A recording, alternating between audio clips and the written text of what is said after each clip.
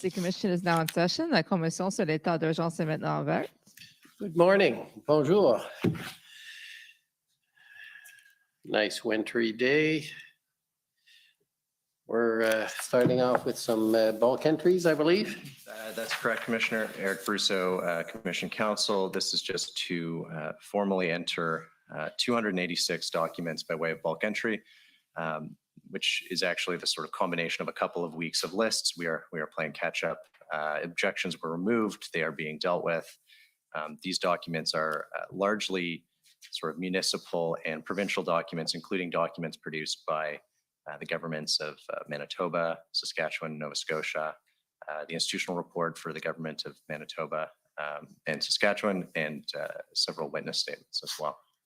And it was circulated to the parties this morning. The final list was circulated recently, and they will be entered as exhibits today. Okay, thank you.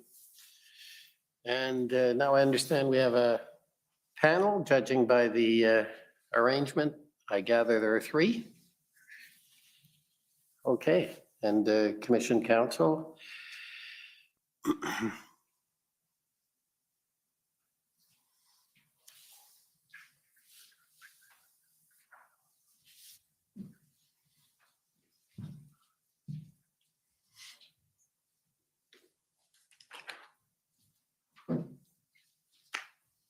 Bonjour. Good morning, bonjour.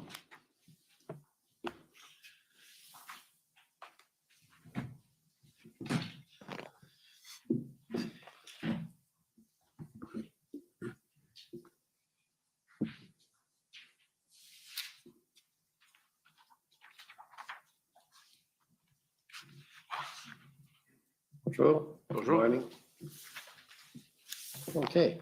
Morning, Mr. Commissioner. Gordon Cameron on behalf of Commission Counsel, and you have before you this morning a panel of witnesses representing the Department of Finance of the Government of Canada.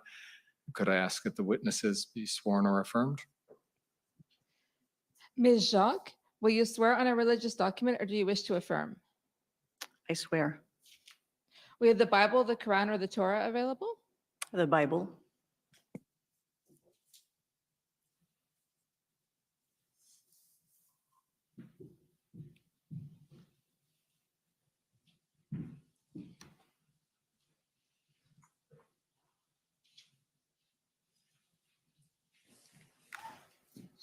For the record, please state your full name and spell it out.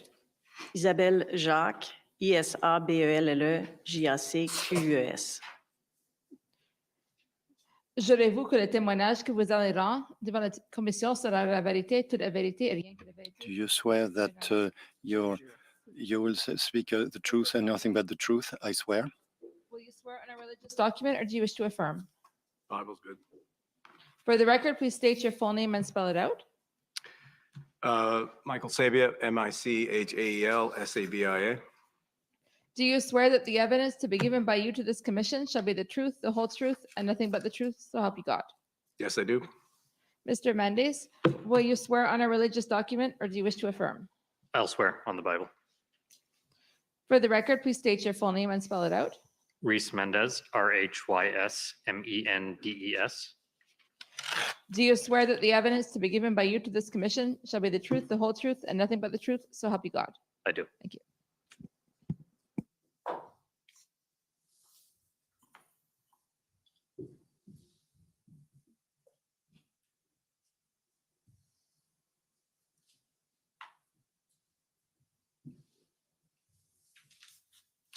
Good morning and bonjour panel. We will begin with some formalities, the adoption of your witness statements and the such, and I will ask you questions for 20 minutes or so. Then I will hand it over to my colleague, Ms. Shuhebar, who will cover a specific topic with some of you, and then I'll come back up to finish it off. So if we could begin with those formalities, we want you to put onto the record some of the documents that you've prepared for the commission and that Commission Counsel prepared in conjunction with you.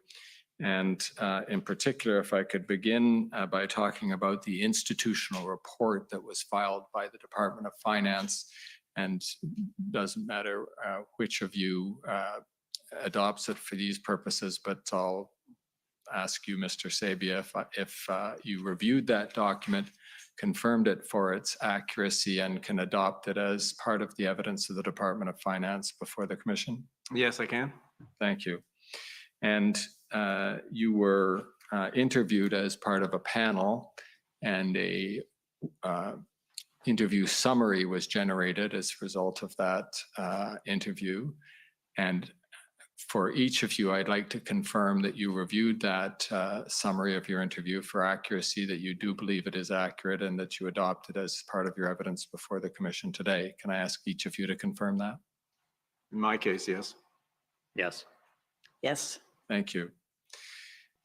Now I'll ask you the easiest questions, I think, for today, which is to introduce yourselves to the Commissioner with a description of who you are and what your role is in the Department of Finance. And so let me begin with you, Mr. Sabia, if you could tell us your title, your role, and how that fits with the Department of Finance.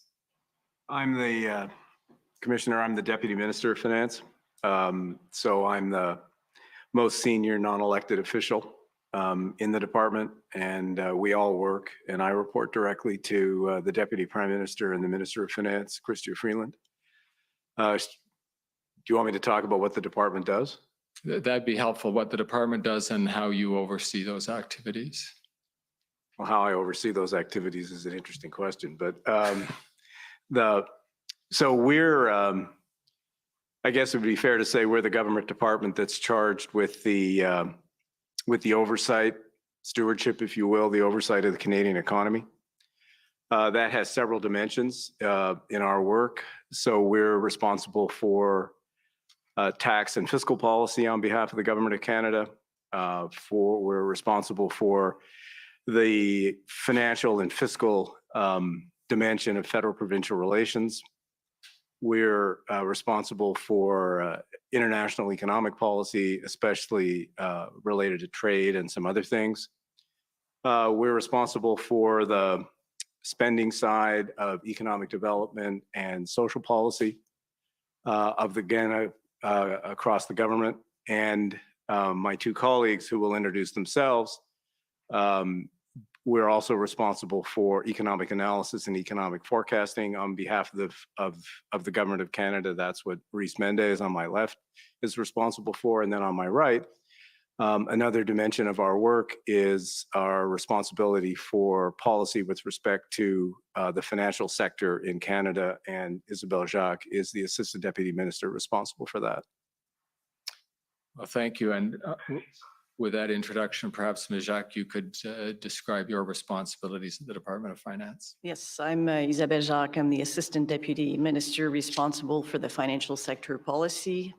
We're responsible for the development of policy of finance policy in the financial sector, as I mentioned.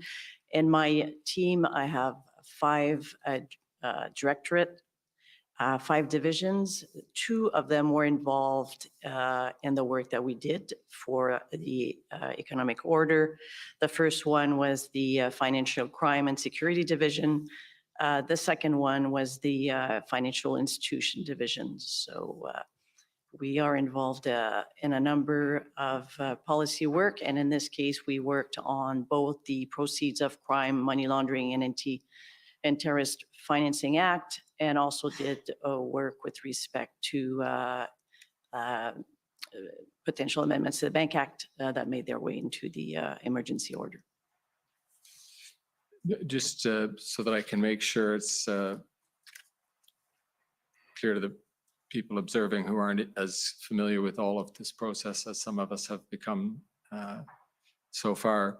Is it correct to say, Ms. Jacques, that you and the people who work with you in your section were primarily responsible for developing the legislative instruments, and in particular, the Emergency Economic Measures Order that we will end up talking about today?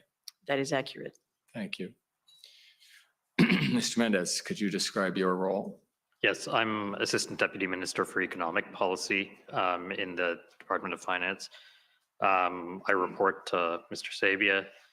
My branch is divided into two divisions. The first division focuses on assessing the current state of the economy, monitoring the evolution of the economy in the near term, and assessing the economic outlook. That was the division that was involved in assessing the economic impact of the blockades. The second division focuses more on longer term research and analysis of structural issues and policy issues affecting the Canadian economy.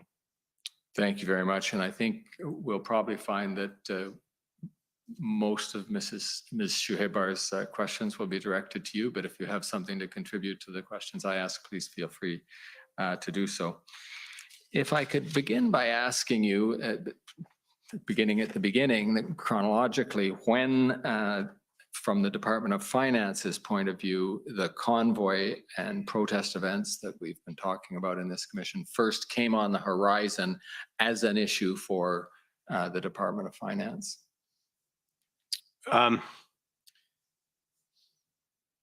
We, as a standard practice, review on a real-time basis events that we believe that are occurring that can have a meaningful impact on the Canadian economy. That's a core part of what Reese's group does. So this issue came on our radar screen, I would say, sort of late January, as events were unfolding and there were the beginnings of blockades at the Canada-US border.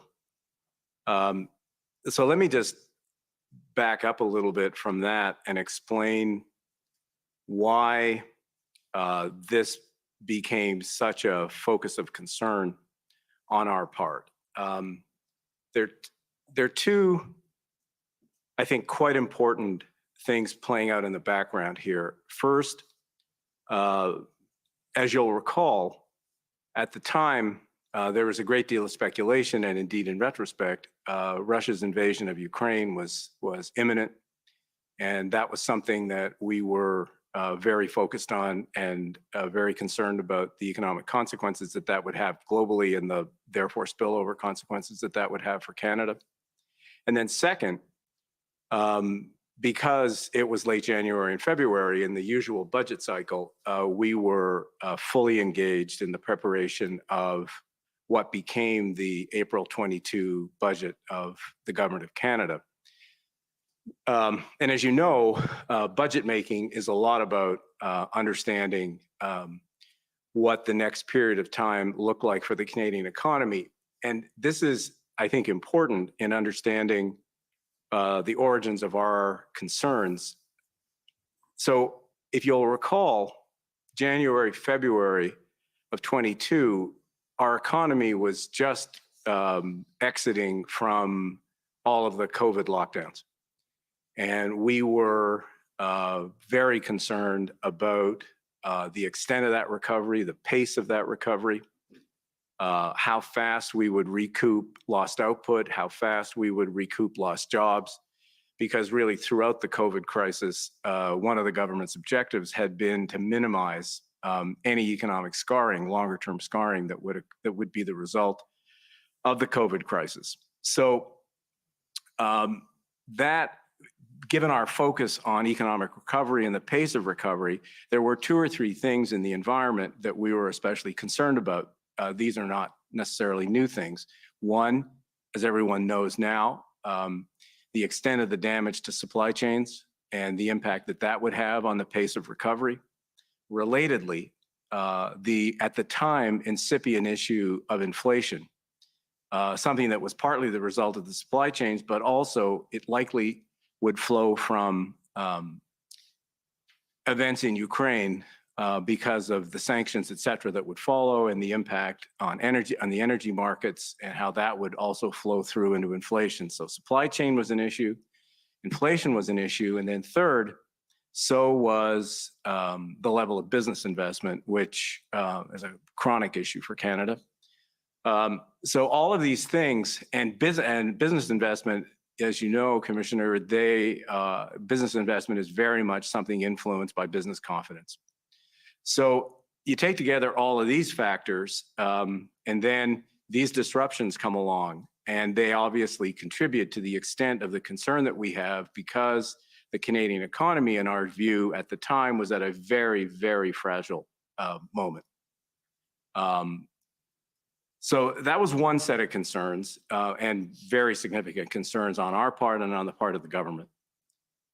Relatedly, particularly to the issue of business investment, playing again in the background of all of this activity was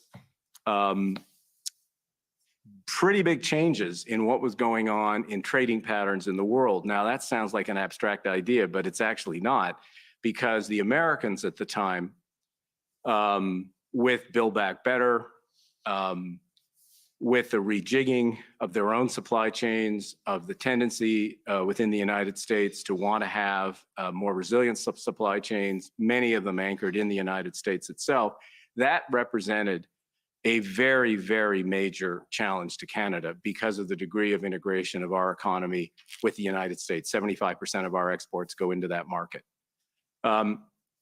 So as a result of that, and we were doing work with the Americans at the time, for instance, with respect to the treatment of electric vehicles, something that was critical to the future of the automotive industry in Canada.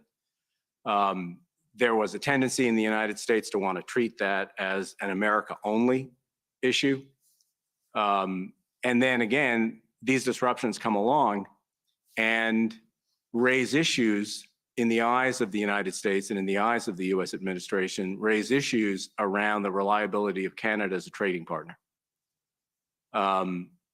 Significant issues, to the point where issues, I'm sure we'll end up discussing this, where issues that rose to the level of President Biden and our Prime Minister in bilateral conversations. So these were very meaningful issues that arose in the Canada-US relationship. So that too very much entered into our thinking here, that if these border disruptions that we were experiencing at the time, if they were to continue for a period of time and became an even more significant threat to the American perception of Canada as a reliable trading partner, that was something with very severe long-term consequences, not just for the Canadian automotive industry, but for a whole range of industries that we export into the United States. But the automotive industry was the centerpiece, at least at that time. So that was the backdrop of why this was on our radar screen and how it became increasingly important on our radar screen going forward. That was very helpful, including because it just cleared out about 5 pages of questions that I. So now I don't feel so bad about having talked so long.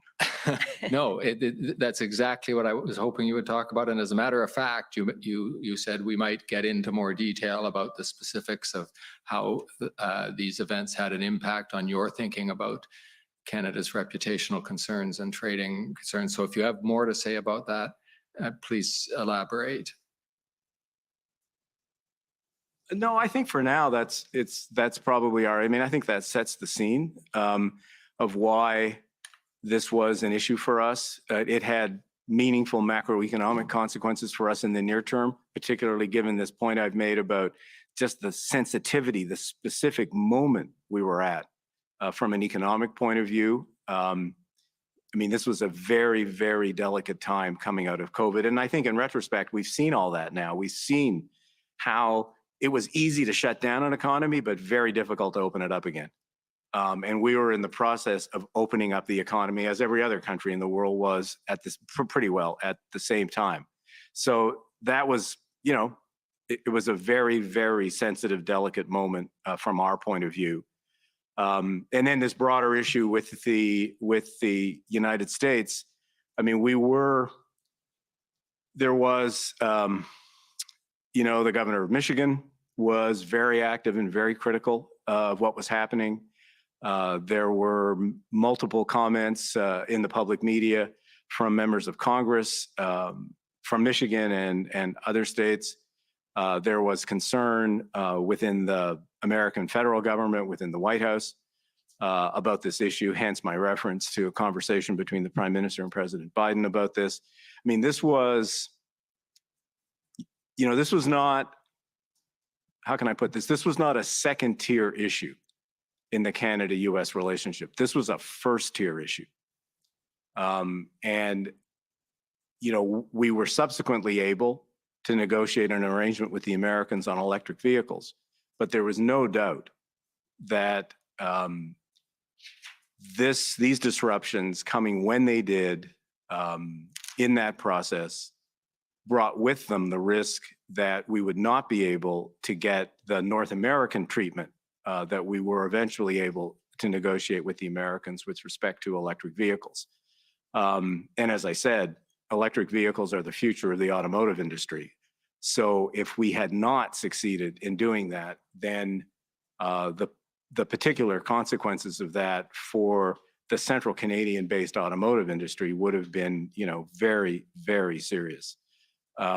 So I think probably I'll leave it there.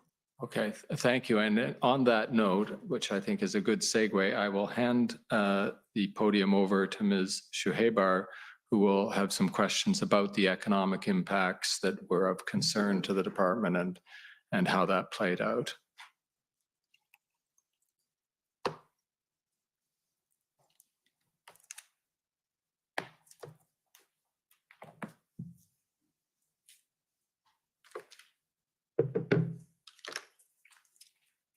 Good morning. Good to see you again.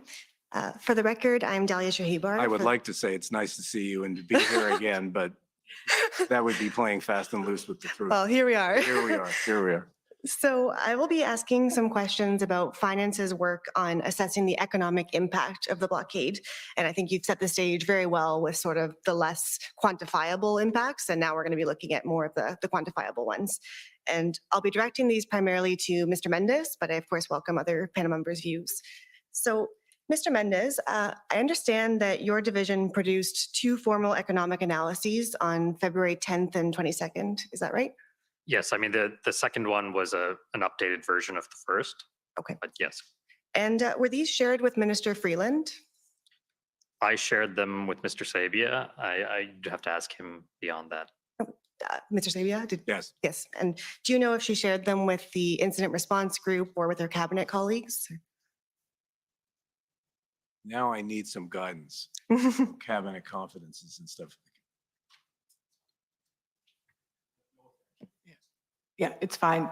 Inputs into cabinet are fine. Discussions Yes, she at did. cabinet are not. Yes, she did. Thank you.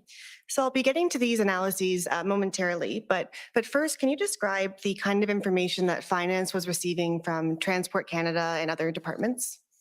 Yeah, so I would say the principal source of information that we were receiving was from Transport Canada. There was information on the amount and type of trade that was disrupted or potentially disrupted. And there was also Transport Canada's analysis on the impacts of the trade disruptions on economic activity. So I'd like to pull that up actually. So that's PBCAN 50840. This is the February 11th backgrounder I think you were referring to from Transport Canada. And this was shared with Finance, right? It was, yes. If we go to page 3, please. It sets out 3 macroeconomic scenarios on the impact of the closure of the bridge. And I appreciate that you didn't produce this, but can you walk us through those scenarios? Well, as you said, I didn't produce the specific scenarios, and we relied specifically in our quantitative work on the first scenario. Okay. The first scenario really focuses on a shutdown in the automotive sector.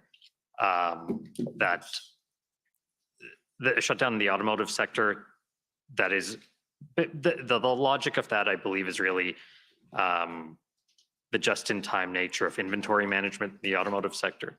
So in the automotive sector, a short disruption to transportation, because it's so integrated across the Canada-US border, a short disruption to transportation, even if there's rerouting possible, can cause disruptions because oftentimes trucks are making multiple trips back and forth between plants.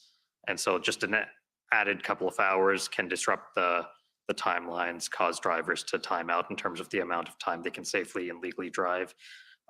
So that's why I think they Sorry, can I focused on interrupt for one quick second? Yeah. You mentioned just-in-time delivery. Can you just explain that?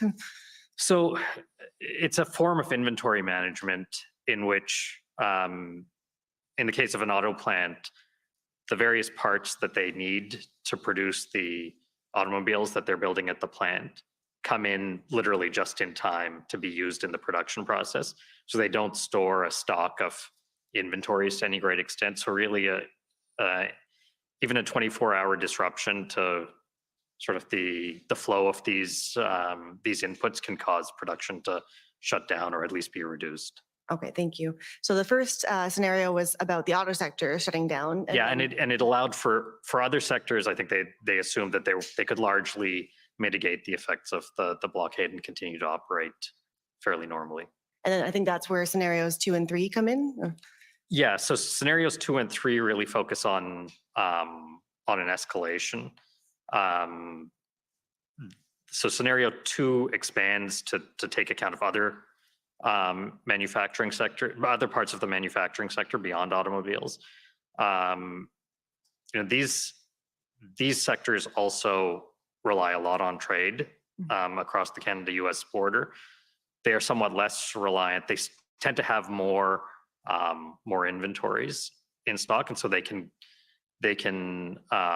continue for somewhat longer than the automobile sector before they face large shutdowns. So I sort of think of that second scenario as, had the blockades continued, you could start to move into that second scenario. And then the third scenario is a case where really it becomes very difficult to reroute, difficult or impossible to reroute around the blockades. And in that case, the shutdowns become more widespread across the economy. Okay. So there were some emails produced to us from your team that suggest they thought scenarios 2 and 3 were pretty unlikely. Did you have a view on that at the time? My recollection is that those emails were around February 14th. And so that was after the situation at the Ambassador Bridge had been resolved. And so I think that there was a clear direction at that point in terms of, and so I think that it was the additional information that they had at that point that allowed them to have that view of scenarios 2 and 3. And what about scenario 1? Did you think that was a likely scenario? Or? Scenario 1 we used as the basis for our main approach in terms of thinking about the economic impact. So yes, I mean, I think scenario 1, didn't play out perhaps exactly as it was modeled, but largely as it was modeled. Okay, so I'd like to pull up the first analysis. It's SSM CAN 50177.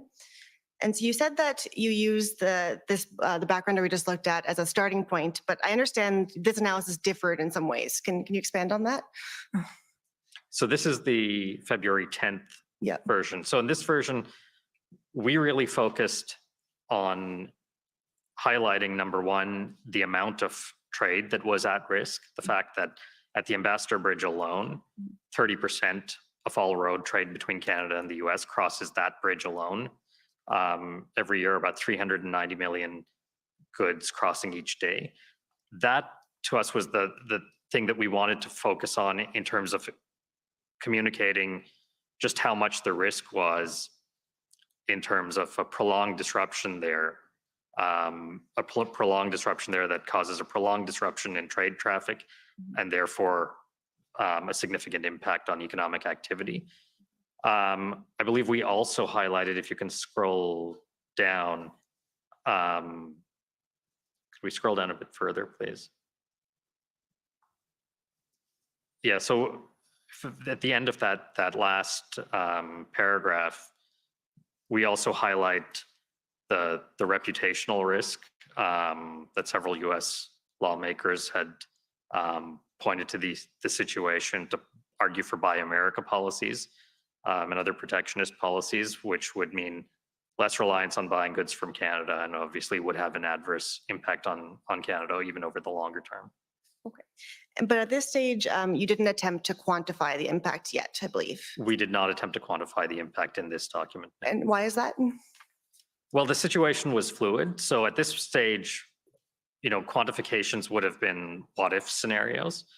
And I think that quantifying sort of what ultimately happened, which was a limited, more short-lived disruption, wasn't really going to convey the larger point. And the larger point was really that the risk that, if the blockade spread or if they persisted, that there would be a very significant impact on economic activity, and that there was a building reputational impact. Okay. So I'd like to go to page 2. Could I just add something Of to that? course. So in thinking about the quantitative impact, so we actually, as part of what we do on a regular basis, we monitor economic activity in the Canadian economy. So that means we try to come up with a view of what economic activity is in the current quarter. So before Statistics Canada puts out the official statistics, and what it will be in the next quarter. And we rely on various high frequency data to do that, but we're also looking at significant events that may have an impact. And so part of our ultimate quantitative assessment of the GDP impact was to feed into that monitoring process. But of course, that requires having a more concrete sense of how the situation is playing out than we had at this stage. I see. Thank you. So on page 2, the bullet that begins economic impacts, scroll down a little bit. Yeah, there we go. So about halfway into the paragraph, it says, in the near term, most manufacturers are likely to continue producing as they find alternative shipping routes and/or through inventory management in anticipation of a resolution of the blockades. Still, the macroeconomic impacts could quickly rise depending on how long the protest lasts and whether they spread further, with production eventually forced to slow. So can you expand on how the possibility of rerouting and inventory management sort of factored into your analysis?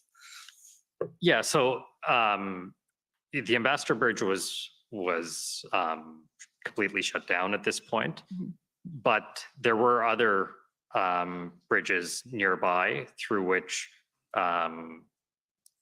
traffic was being rerouted. I mean, you can see that in the statistics in terms of the increases in traffic at other bridges, which I believe is later in this document. Increases in traffic at other nearby bridges. We say most manufacturers here, and that's because, as I was saying earlier, it's specifically within the set of manufacturers, it's specifically auto production that tends to carry very little in terms of inventory on hand, and so is most at risk of being disrupted very quickly. So as you'll note in the last sentence of the paragraph you were referring to, we were already seeing some plants starting to see reduced production. Can you comment on? Oh, of course. Is it yeah. okay if I? Of course, yeah, go ahead. Mhm. So just to build on what Reese just said, just to elaborate a little bit on Reese's last sentence, given how time sensitive the supply chains are in the automotive industry and how integrated production is, I mean, I think parts, a car being assembled, actually the parts cross the border between Canada and the United States 6 different times in the process of producing a car. So there's a high degree of integration here. And you add to that the just-in-time delivery of Reese's point that Reese made. So we were seeing at the time, I mean, this was having real-world impacts.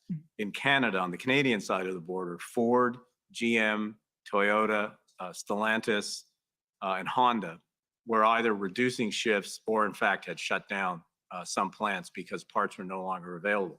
And then on the US side, they were experiencing the same thing because of that integration. So Ford, GM, Stellantis, and Toyota in the United States were again either shut down or has substantially reduced shifts, which obviously has a pretty significant impact on not just the companies, but on workers. So that was happening at the time. I mean, this was not something that was going to happen. These plants were being affected in real time. It's helpful. Thank you. And the context, as Mr. Sabia alluded to earlier, okay. The context here was that auto production had been adversely affected prior to this by shortages in semiconductors principally. And so we were coming into this after a period where we were already hadn't been producing as many autos as we normally would have. And that was having an obvious effect on the market. Anyone who went to buy a car would have noticed that. So if we go to page 2, to the bullet that starts occupations of downtown cores. Maybe the next page, I guess. Yes, there we go. So the occupations in certain cities, notably downtown Ottawa, are having important economic and social impacts on local residents and businesses. If the disruptions remain contained and end soon, it is unlikely to have a significant impact on the wider economy, given the relatively small size of the impacted areas and likely diversion of activity to other parts of the cities. So Can you just yeah, slow down apologies. for the interpreters, please? Thanks. absolutely, sorry. So is it fair to say that during this period, finance was primarily focused on the border blockades rather than the protests in cities or the economic impacts of those? In terms of the economic impacts, yes, we believe the border blockades posed the greater risk. 'Cause I guess they would affect the whole economy, whereas cities were more localized. Yeah, so the impacts of the border blockade, because the affected sectors have linkages to the greater linkages to the rest of the economy, did have the potential to have much broader effects. Okay, so the next bullet, implications for monitoring. It's a big one, but let's just start it. So up to now, the blockades had mainly delayed trade activities of goods valued at around $500 million per day and increased shipping costs. This represents the value of goods being delayed and does not translate into direct permanent loss.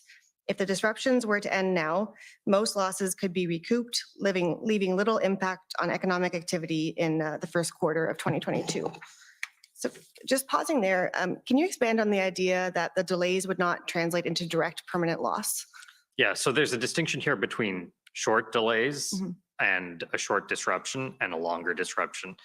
And the reason is, so if you imagine an auto plant, for instance, if they lose a short period of production, it may be feasible to make that up to a significant extent in subsequent weeks.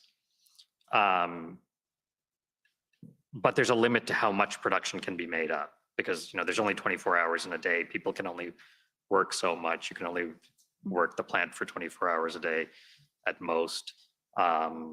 And, you know, even that there are limits because there's downtime needed for maintenance, et cetera.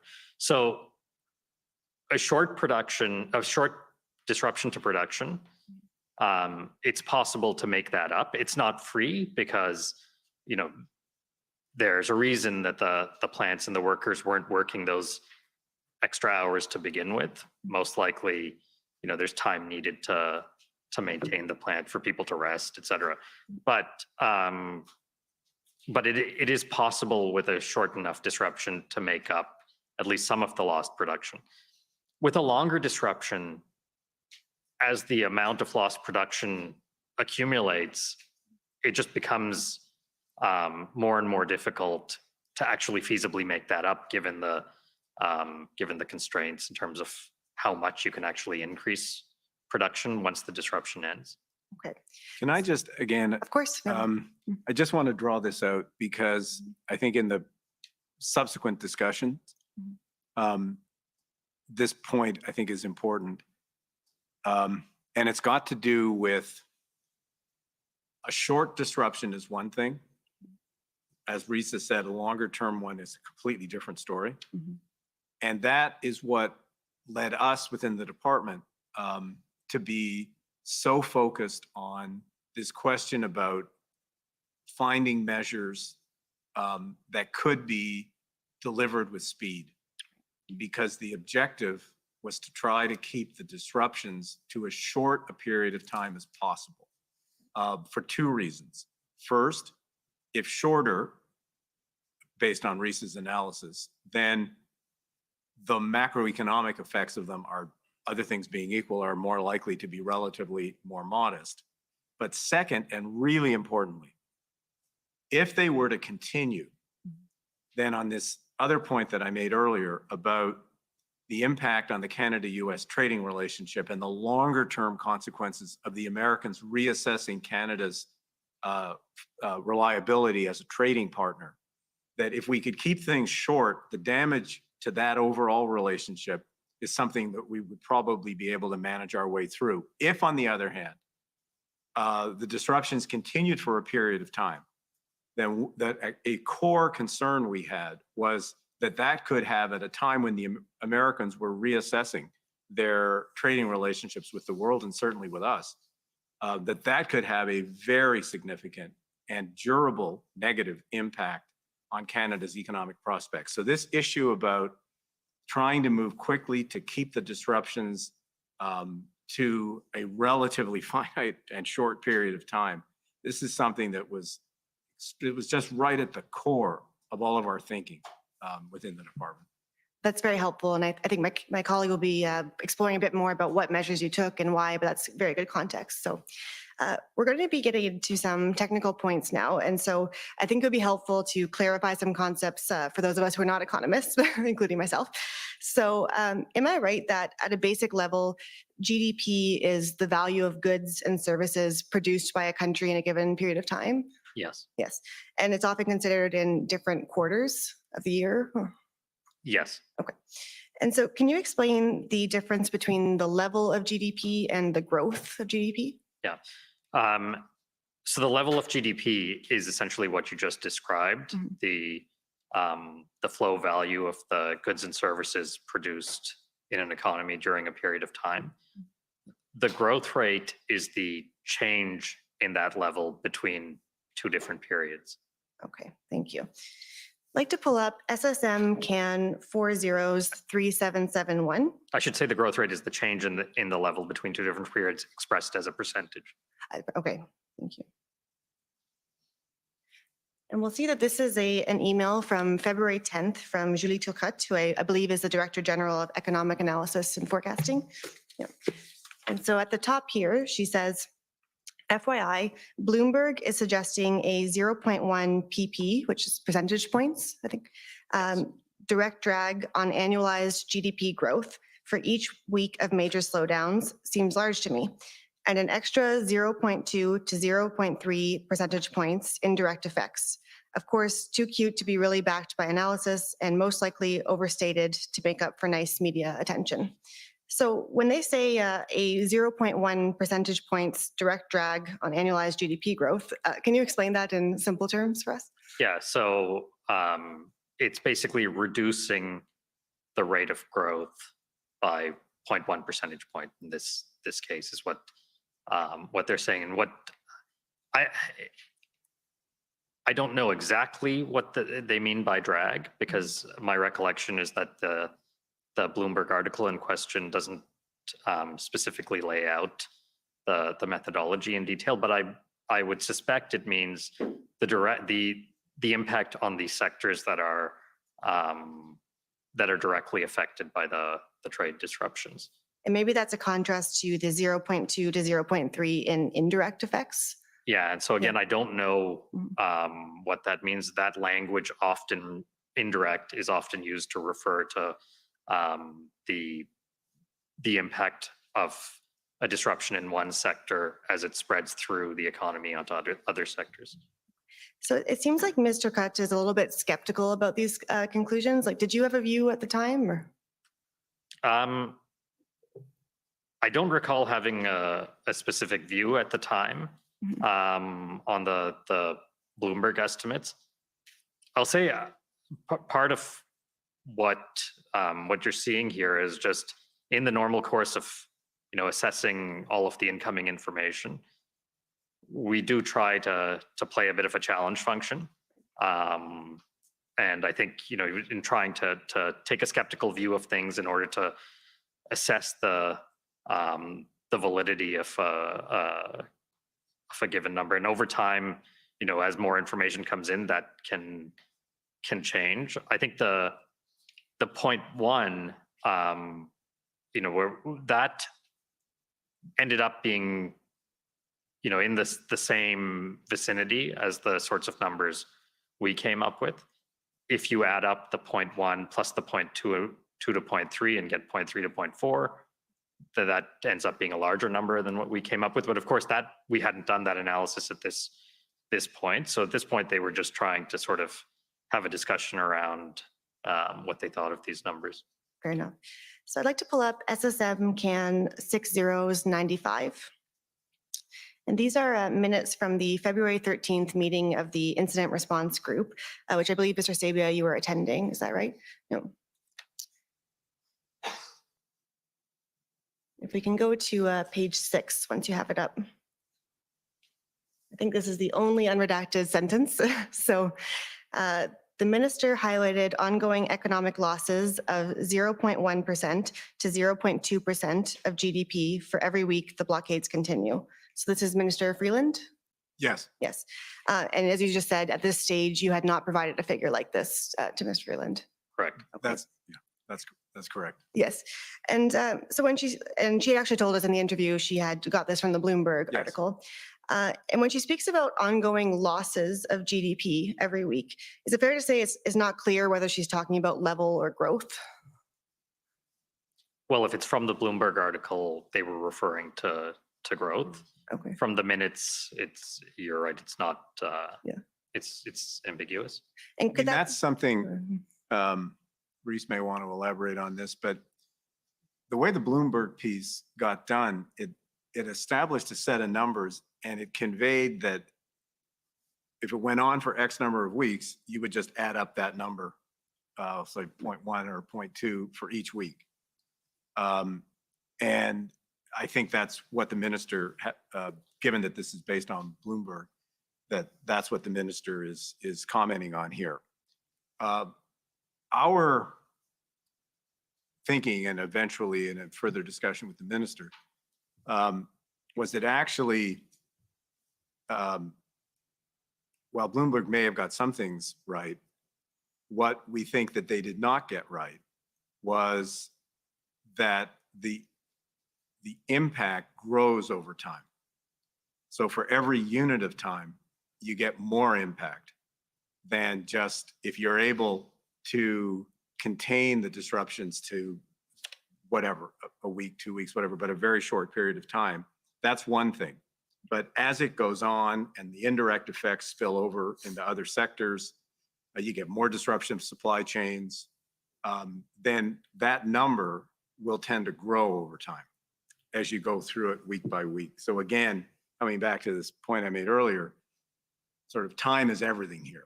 Right. If you can contain it, it's one thing. If you can't and it gets bigger and bigger, then you're facing a bigger and bigger economic problem. Yeah, and as we were discussing earlier, inventories plays a key part in this, that the auto sector got hit first because it tends to operate with a just-in-time delivery model. Right. Other manufacturing sectors would have been hit subsequently as they started to draw down their inventories. Sectors like food and beverage that rely on perishable inputs that cross the border would have started to be more affected also. So I think that the economic impact would spread the longer it lasted. And so the number wouldn't be the same for each week, it would grow. Okay, that's helpful. Can we pull up SSM CAN 401980?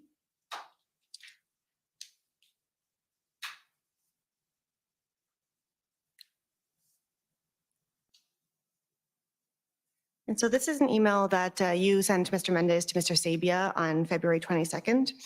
And so if you scroll down a little bit, yeah, Michael, as requested, here is our best current estimate of the impact of the blockades. With the current information, we estimate that the border blockades would reduce the level of GDP in 2022 Q1 by 0.03 to 0.05%. In terms of annualized growth, this would knock off about 0.1 to 0.2 percentage points in the first quarter. Much of the impact on the level of GDP will likely be recouped in the second quarter as production catches up.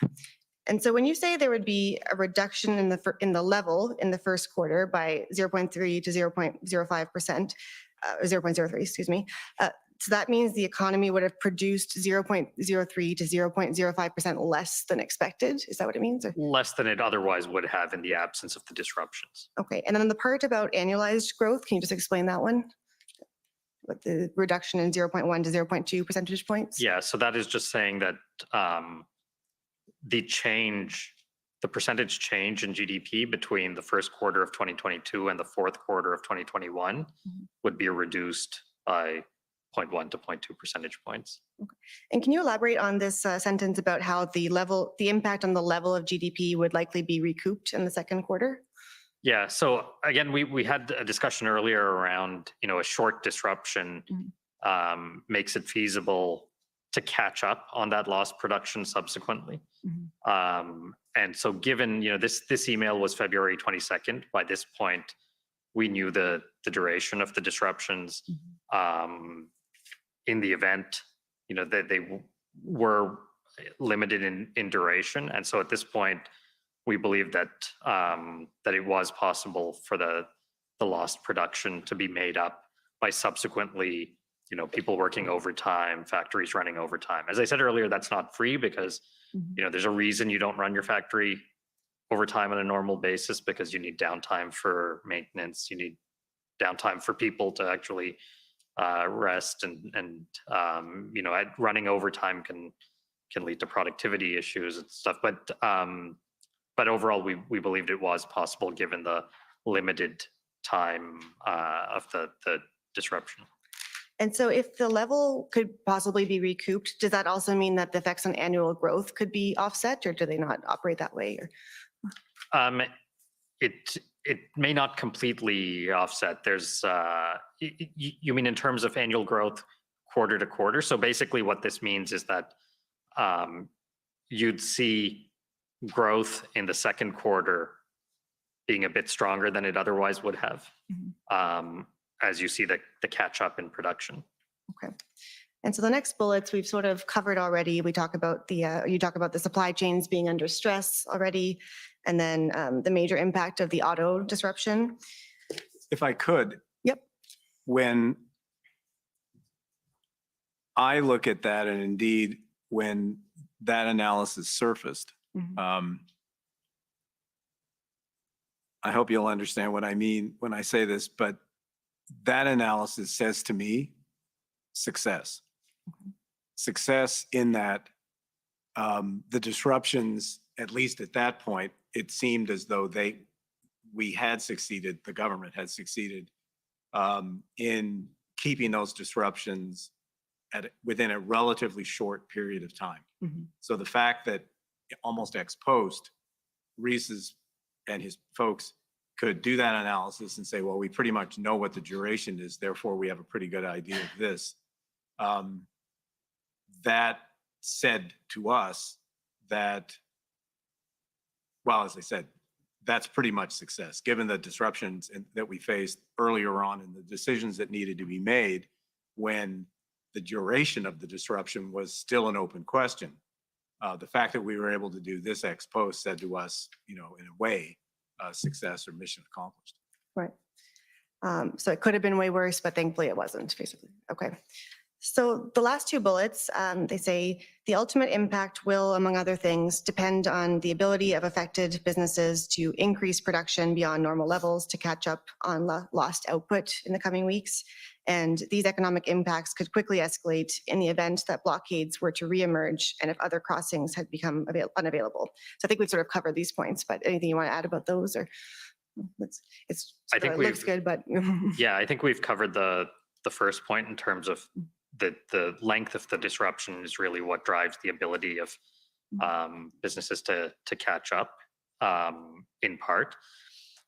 On the last bullet, I mean, I think that just speaks to the point Michael just made, that, it was really the fact that the blockades had been ended within a limited time is what prevented the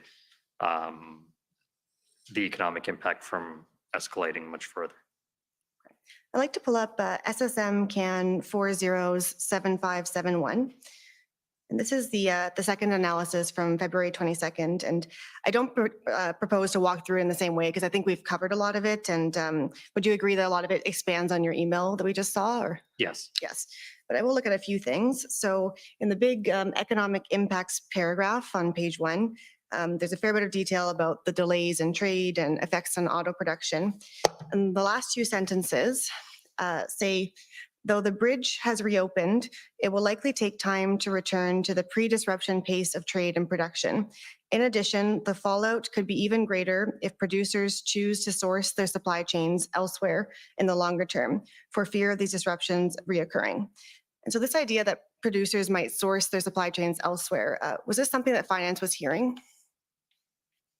And perhaps Mr. Sabia might want to speak to it, I'm not sure. Do you want to speak to that? Well, look, I think that's just another way. Reese may want to elaborate on the point because there's an analytical point here. But I mean, that's consistent with the point I made earlier about the strength of the reaction that was being reported in the public media from U.S. lawmakers at a time when they were attempting to pass legislation that could have a pretty significant impact on the re-engineering of their supply chains to repatriate. I mean, you'll recall, I mean, this issue still very much, in front of us today, that as we move to a different structure of global trade than we have had for the last 25 or 30, 40 years, all of these issues about sourcing and structure of supply chains, but they've all become open questions. So, the concern that we had here was, again, this is in the world of confidence and perception. If American companies or the American government began to think that they could not count on us as a reliable source of supply, then they probably would shift production. And if they were to shift production, that would have a obviously pretty significant, not pretty significant, a very significant impact on, well, both the level of GDP and the growth rate of GDP. But you want to? Yeah, and I guess I would say that this sentence is in part trying to convey the longer term uncertainty. Right. That the limited duration, the fact that the blockades were ended within a limited duration, I think helped to avert some of the near term risks. Michael talked about the negotiations with the US over electric vehicles, and so that is clear that there was a helpful that it was helpful in the near term. What we don't know is, 5 years from now, when an automaker has to decide where to put their new plant, will this be a consideration? Hopefully the fact that the disruptions were relatively short-lived mitigates that issue, but that sentence was just a reminder that there is that longer term uncertainty. Okay. If we go to page 5, please, to the second table. It's called Economic Impact of Border Blockades. And so the first column says value of goods per day prevented of free flow, $511 million per day at the peak. And the second column says estimated economic cost per day between 28 million and 56 million per day at the peak. Can you explain the 2 columns and how they interact? Yeah. So the first column is the sum of trade at the Ambassador Bridge and at the points of entry at Emerson and Coutts that were blockaded. The second column is our estimate of the economic impact, so the impact on GDP per day during the week where we think the impacts peaked. So that was, I guess, the week of February 6th or 7th, when the week during which the Ambassador Bridge was blocked. So that second column, the way we come up with that is we take as a starting point Transport Canada's scenario 1, which we discussed earlier, which estimated an impact from the Ambassador Bridge disruption at $45 million a day. We then We then make assumptions to get effects on, get estimates of the impact stemming from the disruptions at the points of entry at Coutts and Emerson. And that gets us from the 45 to the $56 million a day. The 28 million reflects there was uncertainty about the overall impact. You saw in discussions earlier, in one of the emails I think you put up earlier, there was a discussion around how should we think about the $45 million disruption that Transport Canada had? Should we think of it as an upper bound? So the 28 reflects that uncertainty. So we wanted to be cautious in terms of the economic impacts that we estimated. And so it's simply half of the 56 million to reflect that there's a range of uncertainty about what the true impact is. I'd like to pull up SSM CAN 403807. And so this is a draft of the Section 58 explanation, so the formal explanation the government gave for the Emergencies Act. And I can pull up an email if you like, but do you recall it being sent to you, this draft, Mr. Mendes, on February 16th or so? I remember a draft being sent to me. I don't remember the precise date. Okay. If we go to page 6, please. The second full paragraph, it says, the economic impact to date is estimated at approximately 0.1% of Canada's GDP per week. However, the impact on important trade corridors and the risk to the reputation of Canada as a stable, predictable, and reliable location for investment may be jeopardized if disruptions continue. And so I can pull it up if you like, but do you recall writing an email saying that you had asked for this paragraph to be removed? I had asked for the reference to the GDP impact to be removed. Yeah. And why did you ask for that? So a few reasons. One is that we hadn't completed our GDP impact estimates because in part we were still evaluating the situation. It was evolving. I did not think that as Michael discussed earlier, the per week characterization, I thought missed the point that the GDP impact would rise with each subsequent week. It wouldn't be the same every week, the longer that the effects went on. And I think most importantly, the real issues here were the risk of a more prolonged or more widespread disruption to cross-border trade that would have led to a much larger GDP impact, and the reputational risk that affected our reputation as a reliable trading partner and as a good destination for investment. Okay, I just have one last document. So it's SSM CAN 40498.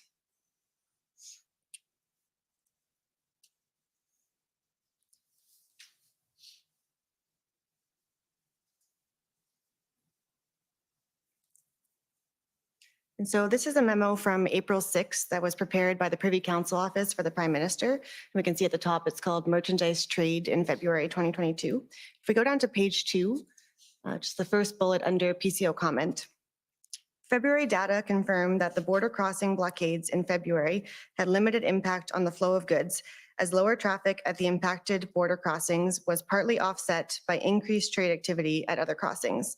This suggests that border protests did not significantly disrupt the Canadian economic activity in February, in line with the advanced real GDP estimate, which anticipates a growth of 0.8%. Do you agree with the conclusion that there wasn't a significant impact on the economy? So I think the last estimate we did of this was the 0.1 to 0.2% impact on the first quarter over quarter growth. And so we haven't revisited that. That said, I think that it's fair to say that the economic impact was limited, but it was limited because the duration of the blockades was limited.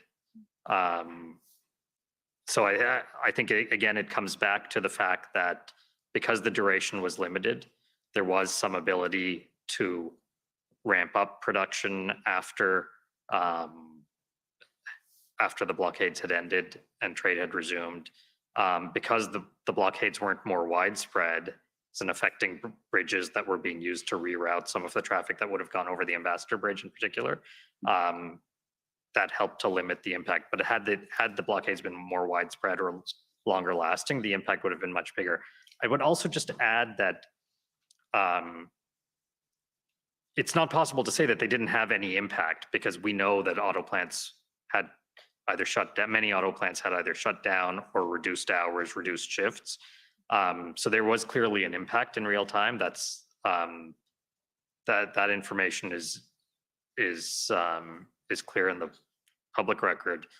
Right. When we look at the data, so data collected, for instance, by Wards, which is a company that collects data on the automotive industry, among other things.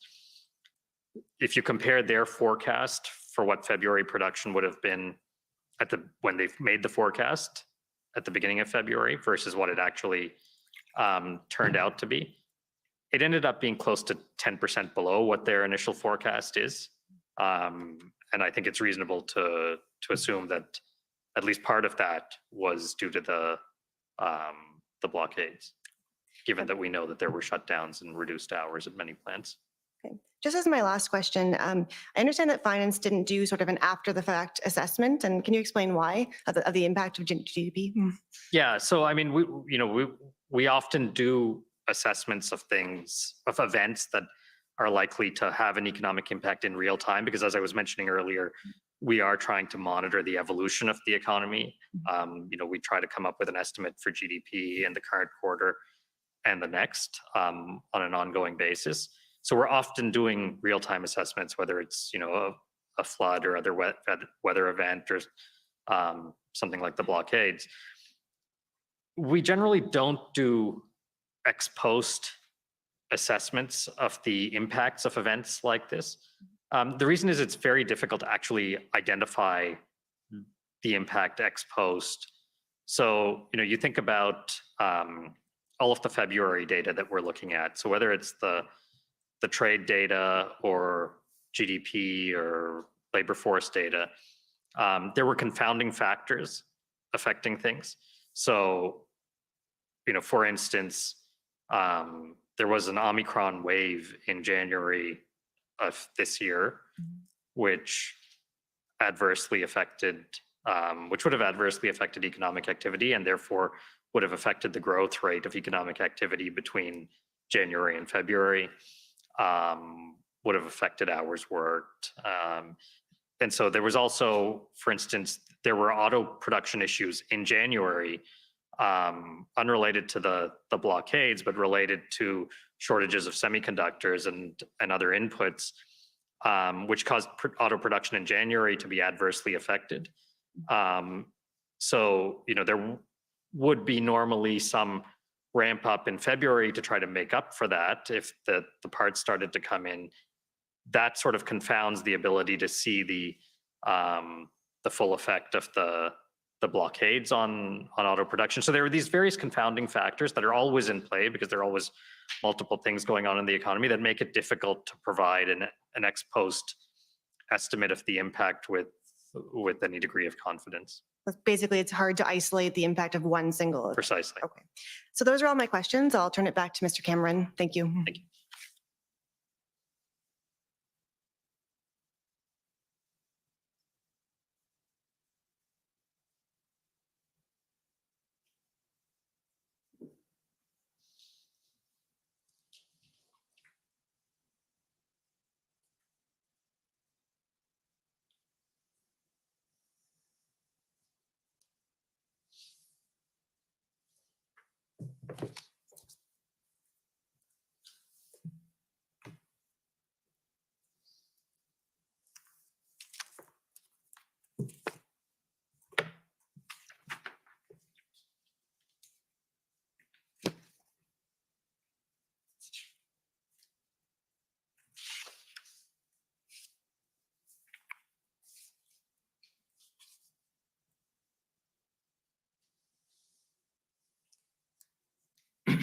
Thank you. Well, the good news for you, Mr. Mendez, is you can probably get through the rest of this without answering any more questions. Feel free to if you have input, but you've had your workout for this morning.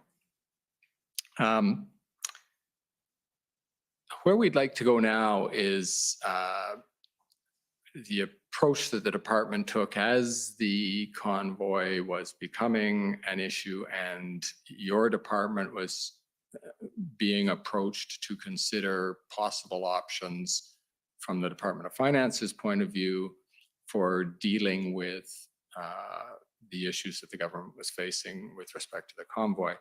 And let me ask you to just begin by describing when this approach was made to you. How did the Department of Finance view the tools that it could add to the government's kit for dealing with this situation? Sure. Let me start, and then Isabel, you may want to add. So look, as the disruptions on the one hand continued to materialize and in some case intensify, and the disruptions in Ottawa continued on, there was a general sense across the government and an interest that was expressed to have every department trying to think about, are there ways in which we can develop ideas that would help bring to an end in a good way this very difficult situation. So there was a general interest and in developing ideas, which obviously included us. But beyond that, the sort of general interest, there were a couple of other things in our minds motivating our work to try to find things that could contribute to a solution. On the one hand, I won't belabor this again, because with the previous conversation and Reese's comments, I think the extent of our concern with respect to the economic issues is pretty straightforward, pretty clear. And this intense focus we had on, are there things that can help end this quickly? Because as Reese and I have tried to explain, duration is everything here in terms of its disruptive impact on the Canadian economy. So quite aside, or in addition to the general interest in, due to various departments, can they develop ideas that can be helpful here? We wanted to, given our responsibilities for the Canadian economy, we wanted to find ways, and that was a significant motivator. The other one was, we are also, given our responsibilities for the financial sector, we also take seriously our responsibility to ensure the integrity of Canada's financial system. And Canada's financial system being used for these kinds of purposes is not consistent, in our view, with maintaining the integrity of the financial system. So it was both our concern, our response to a general request for ideas, but within the department, it was, what can we do to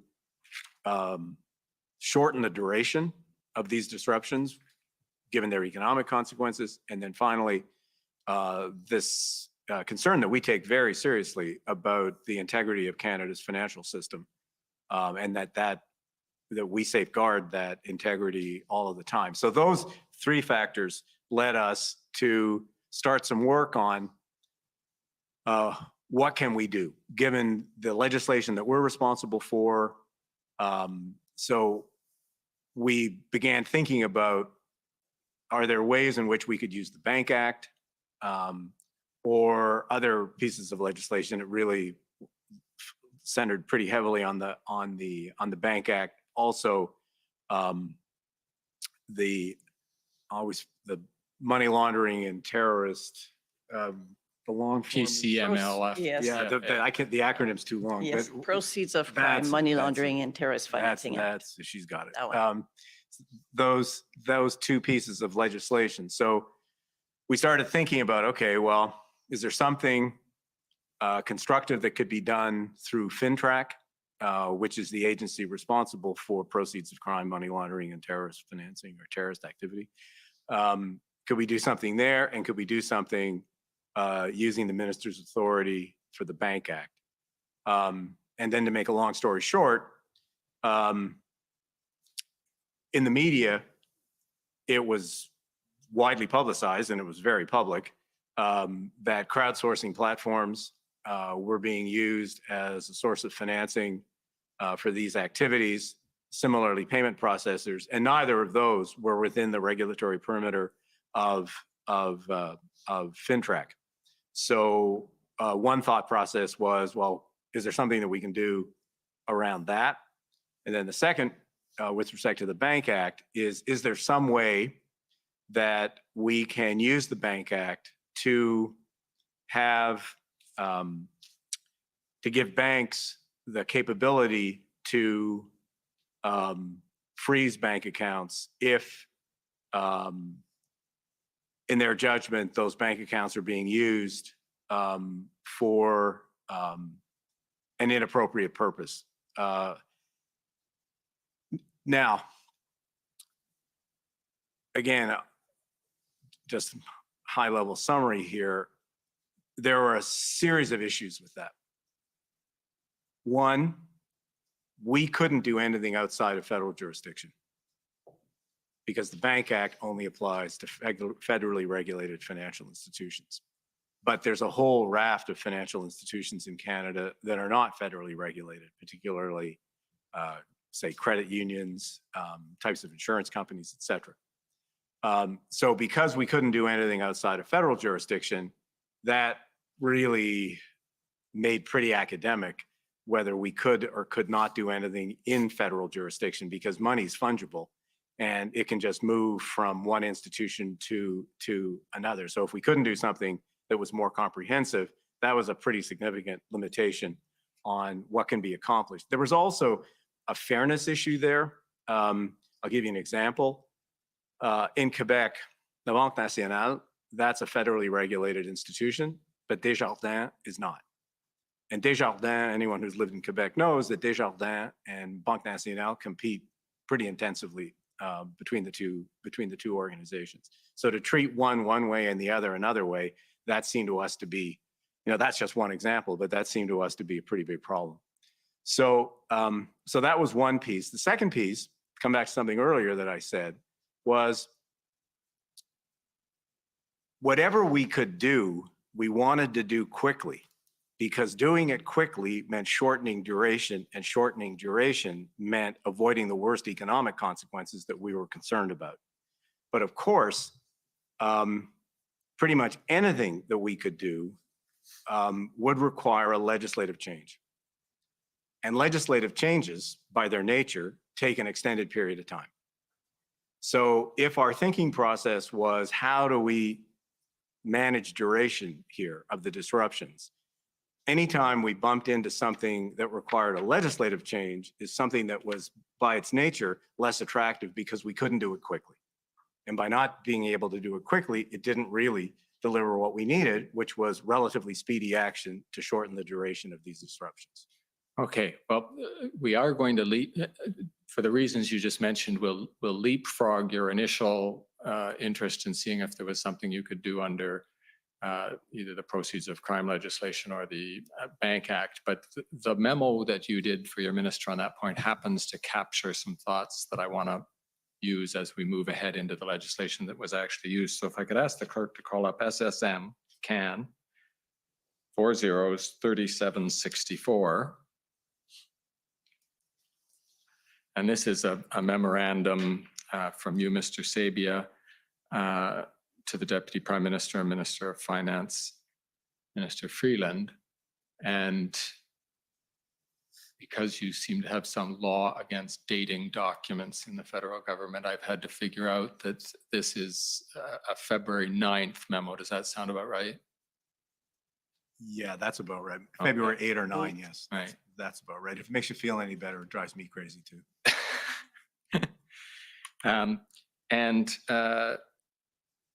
This describes, if the clerk could just scroll down, it basically describes exactly what you just encapsulated in your earlier comments, Mr. Sabia. Keep scrolling, please. There we have the initial point, the possibility of looking at this under the proceeds of crime legislation. And then there's a page of that. And if you get up to the top of page 3, where there are some redactions, you see, now these are options under the Bank Act, as you'll remember from the time at which this particular memorandum was developed, but they ended up being brought forward into the legislation. And by the way, Jacques, please feel free to chime in if this is your territory. But in terms of what we'll call freezing accounts, but I think there's a more cumbersome way of describing it, refusing to have dealings with or transactions with the customer, et cetera, et cetera. But I think you'll understand what I mean when I talk about freezing accounts. Yes. The two options here, if I can describe them compactly, the first one is that the government creates some sort of authority which simply directs banks to freeze accounts without the bank having any discretion in the matter. Is that right? That is correct. And then the second option is one in which the bank the person is identified, but the bank then exercises its discretion as to whether or not that person is engaging in activity that should result in their bank accounts being frozen. Is that fair? That's fair. They had to review their business relationship to see whether any of the funds were used in a manner that was concerning. Right.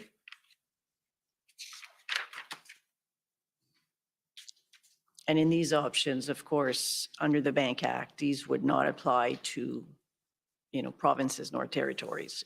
Right. And so as Deputy Minister Sabia said, the option that had more attraction to you because it was much faster, you didn't need legislation, and because it was national and could cover both categories of institutions. And I think just to complete that point, Mr. Sabia, you would add the ability to capture insurance, the insurance industry, if you were able to have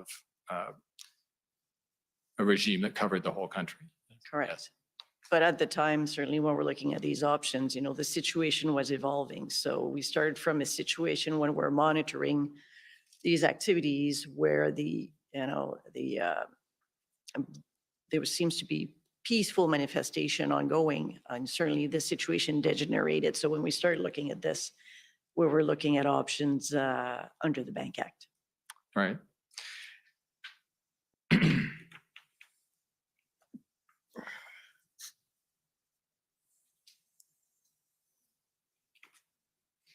And at the time you were developing these options, and this is February 9th, things were moving quickly at this stage and transitioned into consideration of the possibility of incorporating similar authorities in emergency legislation.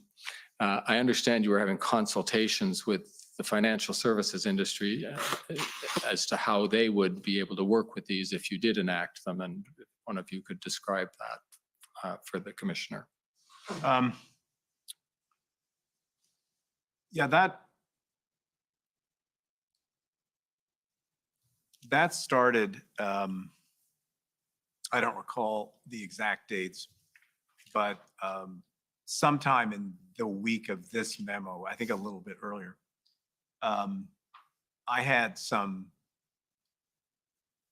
the principal regulator, along OSFI and ourselves in terms of higher level financial policy, we have a lot of contact with the Canadian banks, Canadian financial institutions in general. So I am, as is Isabelle and her team, we are in regular contact with Canadian financial institutions, pretty much of all kinds. A, because of our role in that sector, and B, because they're a very good way of listening and understanding more about what's going on in the Canadian economy at any one point.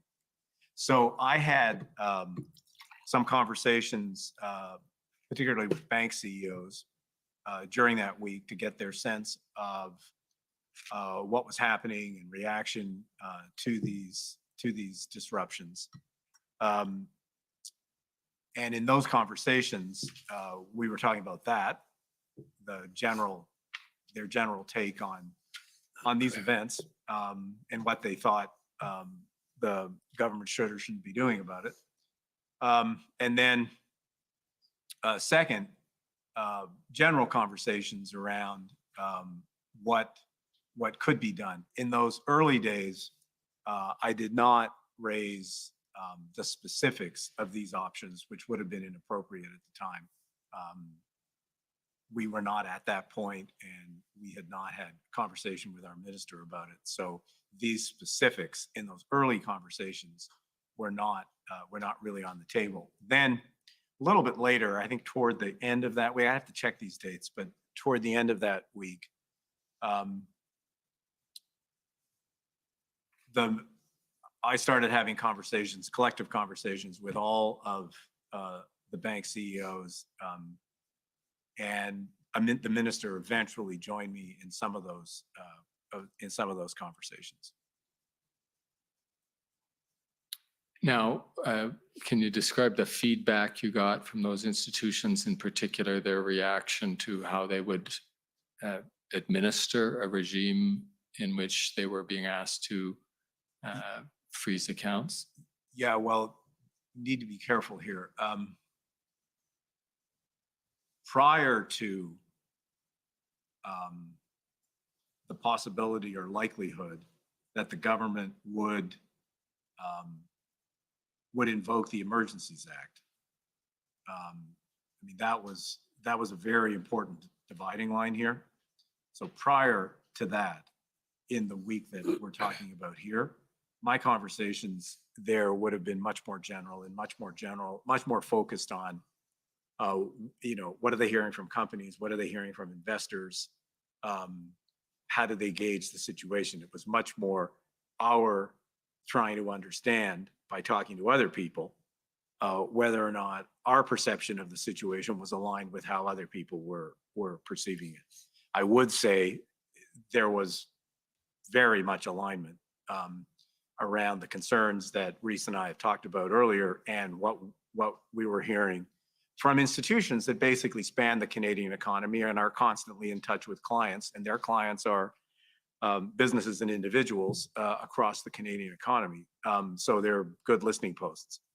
So that was prior to the possibility of the Emergencies Act, because as per this memo, as you can see, the conclusions that we were coming up to, that we were arriving at, were conclusions that actually there wasn't really, other than through FinTrack in that side, there really wasn't a lot that we could do in the near term without passing legislation, which, as I said, would take a considerable period of time. Now, as the possibility or likelihood of the Emergencies Act being invoked, then that changed the nature of those conversations. And through, I think that weekend, forget the dates, would have been the sort of 12th, 13th or something of, you have to check, I mean, you'll have to double check the dates, but 11, 12, 13, somewhere in there. We then began to have conversations about, in the event that the government were to decide to move down this path, because it hadn't been decided yet, how could this be done?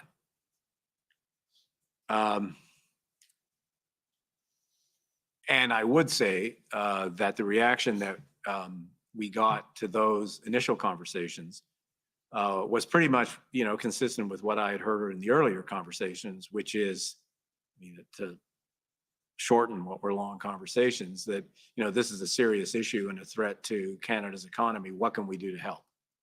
So there was an openness on the part of the bank CEOs to working with us to try to find solutions that would bring a peaceful end to what was a difficult circumstance. So in those conversations, we did talk about, how could this work? What would you do? What would be feasible for you?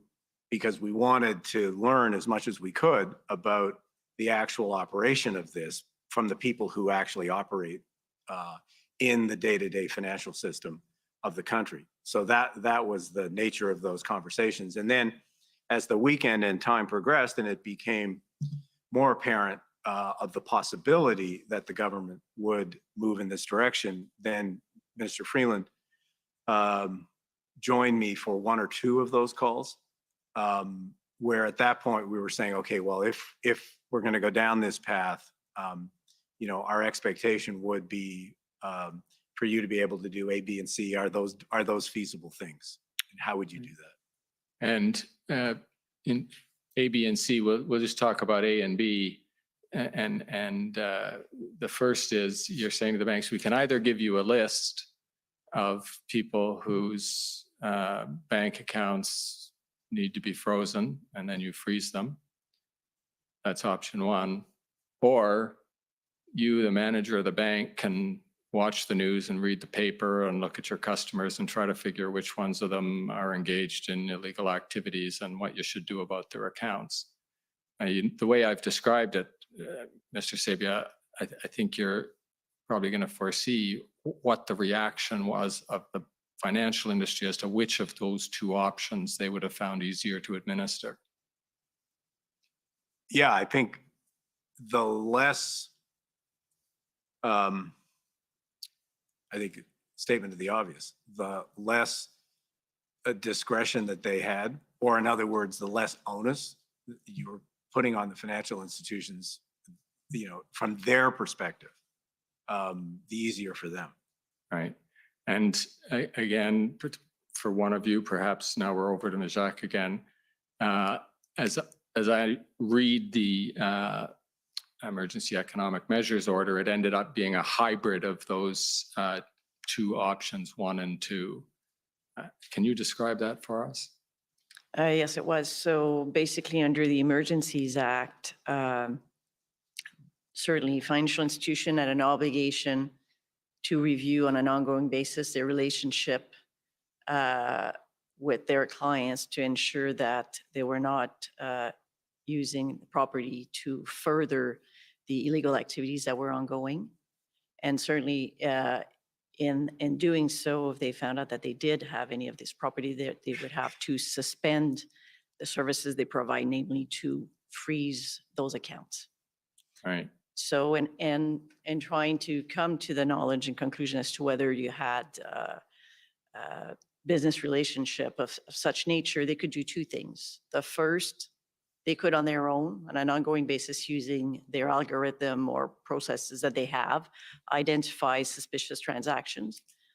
Or, as we allowed in the, as we specified in the legislation, obtain information from enforcement officers, could be from federal or provincial. So we provided for information to be shared by the federal or provincial or territorial governments with the financial institution to help.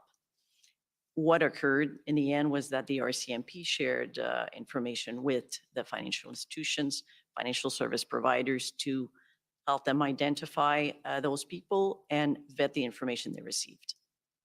And so you trailed off at the very end of And vet the information they received. So the obligation was on the financial institution to determine in the end whether or not they were going to freeze bank accounts. Now that I want to chase down exactly those last words you used, including the word vet. So they would, the idea of the regulation as you conceived it, and as ultimately it was enacted, was that the banks would receive some information from police authorities, as you say, it turned out to be the RCMP, and then they would vet that information and exercise some discretion as to whether or not they should take measures under the order to, as we're saying, compactly freeze the accounts. Is that right? Yes, I would say so. I mean, if you received information from the RCMP, the financial institution, financial payment service providers would have to review the information they receive and ensure that the people that are named are actually the people that have accounts with that financial institution. So that's number one. Certainly they had to, ensure they had the right people, but also on their own, as I mentioned before, they could review the information they have, use the systems they have their algorithm to detect suspicious transaction, which they did. And on their own, they did freeze bank accounts without information received from the RCMP. Okay, so they could take option number 2 if they were able to, with, as you described, their algorithms, if they could detect suspicious activity, they could come to their own conclusion and freeze an account. But to go back up to option number 1, which is the one that I was concentrating on, if the RCMP gave them information, you described them as vetting that information and deciding whether they should freeze the account. What I mean by vetting is if you read the language of the legislation, the financial service providers are responsible for taking the action. Ultimately, it's their responsibility under the Act.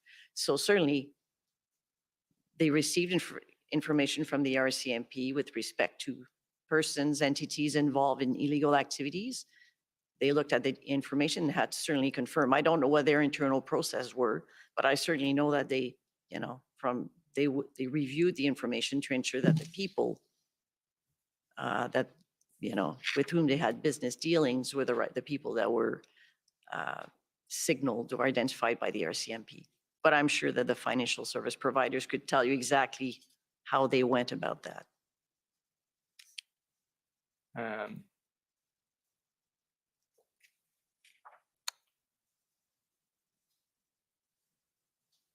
If we could call up, Mr. Clerk, PB Can 50781.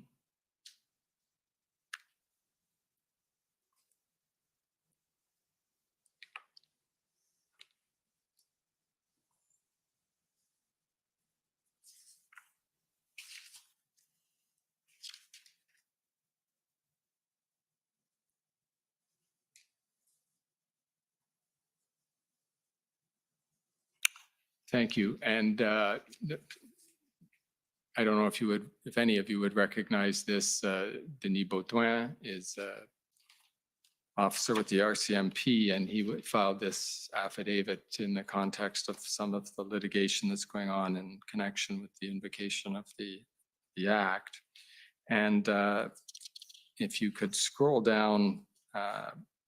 Sorry, they filed this with respect to? Sorry, if it's important to you, I'll just explain. This is an affidavit that was filed in court in the context of litigation that was initiated in challenging the invocation of the Act. So the RCMP is explaining what they did with the regulations that we're talking about here. The regulations or the order? Sorry? The regulations or the order? Sorry, the order, yes. Thank you. And if you could scroll down, Mr. Clerk.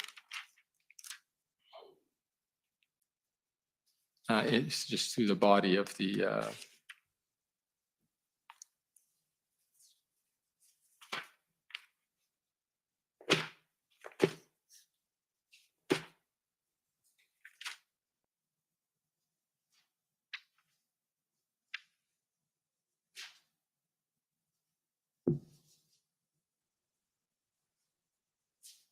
and at paragraphs 8 and 9 of this affidavit.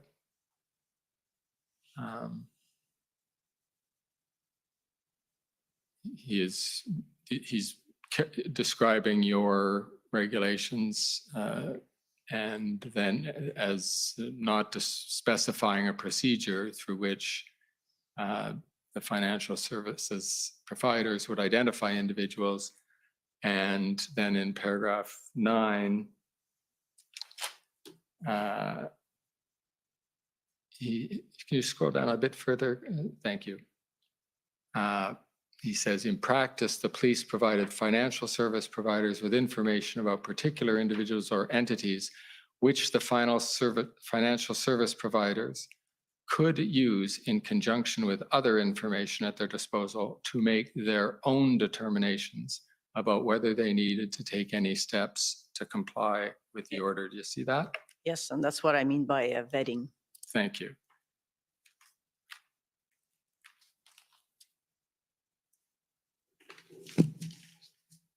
Now, do you recall that in your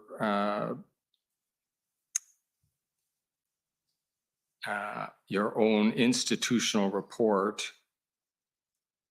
And I wish we could keep two things up at once, Mr. Clerk. I might ask you to go back and forth, but in any event, if you could call up doj.ir 8030.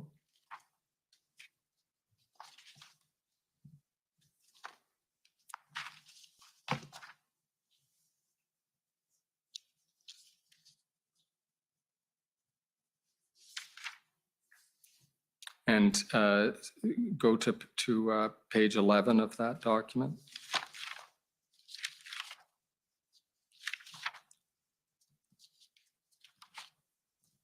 And then a little, scroll down just a bit further. Thank you, that's perfect. The paragraph that begins, the Department of Finance did not have any information. That's not surprising. If you look at the second sentence, the Department of Finance played no role in the process through which financial institutions identified the accounts that they froze. The RCMP has stated that at no time did it provide a list of donors to financial institutions. The department understands that the RCMP provided a list that included identities of individuals who were influencers in the illegal protest in Ottawa and owners and/or drivers of vehicles who did not want to leave the site. At no time was that list provided to the department. Now, what we have here then is the Department of Finance, and this is your regulation, Ms. Jacques, so you probably had something to do with the drafting of this part of your institutional report. Is that correct? Yes, it was our emergencies measure order. Yes. Yes. We did not take part in drafting the regulations. Fair enough. Did the regulation did the emergency economic measures order in effect get drafted by you and your department? It was the policy was developed by the Department of Finance, by my branch, and the drafting was done by the Department of Justice. Yes. Fair enough. Okay. And the point here is that you take no responsibility for, that is, the Department of Finance takes no responsibility for which accounts got frozen. That is, you just drafted the regime that allowed that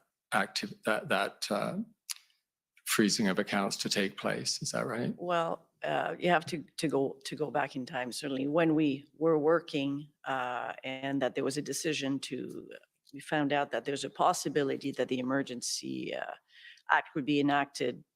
We started looking at policies and options as to how we could implement and take action fairly rapidly. So we did obviously develop a policy that would enable for a number of federal, provincial players like the enforcement, the RCMP could share information with the financial service providers. So that was something that was important to help financial service providers to identify people that could be involved in illegal activities. So that was number one. And number two, we were thinking that knowing that on their own, they could also detect fraudulent activity or suspicious activity, that they could do that as well. But as far as sharing the information, the Department of Finance does not receive information from the RCMP. That was solely between the RCMP and the financial service providers. And it was up to the financial service providers to make the determination as to whether or not to freeze bank accounts based on the information they had. So it could be their own information or a mixture of information received using their own, risk-based analysis to make a determination as to whether they would freeze. Okay. Now, Mr. Clerk, as I said, we are going to hop back, if we could, to 781, same section. So the RCMP gets I'm going to call it a hot potato, but gets tossed this hot potato of these regs to freeze bank accounts. And it's about to toss the potato over to the banks. And with the caveat that officer, or I believe it's Superintendent Baudouin makes, that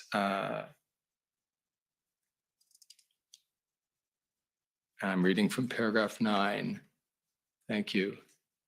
The financial services providers with information about particular individuals, which the service providers could use in conjunction with other information at their disposal, etc. Now, you might have heard or seen in the CBA's institutional report in this proceeding that as far as they were concerned, and I think they gave this feedback directly to the Department of Finance as well, when they got that list from the RCMP, they considered it to be effectively binding on them to seize the account, that they did not in fact have any discretion. Do you remember hearing that from them? Well, what I certainly heard is that they heavily relied on it, but that they did, some analysis to ensure that the people that were on the list were banking in their institutions, and that knowing that they were involved in illegal activities and that they had accounts, they made a decision to freeze.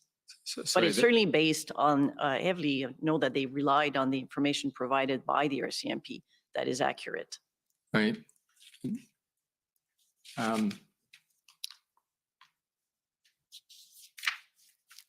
When you say part of the exercise of their discretion was making sure the person whose name was given to them by the RCMP was one of their customers, that's just a name check, right? That's not an exercise of discretion. Well, in the end, the decision, maybe not you call it exercise of discretion, the decision was lied in accordance with the emergency order, lied with the financial institution to make the final decision. So they do a name check, and that's the extent of their final decision? I do not know. You would have to talk to the financial service providers to see what procedure they put in place once they receive. We were not party to that. So I know that the RCMP did provide information. I do not know the nature and the extent of the information. And how did the bank go about freezing the accounts after that? What analysis did they do and how they went ahead? I'm not privy to the details of that operational, operational steps. Okay, fair enough. Mr. Clerk, could you just scroll further down in this document? And we're going to go a few pages down till we get to Exhibit A. Right there. So this is an exhibit to the affidavit of Superintendent Baudouin. And if we go down, we see, do you recognize that form, Jacques? No, I do not. I've never seen that form.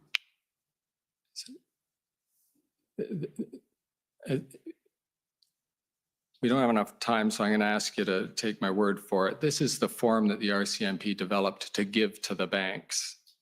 Okay. And then there's some verbiage there that we're going to come back to in a second. But Mr. Clerk, can you scroll down a little bit further?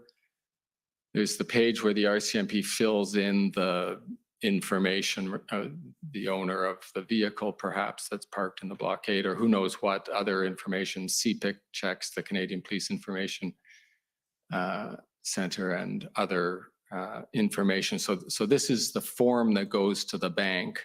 I've never seen the form. We were not privy to any exchange of information. I take your point.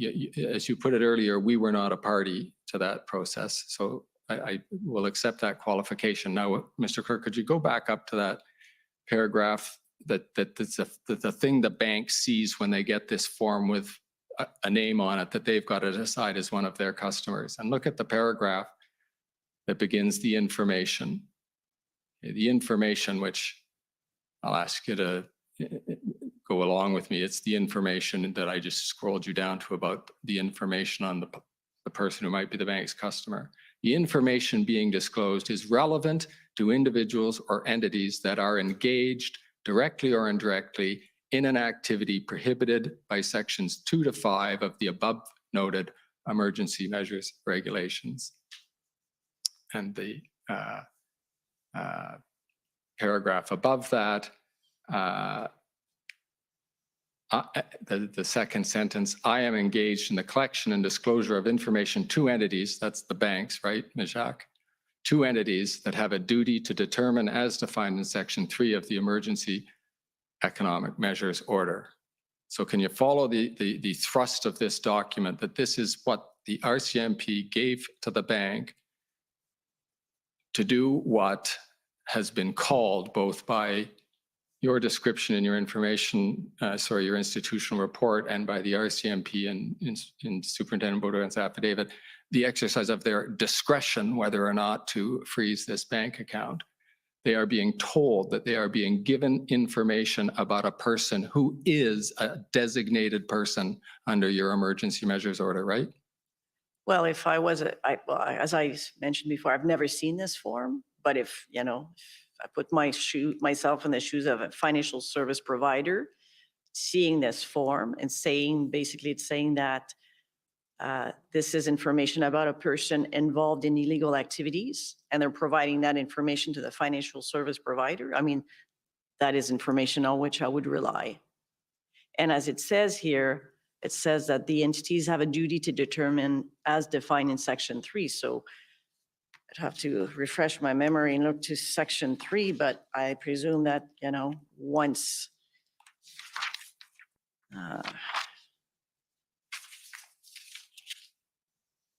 that section 3 says the entities must determine on a continuing basis whether they are in possession or control of property that is owned, held, or controlled by or on behalf of a designated person. So if the RCMP comes to them to say, this is the information about a designated person, financial institution is reviewing on an ongoing basis their relationship, they would, and this is a client of theirs, I would think that, you know, they will do, as I said, they will do their vetting. Is this one of my client? I'm informed by the RCMP, yeah, this form that the person is engaged in these illegal activities. I would rely on that personally. So if the financial institution did, I wouldn't be surprised. But I can't, again, I'm making a lot of presumptions. But I think you've captured well what probably the average reader would infer from the documents we've just been looking at. If you're a bank manager and you get this, the RCMP sends you this form and it says the person listed below is a designated person under the emergency measures regulations, and you as a financial institution. I'm sorry, the form doesn't actually say the person is a designated person. So this is a form the witness hasn't seen before. Never seen. Today, and if you're going to characterize it, please be very accurate Okay. about it. Let's take that quibble from the Government of Canada's counsel. It doesn't say the person is, it says the information being disclosed is relevant to individuals or entities that are engaged directly or indirectly in activity. And Ms. Jacques, you know that what that is the definition of a designated person under the order, right? Yes, I know that, Thank you. but I agree. I mean, to answer your questions, I have to make a lot of suppositions, but I take it for granted that If you're a bank manager and you get this piece of paper from the RCMP and you do the name check, you freeze the account, right? I do not know that, but that would seem reasonable to me. Thank you. So you say we were not a party to this part of the process. We had Deputy Commissioner Duhem say, I didn't write this law. We just implemented it this way, and it was up to the banks to decide. And so the question is, if the government is saying that these measures were the right thing to do, right? And the Department of Finance says we had no part in the enforcement of this, and the people who had enforcement in this says we didn't write this law, who takes responsibility for the fact that these accounts were frozen, that people couldn't pay their rent, that people couldn't buy their groceries? Who takes responsibility for that? We certainly designed the measures And with respect to the implementation, we once, had discussions with various departments as you have to understand that this moved very, very quickly. We went from a situation where we're looking at potential policy options under the Bank Act to very rapidly looking at the possibility of implementing the Emergencies Act and developing these orders. In developing those orders, we tried to be as practical and targeted as possible. And that's why we wanted to ensure that information could be shared with various enforcement forces, including the RCMP. We had discussions with the RCMP and with the financial institution to ensure that we basically implemented or helped to the extent possible, provide the information with respect to the Emergencies Act and these orders. These are not the type of orders. I mean, it was the first time, I think, in 35 years, or if ever, that the Emergencies Act was ever used. We're working on very tight timelines, and the implementation was quite rapid. We're also working with evolving facts. We didn't know what we were looking at. The situation was evolving. There were various information circulating. And when you're trying, anybody that has tried to develop policies, even in normal circumstances, and to ensure that these policies are properly reflected into law and to apply that law, I mean, even that is not a simple factor. So I think to the extent that we developed the the order, and that we had a successful implementation of that order, in my view, was quite a feat, because we focused on the people that were, the focus was on the people that were involved in illegal activities and that were, funding those illegal activities. We also told people ahead of time that if they continue to fund illegal activities or be involved in those illegal activities, that the bank accounts could be frozen. People had notice ahead of time. And if a decision was made to stay on the premises, to continue to stay involved in those activities, these people knew what could happen. Let's move to that point exactly. In your institutional report, and we can call it up if you want, but you described one of the purposes of the Emergency Economic Measures Order as to dissuade ongoing participation in the protests. Do you remember that? Yes, I do. And you might not have heard the evidence of Deputy Commissioner Duhem, but he used the expression deter and disrupt. So the concept of deterrence from the RCMP, from the Department of Finance, we have the concept of dissuasion, so probably synonyms for the same concept. I think a better word for how we were thinking about this is to create a set of incentives to bring a peaceful end to these disruptions. I'll just expand on that, or allow you to expand on that, Mr. Sabia, because I think that's a good point. One of the prime objectives of dealing with the convoy problems in the way that the Emergency Economic Measures Order was fashioned was to find a way to bring a peaceful end to the demonstration, because if you could do it with freezing bank accounts or whatever other measures were necessary, that was an awful lot better than having to go in with police and clubs, right? I think it's, again, a statement of the obvious. Yes. That a peaceful end to almost anything is a better than a non-peaceful end. And that's very much what we were focused on here, was to create, as I've said, a set of incentives for the point having been made. I mean, people have every right to protest. That's an important part of our democratic system. And there were no easy answers here. But finding instruments that create an environment where people have an incentive to go home, having made their point, that seems to us to be a path worth pursuing. And again, I think I'm trying to amplify your point, better than going in with the police, if you can get it to happen the way you just described. Well, I think, if you, from what I understand, the testimony that this commission's been hearing from law enforcement and indeed, I think from Superintendent Baudouin as well.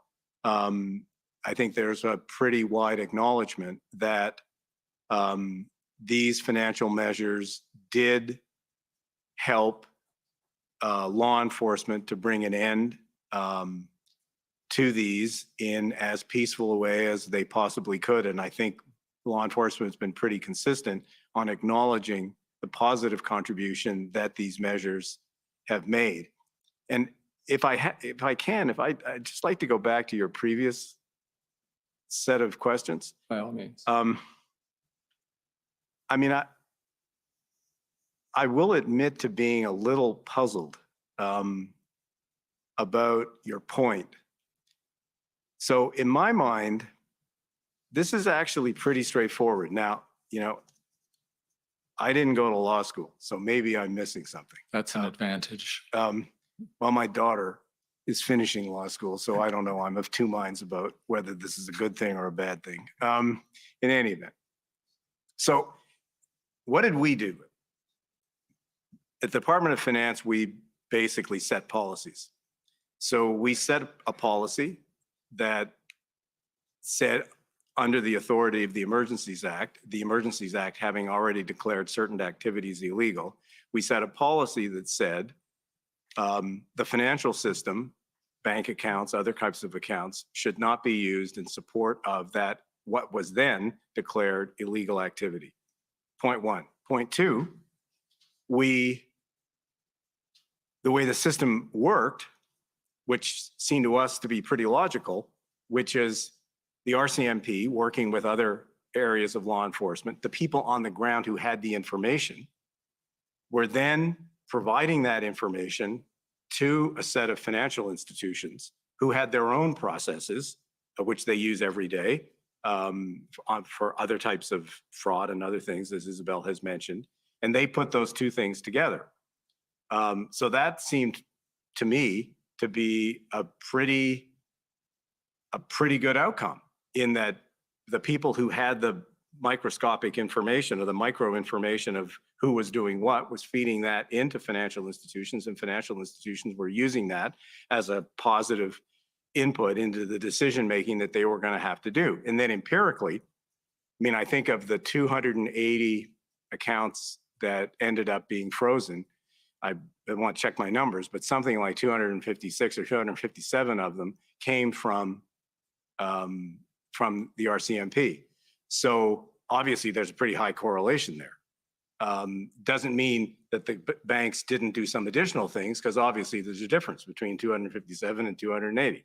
But yes, your point being that the RCMP's work based on in the field understanding of who was doing what had a significant bearing on what the banks did.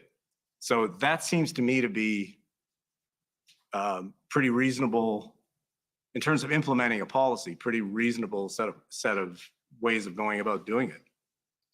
It's a logical sequence. It's a logical sequence. What I'm trying to find is who says we were the ones who seized the bank accounts or froze the bank accounts. You know, that the banks say we were told to do it. The RCMP says we didn't tell anybody to do it. You say we weren't involved in this.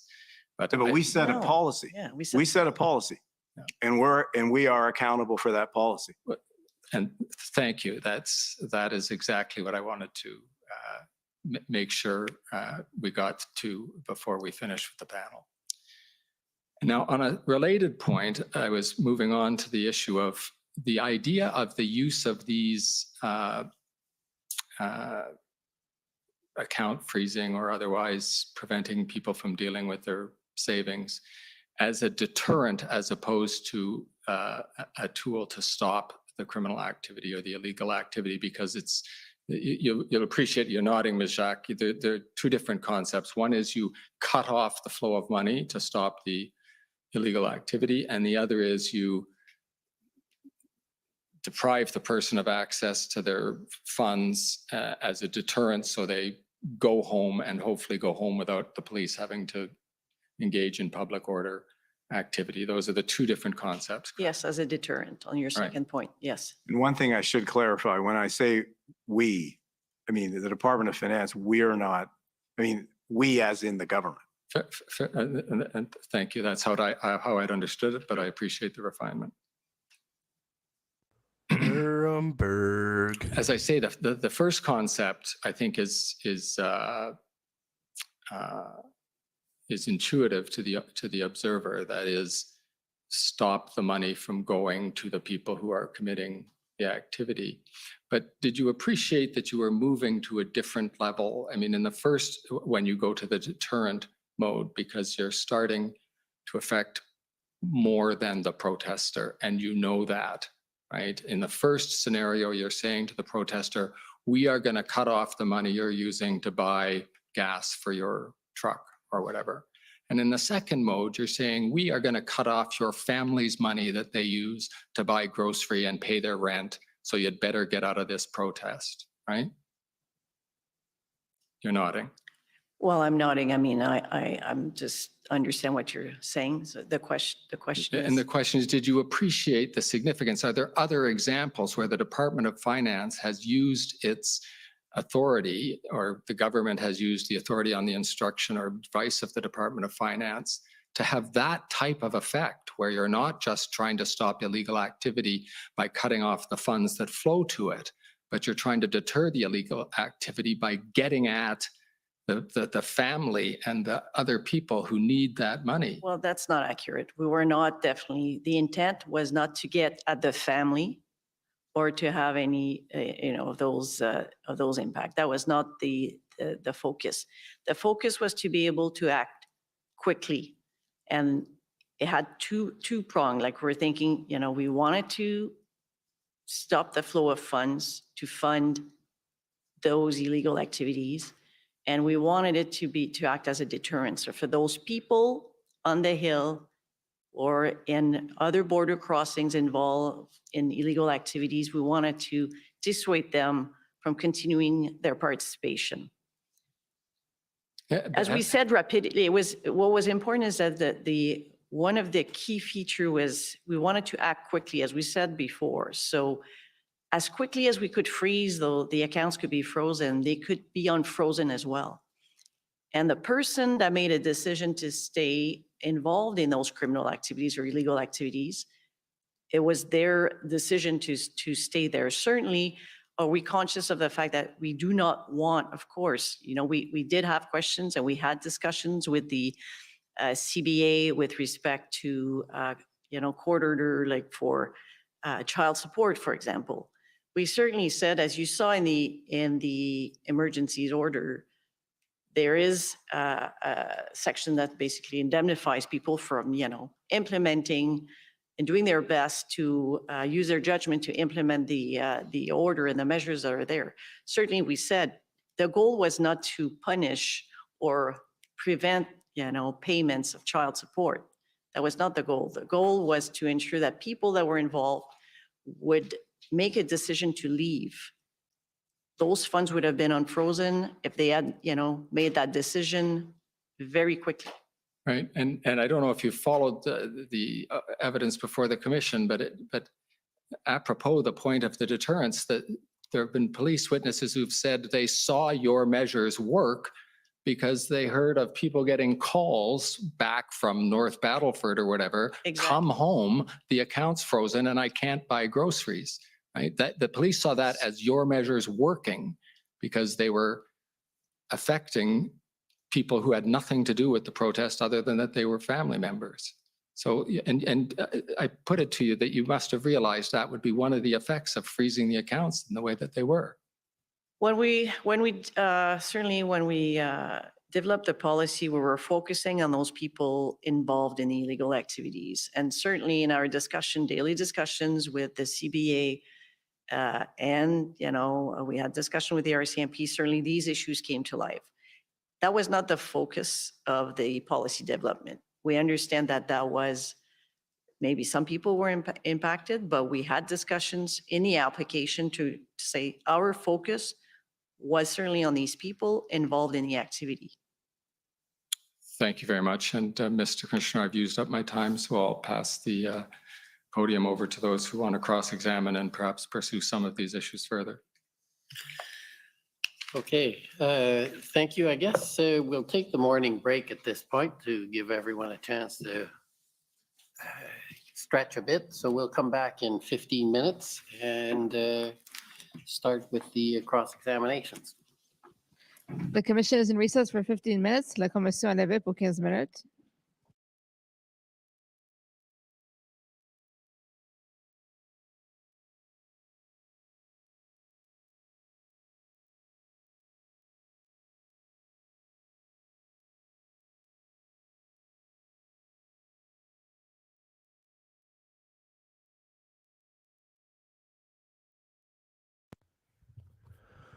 How's everyone doing today? Well, Commissions Council there just fired off some pretty based questions, to be honest. Not bad.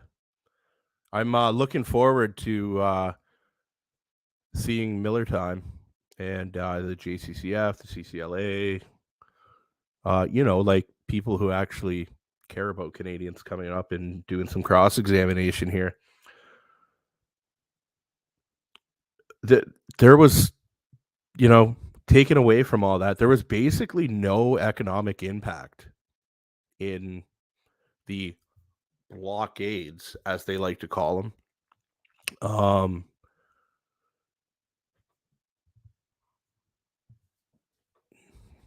Yeah, the guy just said on the record that it was like, what? I can't say there was no economic impact, but because because there was like 0.01%. 0.01%. So the residents of this country, who you wouldn't listen to, who you wouldn't talk to, who you wouldn't represent, who paid you to serve them, but you wouldn't serve them, cost you 0.01%. And you think that we give a bleep while you're on the other side of the world, giving $500 million to fuel a political war?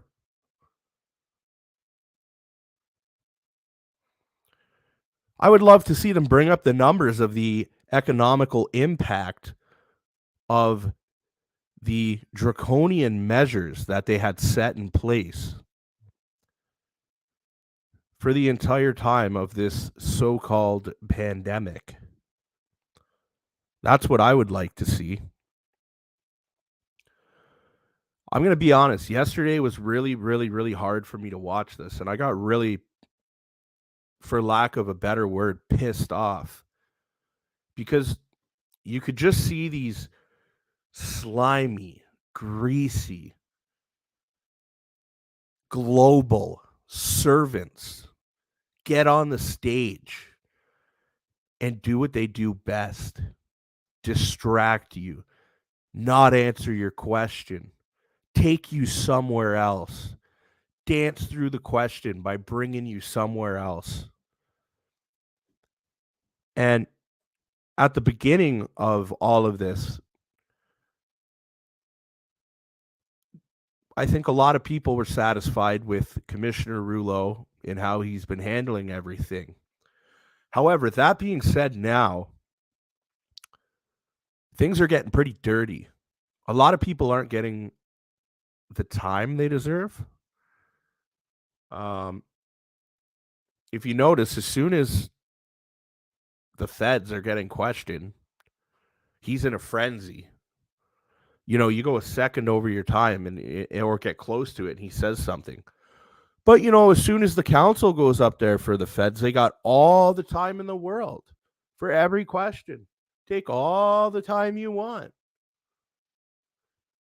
Because as soon as we get somewhere with this investigation and council that represents, let's say, our country, they get the opportunity to spend an hour taking you back because you were moving forward And every time we take a step forward in the right direction, these people want to make you take 10 steps backwards. And that's just the way it is.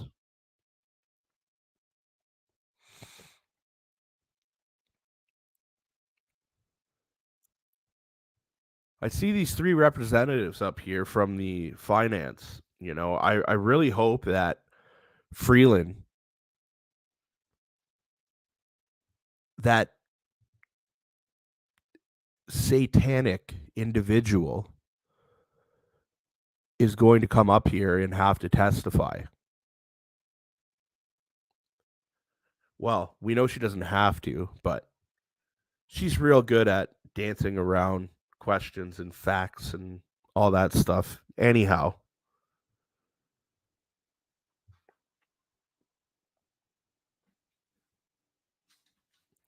she can, Paul, she can just go to jail. Yeah. I think a lot of these people could go to jail, sit in a cell, and rot for the rest of their life. Essentially what they're trying to do to Jeremy McKenzie right now. Actually, that just reminded me that Jeremy's in court this morning, so let's all tip our hat to Jeremy and wish him luck as he's facing some trumped up charges from Quebec this morning. And next week will be the Saskatchewan charges.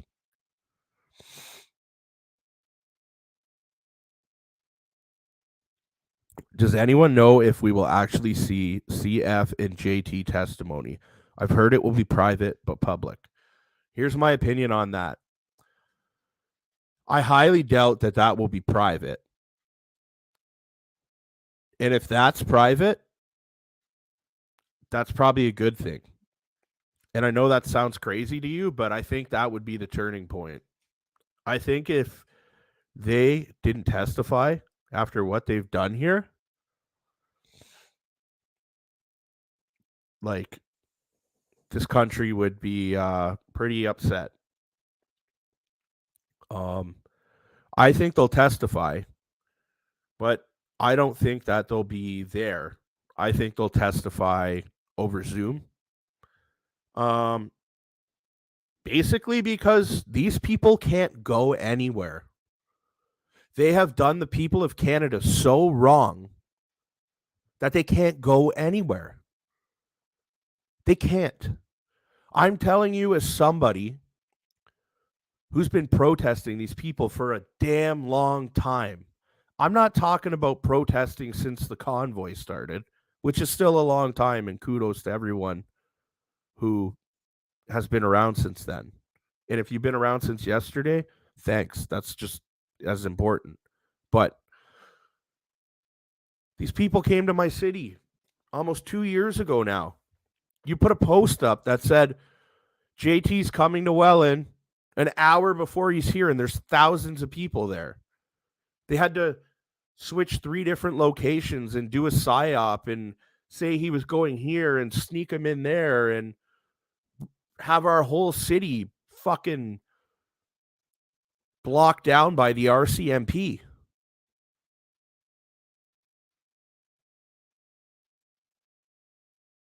These people don't serve us. These people don't care about us. These people care about money and power and pretending like they care about what's going on in the world while they launder more money and gain more power.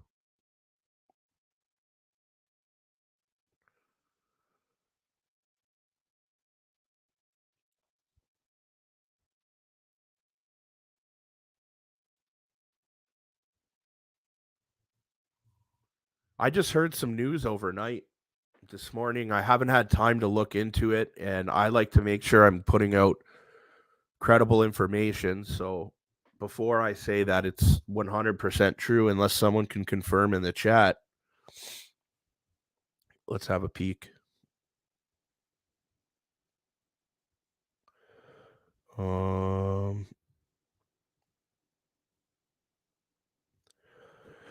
Breaking from the G20. Leaders have just signed a declaration which states that jab passports will be adopted to facilitate all international travel. This means any jab that the World Health Organization determines you should have, that would change your rights, your freedom permanently for the rest of your life.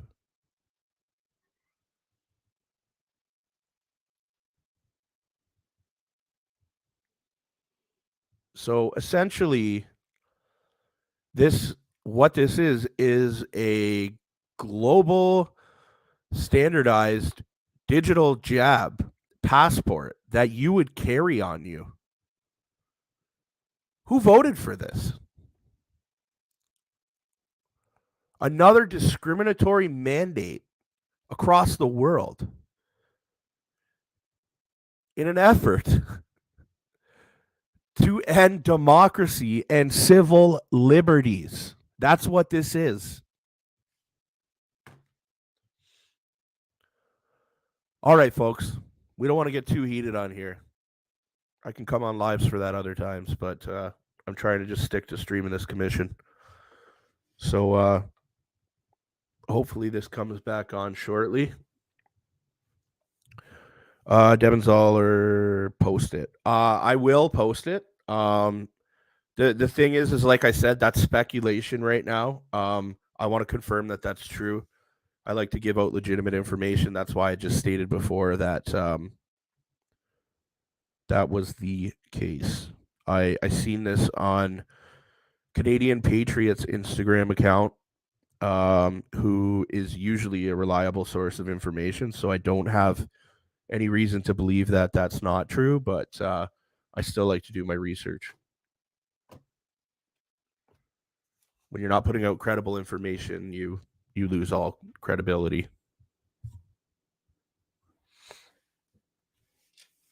All right, we'll be back shortly.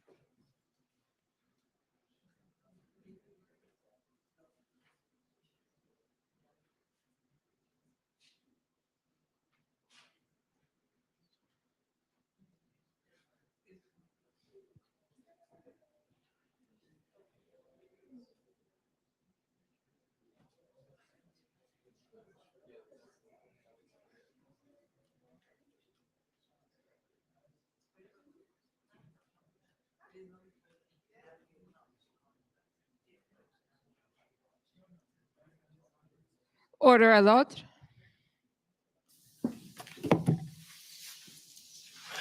The commission has reconvened. La commission reprend. Okay, first, the convoy organizers, please.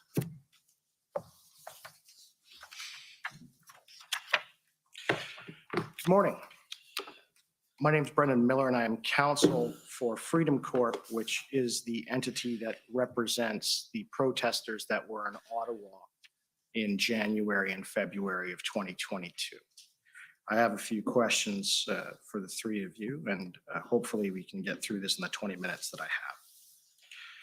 So first, I want to talk to you about money laundering and terrorist financing. You've kind of mentioned that previously. And of course, that's dealt with via the FinTrack legislation, correct? That is correct. And you can agree with me that the protesters in Ottawa were not terrorists, correct? I have no information to that effect. You have no information to the effect that they were terrorists, right? That is correct. That's not information that I'd be privy to. And you have no information that the protesters in Ottawa were laundering money. Isn't that right? The Department of Finance did not receive any information to that effect. Right. It's not information that we would typically Right. receive. But Deputy Minister, you can agree that during the IRG meetings, you were present. Yes. Right. And at no time during those meetings were you ever informed that any of the protesters in Ottawa were terrorists or were money laundering? Is that Sorry, correct? just to interject for a moment, and as far as the questions asking what ministers may have discussed amongst themselves in those meetings, that would be covered by cabinet. I'll That's- rephrase. Between the dates of February 10 and February 14th, 2022, at no time were you informed that there was terrorists within the protesters in Ottawa, correct? All I can say in reaction to your question is that the responsible agencies were watchful on that point, and it was not an Sir? area where Sir? we had any expertise. Sir, I understand that, but I'm not asking that. I just want a yes or no. You were never informed that these individuals in Ottawa, between the dates of February 10th and February 14th, were terrorists, correct? We had no information one way or the other on that issue. Right. So the answer is no. I said we had no information one way or the other on that. So you have no information one way or the other. Let's make it clear. You were not informed. You were given no information that these individuals in Ottawa protesting were terrorists. Yes or no? Well, I'm not going to give you a yes or no answer because my answer is that we didn't have information on that one way or the other. It's just not an issue that we were involved in, cognizant of, et cetera. But was it not I understand from the records that FinTrack and the Ministry of Finance, based on a report in the media on January 25th, with respect to the crowdfunding, all right? That is what brought this to their attention, and FinTrack and the Department of Finance started to look at these individuals in Ottawa with respect to financing. Can you agree with that? Well, no, I can't because I don't have enough information to enable me to. At the time, we are not, and it's quite appropriate, we are not privy to information that FinTrack has. That information, FinTrack, as you know, is an agency that is all about intelligence gathering, detection, et cetera. It's not about enforcement. Okay, so And so that information, just hang on one sec. That information goes directly, in the case of suspicious transactions or concerns about money laundering or whatever, that information goes directly from the leadership of FinTrack to law enforcement authorities. It never comes our way. Right. And I take it that between February 10th and February 14th, no law enforcement official informed you that there was money laundering going on with respect to the protest in Ottawa, did they? I was not informed of anything with respect to money laundering one way or the other. So, and I think, it's fair to say then that the FinTrack legislation and the legislation dealing with terrorist financing and money laundering simply had no application to the protesters, did it?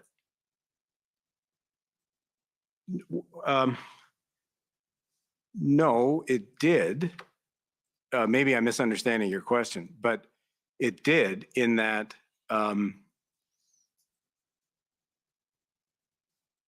through that process, it confirmed that we needed to adjust the regulatory perimeter of FinTrack to include crowdfunding platforms and payment processors.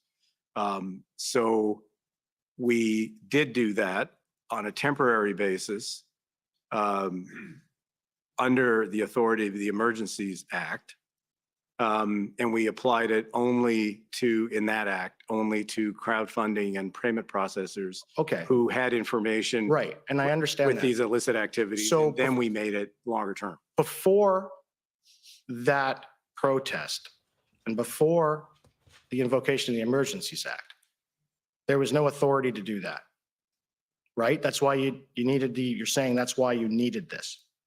Is that fair? That crowdfunding platforms and payment processors were not subject to review by FinTrack. Yes, Right. that's accurate. But even if they were not the crowdfunding, et cetera, if there was terrorist financing and there was money laundering, then you could apply FinTrack and the criminal code to crowdfunding, right? Without the Emergencies Act. I can't answer that question because I'm not expert enough in FinTrack's legislation. Okay. So I want to talk to you a bit about some crowdfunding. With respect to crowdfunding, you can agree it's done by way of people donating to a fund online, right? Yes. And people donate to that fund typically to support a cause. Yes, that's one, yes. And can So- you agree with me that some causes set up in crowdfunding are set up for a political cause? I'm sure that's probably true. And can you agree that a protest of a government policy or legislation is a political cause? Well, I'm not going to answer your question in my capacity as the Deputy Minister of Finance. I guess I'm going to answer your question in my capacity as a citizen. And I guess my answer as a citizen is, yeah, that sounds like it makes sense to me. Right. And can you admit that the GoFundMe and the Give, Send, Go for crowdfunding set up by Ms. Litch and the protesters in Ottawa were a crowd fund set up to support a political cause? Well, I guess, as you know well, GoFundMe ended up, in effect, refusing to continue to provide its platform for these funding activities. And we'll get into that. So GoFundMe obviously came to some conclusions about what was underway here that caused them to be uncomfortable enough that they wanted to Right. restrict this from their platform. Right, I understand that. But can you agree that when the GoFundMe was set up in January 14th, prior to the protest, prior to them arriving here, that this GoFundMe, this crowd fund was set up to support a political cause?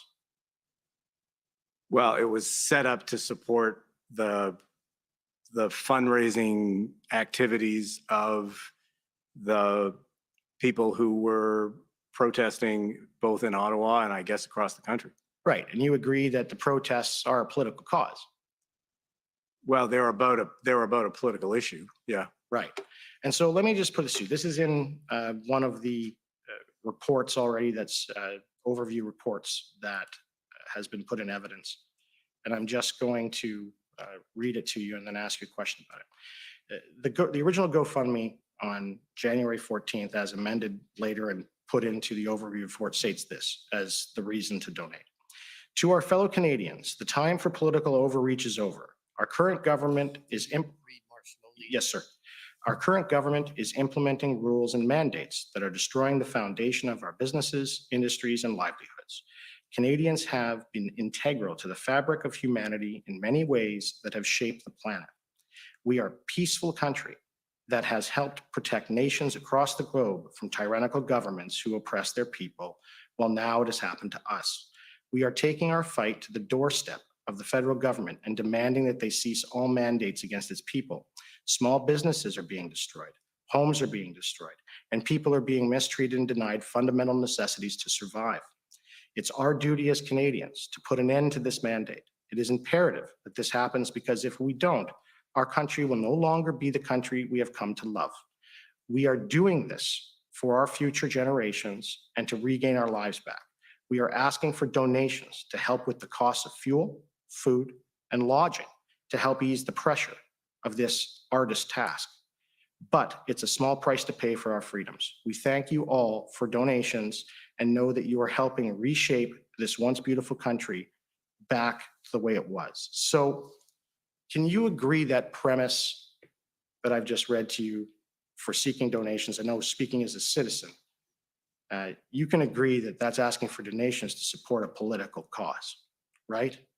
I think it's asking for donations to support somebody's particular view about a public issue. Right, and that's a political cause. Well, I'm not going to judge whether it is or not. It's a public policy issue that people have a right, perfect right, to agree with or disagree with. And I guess this group of people were out using a crowdfunding platform as a source of raising money for it. Obviously, it ended up being pretty problematic because GoFundMe walked away. And we're going to get into that. So you agree that many people donated to both the GoFundMe and the Give, Send, Go, right? I don't know what the numbers are, how many people donated. And you know that those donations, based on what I've just said to you, were made on the premise of that statement, that the money donated was to be used to support the protest, right? I can't speculate as to why people made those donations or not. I don't And have any access to that information. as the Deputy Minister of Finance, I'm sure you know that before the protesters even got to Ottawa, that as of January 25th, the GoFundMe had already raised more than $4.5 million. You know that, right? I did not know that at the time, no. All right. And I take it you are aware and had some discussion that donations to political causes are a form of freedom of expression as protected under Section 2B of the Canadian Charter of Rights and Freedoms. Were you aware of that? I'm aware that the charter protects the right to free expression.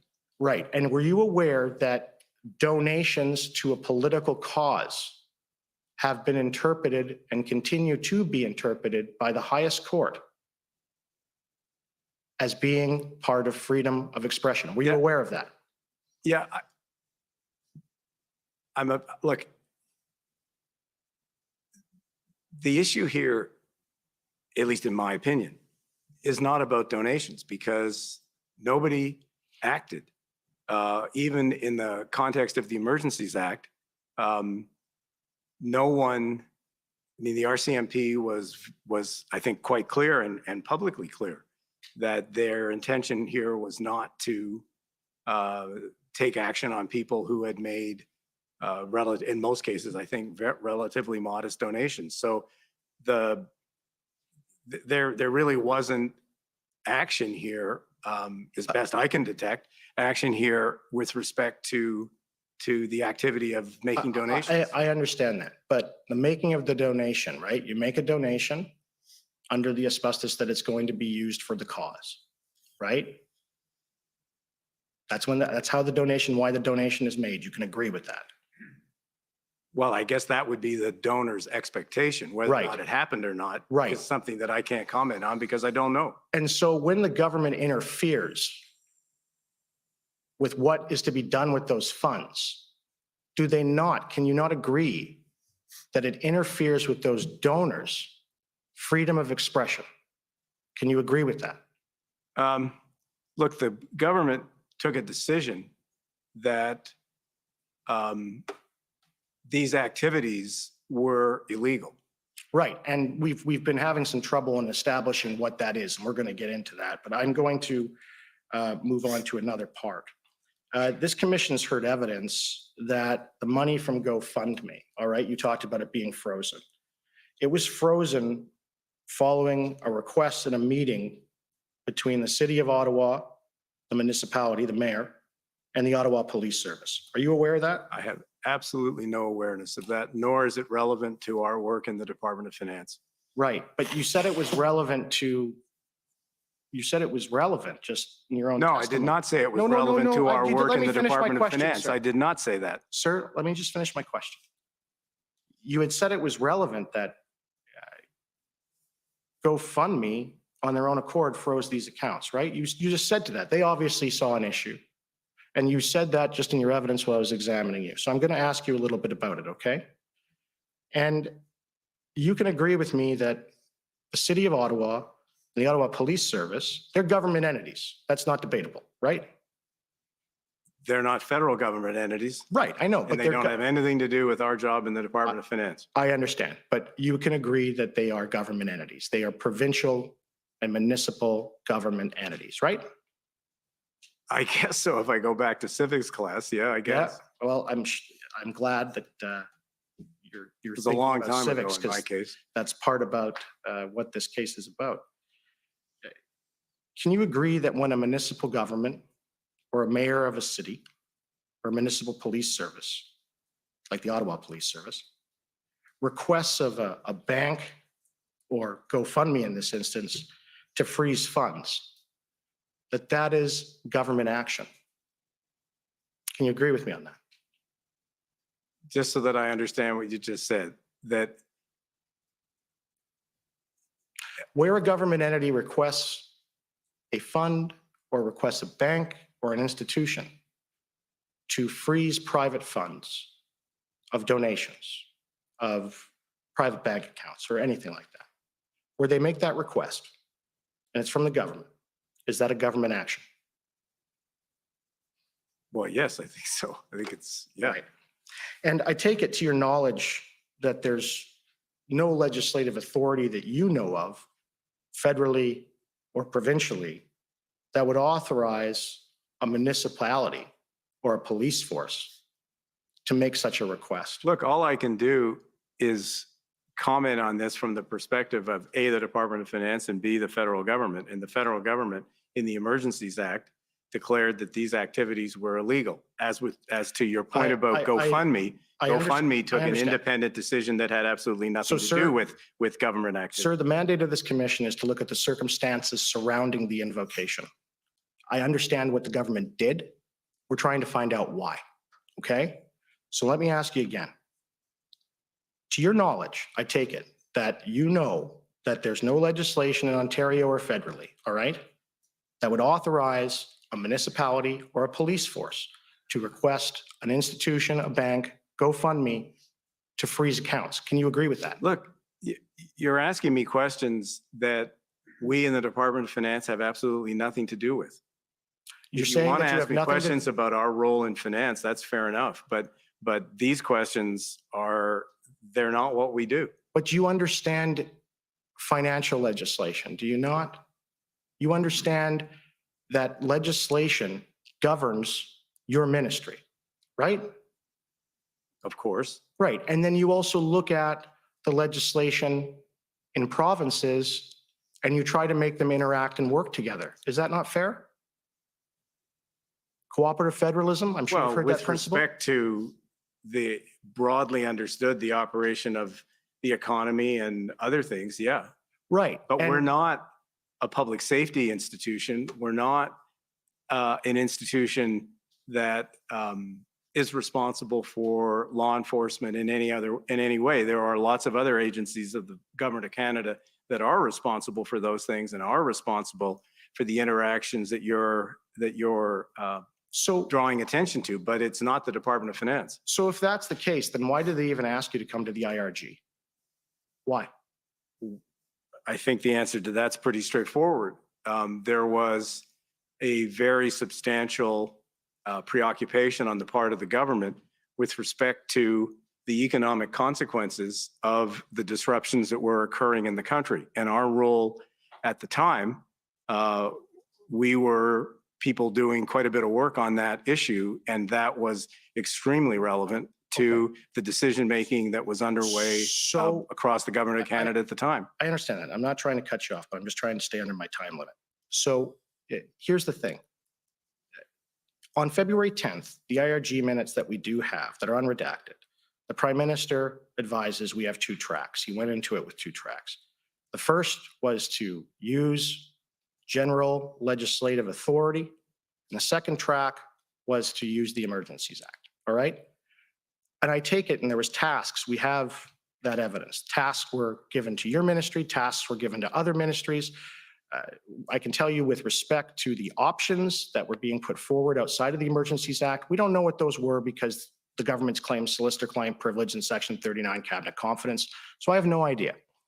But I take it that there had been inquiries with your ministry between February 10th and February 14th about what legislation could be used in order to deal with the crowdfunding. Look, I don't know whether you were in the room this morning or not, but I thought we had a pretty thorough discussion of that with the commission's I understand, but, counsel. and sir, I understand you're asking me questions, but if we're both asking No, I questions. didn't ask you a question. I get it. just- I understand. But if we're both asking questions, none of us will have answers. So let me just ask the questions and we'll go on. All right. So I want to talk to you now about the legislative change versus regulations and orders in council really quickly. And can you agree? You're going to have to make it quick because you're already over your time. Thank you, sir. 2 points. The legislative change versus regulations. You said you couldn't deal with this by way of regular legislation through Parliament. Why? No, what we said, I think what both Isabel and I said earlier was in the circumstance where our concern was limiting the duration of these disruptions as much as possible, that the legislative process was something that took a considerable amount of time and therefore was not really a very effective instrument for dealing with a situation where time was a significant impact, was a significant determinant of the extent of its impact on the national economy. Okay, but you can agree that the legislative process with Parliament as a whole is far more democratic than a meeting in cabinet that's essentially in camera and privileged. There's no debate from opposing parties. These things are then just passed by the executive, right? Like it doesn't represent input from the rest of Parliament, correct? Look, I think the government took a decision as the duly elected government of the country to invoke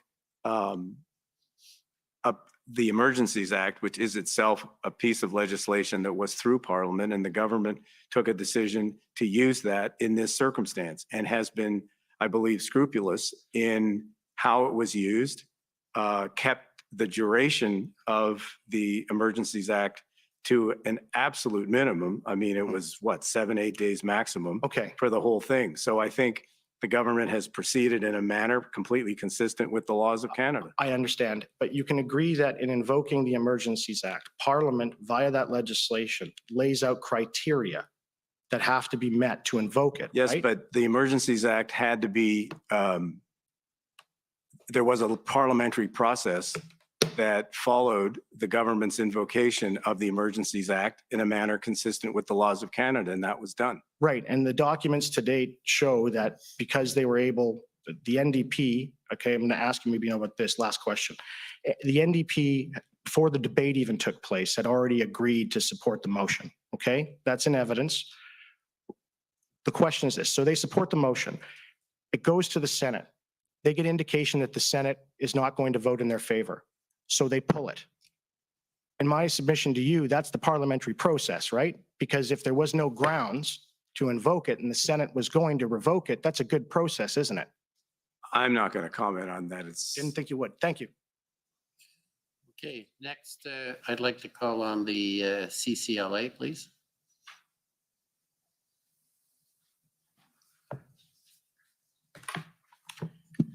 Good afternoon. My name is Eva Krajewska, and I'm counsel for the Canadian Civil Liberties Association. I'd like to start off by going back to before the emergencies orders and the options that your ministry was considering. And if I could ask the registrar to pull up ssm.can.403761. This is a memo that was attached to an email, Mr. Sabia, that you sent to Deputy Prime Minister Freeland on February 8th at 1700 hours -5. I think that's right, -5. And do you recognize this memo, sir? yes, I think so. So these are in this memo, you lay out 3 options to the minister or the deputy prime minister. The first is the use of the Bank Act. The second option is redacted on the basis of cabinet confidence. I've asked my friend at the DOJ if she would reconsider that, and I appreciate that will take some time. And then the third option is moral suasion, and this is not something that you discussed with Commission Counsel this morning. And I just want you to take a look at that second paragraph where I think it was the minister's expectations to ask bank CEOs to remain vigilant in their review of business relationships to ensure that they're not being used to support illegal activities. And is that one of the considerations that was given to Minister Freeland into how she should deal with this situation? No, what this is just a summary of possible approaches that could be used. These are not and shouldn't be construed as recommendations to the minister in any way. And the description that you see in the second paragraph is really about, well, if one were to go down the path of moral suasion, here's the kind of thing that it would involve. Okay, and when you talk about support illegal activities, you would have to define what that means in these circumstances, correct? Yes. And I think you stated earlier today that the emergencies, the declaration of emergencies and the orders underneath it defined what those illegal activities would be. The Emergencies Act did, that's my understanding. Yes, it did. Thank you. And now, if I can move on to the scope of the measures, and many of these questions will be to you, Mr. Sabia, and to you, Ms. Jacques. You agree that the emergency measures order prohibited any entity as defined in Section 3, which covered both provincial and federal institutions, from dealing with any property held by a designated person, right? That was if you'd agree with that characterization of the order. Section 3? Do you have it do you have Section 3 before you?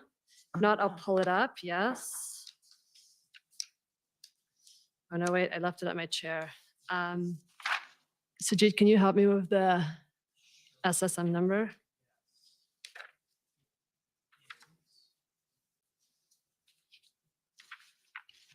If you could please pull up ssm.1911.rel.0001. So this is the emergencies measures order, which is the financial order. And Section 3 is the one that covers the institutions that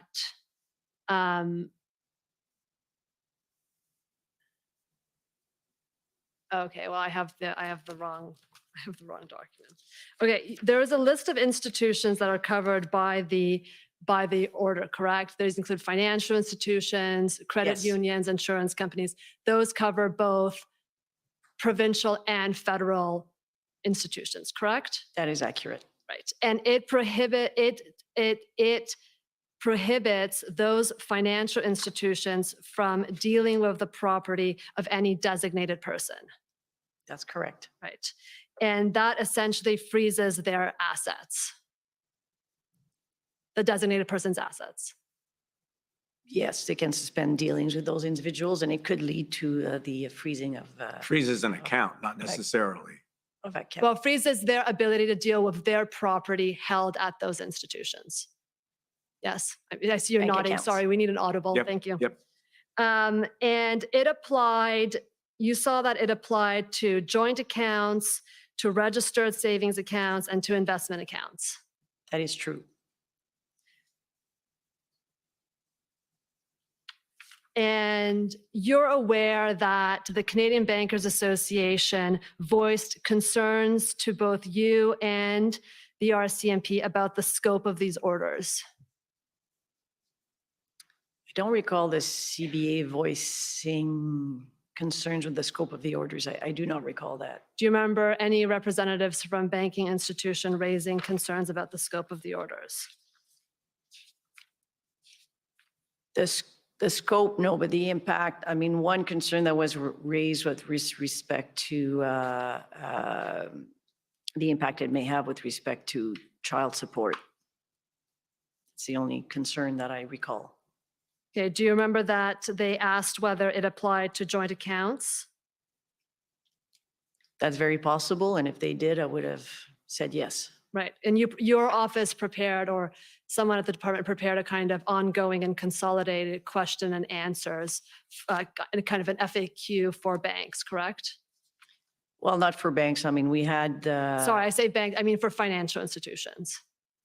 I mean, we had prepared some frequent question for internal purposes, yes. This is, if I can just pull up ssm.can.702.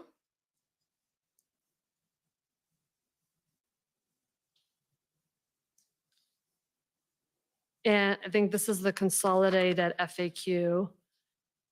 And there were questions about, correct, thank you. And page number 6.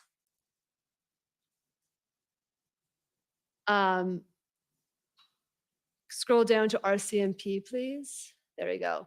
When we say accounts, what exactly is being referred to? So those are the types of accounts that this would apply to, correct? Yes. And if we go to page 7, there were questions about whether small donations were being investigated. Yes. And your response, or the RCMP response, was that they weren't, correct? They were not being investigated. Yes, that was not the focus of their investigation. But you'd agree that on the face of the order, small donations were captured on the face of the order. And Mr. Sabia, I think you even provided that advice to Minister Freeland at some point. I don't recall. I honestly don't recall that, but I mean, I think that's true. Yes, they were I think that's captured. true that they were captured, but nothing. Okay, I'll just put it for reference for the record that. And on those small donations, just to specify, yes, they were captured, but it's important to note that certainly the order was not retroactive. So any donations that would have been given prior to the Emergencies Act being enacted were not captured. And as we said previously, it's important that you look at the context as to when we came about to draft the order, we didn't know how the situation would evolve, but in the application of the order, certainly the focus was not on those donations. Correct. So, and Ms. Jacques, I think it was you who provided answers to those questions at ssm.can 6054, where Minister Freeland had questions with respect to the order, and Mr. Sabia, you asked for responses on those questions, and Ms. Jacques, you provided the answers in red where you stipulated, this is on. Can we see? I know, I'm just going to talk while they pull it up, otherwise I run out of time. So It'd be good to read it. you will, I would for sure give you a chance to Thank see you. it. The question was, and what about people who were never at the protest but made donations? And your response was, as stipulated in the order, it is possible that a person who indirectly funded the illegal protest for the benefit of a person involved in the protest had their account frozen. This would only occur if they made a donation after September 15th, which is, as you were saying, February 15th. February 15th, it was not retroactive. So if you go to page 2, there's the question, the second paragraph. Do you see that? And what about people? That one? Yes, so that Yes. was the question for Minister Freeland, and then your answer is in the less dark font. Yes. Okay, and I think some of the financial institutions asked if they were able to exercise some humanitarian exceptions as well to the orders, and maybe this is what you were referring to as child support, correct? And certainly we told them to and as they have, use their good judgment in applying this order throughout. Yes. And they also asked if they could continue to process automated payments from the accounts, correct?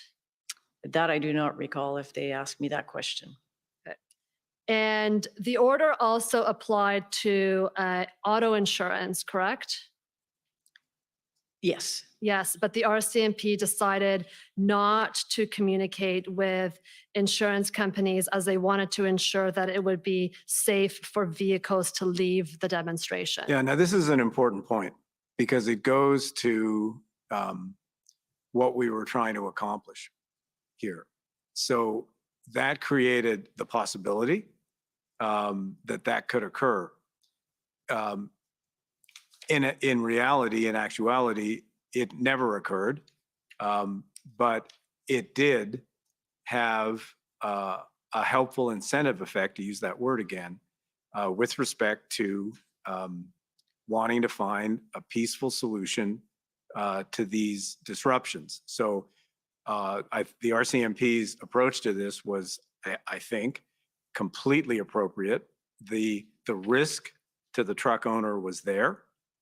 But action was not taken because if the action had actually been taken, it could have, in certain circumstances, impeded the movement of the truck, which nobody wanted. But it did create an issue of uncertainty that a truck driver would have to assess and therefore hopefully encourage the truck driver to leave peacefully, which was the objective all along. So, Mr. Sabia, I just want to, with respect to that answer, I think to me, the order did more. The order would have allowed the RCMP to ask for that person's insurance to be canceled. And what the RCMP did is that it did not exercise their discretion under the order to do that. But the order on its face, and the insurance company could have proactively canceled that truck driver's insurance, and then it would not have been safe for that But truck it's driver. instructive that never happened. Right. So it's good that it did not happen, that part of the order was not exercised. It's positive that it had the effect that it had, which was creating the possibility that might happen, but that it never actually happened. That's an almost ideal combination. So in kind of economic terms, it created a microeconomic incentive. It did. And I want to go back to the issue of what happened between the financial institutions and the RCMP. It was not just that the RCMP provided information to financial institutions, but under the order, the financial institutions were obligated to provide reporting to either the RCMP or CSIS with respect to the freezing of accounts, correct? Yes. So it was the financial institutions' onus to ensure that they were in compliance with the order. When they had information, yes. I mean, it was Not their just when they had information. No, but do you mean it's their responsibility to be compliant with the law? Yes. And also there is a clause that's plead that they need to share information that they have with the RCMP and or CSIS. Correct. And so, Ms. Jacques, when you mentioned earlier an indemnity that was provided, that indemnity was only provided to financial institutions if they complied with the order. It did not provide an indemnity to financial institutions not to comply with the order or not to report to the RCMP, correct? That is accurate. So that financial institutions, if, as you say, they decided to exercise their discretion for humanitarian or other purposes, they were taking the legal risk for doing so. It was their decision to make and do the assessment and consult internally, and receive the proper advice on their decision. Because they would receive a list of names or vehicles from the RCMP, and then they would have to report back to the RCMP of all the lists of accounts that they froze. And so the RCMP could compare both lists later and decide whether the financial institution complied with its legal obligations. I don't know if there was any such exercise by the RCMP to review compliance with the order. I've never heard that in the past. But the order provided for that information sharing. It was to provide for the information sharing to help the RCMP and pursuing some maybe investigation. Yes. And then I understand not to go back, not for the RCMP to take account. That was not the purpose. It was to share information to allow the RCMP to do their job. But it could have been used to decide whether there had been compliance. It could be read that way. It was not intended that way. I find that to be a stretch. And I understand that your department received aggregate information of how much was frozen by financial institutions. You did not receive the specific accounts, but you received the aggregate numbers, correct? From the CBA, yes. From the CBA. And I want to, if I could take you to ssm.can 50209. This is a long email chain between Deputy Prime Minister Freeland's office and and your department regarding the enforcement of the Emergencies Act. And if we could go to the last page of this document, page 8, this is on February 16th, which is one day after the order is made public. Alex Lawrence, who's the Director of Communication for Deputy Prime Minister Freeland, asks for tangible figures that could be made public the next morning about how much, about the enforcement measures. And if you go up, I mean, I'm not sure if you personally were in communications, but your office was in communication with the Deputy Prime Minister and to ensure that she had updated numbers of how the number of accounts that were frozen and the quantum that was frozen, both were being provided to the Deputy Prime Minister, correct? Well, certainly we provided the information usually via Michael. Through Mr. Sevilla? Yes. Yeah, so we were, no mystery here. We were wanting to track this information, again, as you said, not with respect to individual names, et cetera, but aggregate data. We were wanting to track that, one, to see whether or not this activity was actually underway, that what we had set out to do was actually underway. And second, again, and this is, very important, we were tracking it because the whole intent here was to have this in place for as short a period as possible so that it could be, that this kind of activity could be removed as quickly as possible because hopefully it was no longer needed.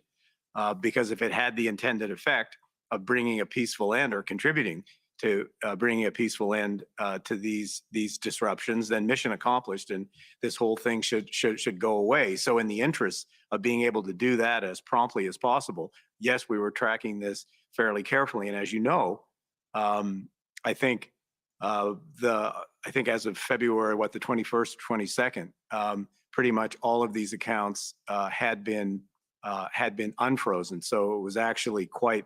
It came and went quickly, which is what our intent was at the time, because it contributed to the peaceful end in a way that we had intended.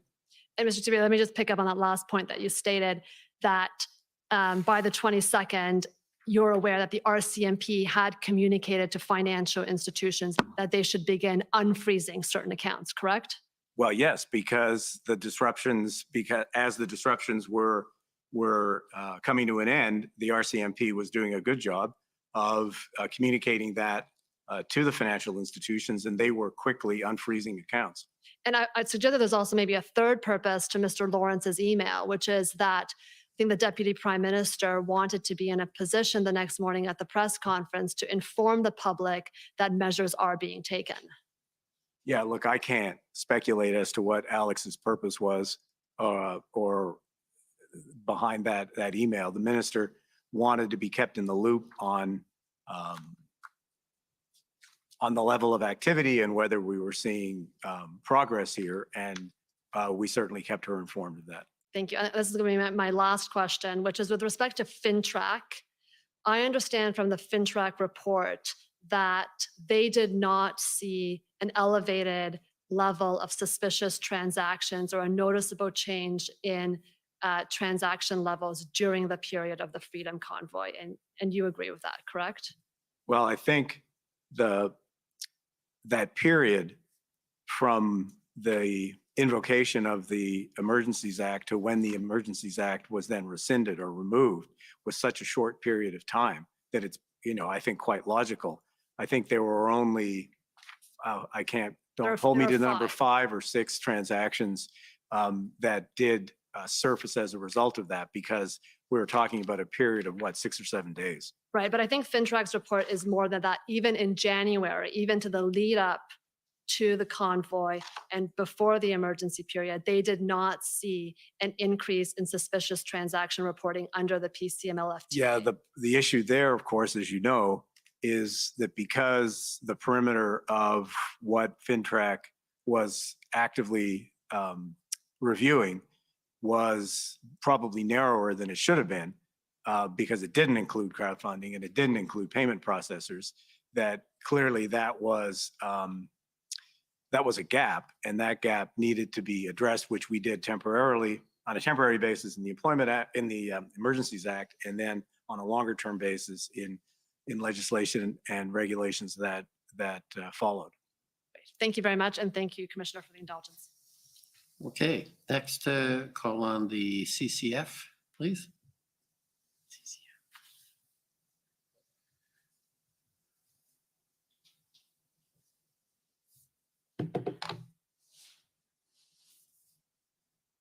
Morning. Hi. Hi.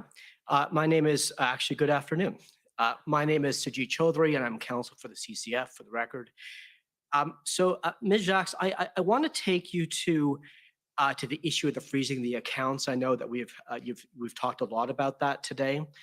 And I want to invite you to answer some questions about lessons learned from that process and experience, which I take it was fairly unprecedented in Canadian history, because part of the commissioner's mandate is to advise governments in the future about if and how to use these tools and how they might be adjusted. So if we could just do that for a minute.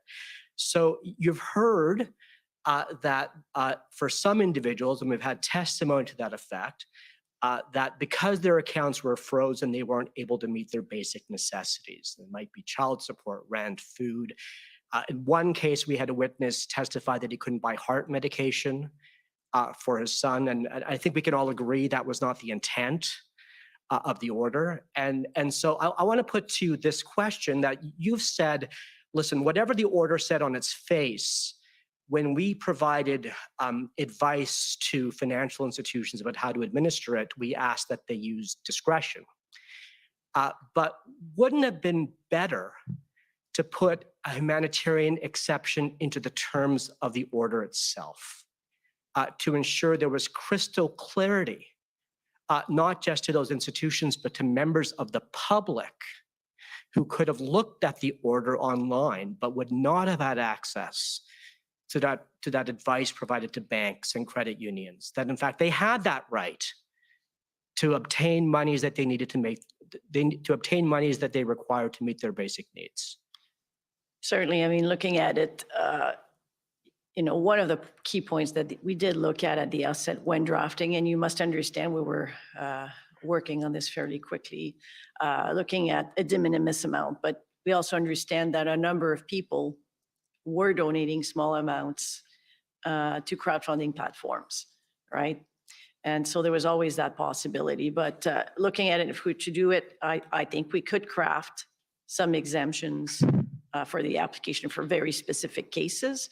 It's not something that we did in the time that we had, but I don't disagree with you that it's something, in hindsight, that we could look at in being more specific in that regards. Because the intent was not to unduly affect, payments of child support or other payments.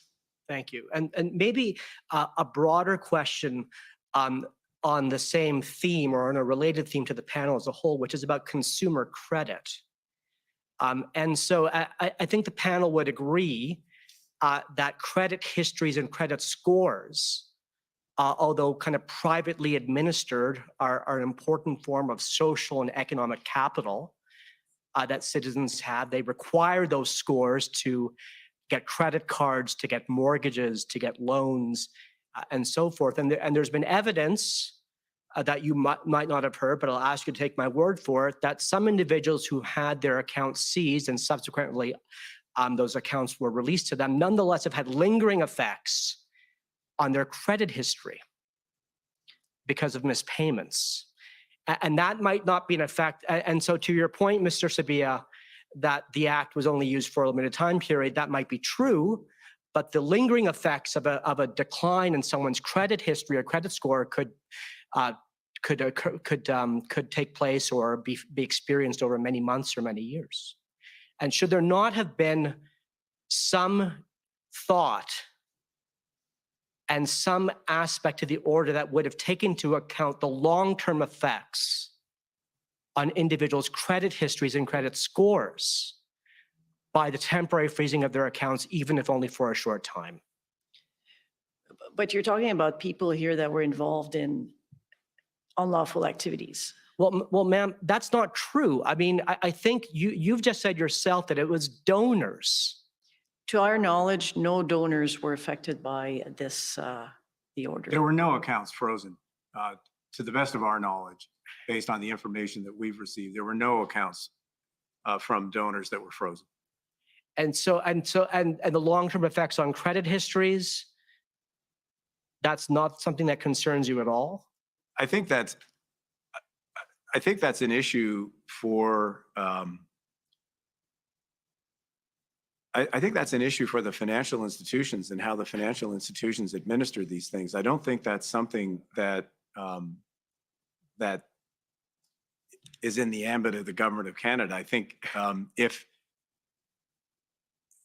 that's something that, as you know, in how the credit system works, that's something that the credit system should be able to deal with on its own. Yeah, and so, Mr. Sabia, I put to you that although it's correct that it's a privately administered system, nonetheless, in this case, decisions of the government of Canada had a direct effect on how that system operated, not just in the short term, but for many months and potentially for long after. Well, I guess I would dispute that. I think the government of Canada made some decisions with respect to the cessation of financial services, the freezing of accounts, to individuals who were involved in illegal activities. And all that those individuals had to do was to leave. And let's back up a little bit. The government announced its intention to proclaim or to invoke the Emergencies Act on the 14th. It was very clear as of that date, and the Minister of Finance was very clear as of that date, that people involved in these disruptions ran the risk of having their accounts frozen. That was very clear. So there was a period of notice there. And it was very clear that all that had to happen was for those people to leave. And if they did, their accounts would never have been frozen or that they would be immediately unfrozen if they did leave. So I think people had reasonable notice, and it was a very simple solution. All you had to do was leave. Sure. And Mr. Sabia, I just put you one final point on this theme, which is that the way you're describing the consequence on a credit score, it seems to me that you would agree with me that that's yet another economic incentive that individuals might weigh. Yeah, well, that was never in our minds. That was never part of the intent of what we were trying to do, because honestly, I think that the credit system itself ought to be agile enough that those kinds of outcomes not happen. Sure. And I'd tell you, I'd say to Mr. Sabia, suggest to you that if that had been an intended consequence, that would be a form of extra legal sanction that went beyond But it wasn't. the penalties in the orders. But it wasn't any part of our intent ever. Could I take you to the issue of crowdfunding and the regulation of crowdfunding? And so I know that one of the many issues on your agenda during the period leading up to the invocation of the Emergencies Act was the question of the available legal tools to curtail the flow of funds towards protesters participating in the various blockades. And I recognize you're not lawyers, and I'm sorry to have to ask you these legal questions. Isabel's a lawyer. Oh, Ms. Jacques, well, it might be that you're going to answer some of these questions, but I put them to the whole panel. Probably shouldn't. And so what I'd like to do, if I may, if I could call Mr. Clerk to call up the following witness statement or interview summary for this panel, and it's WTS many zeros 59, page 7.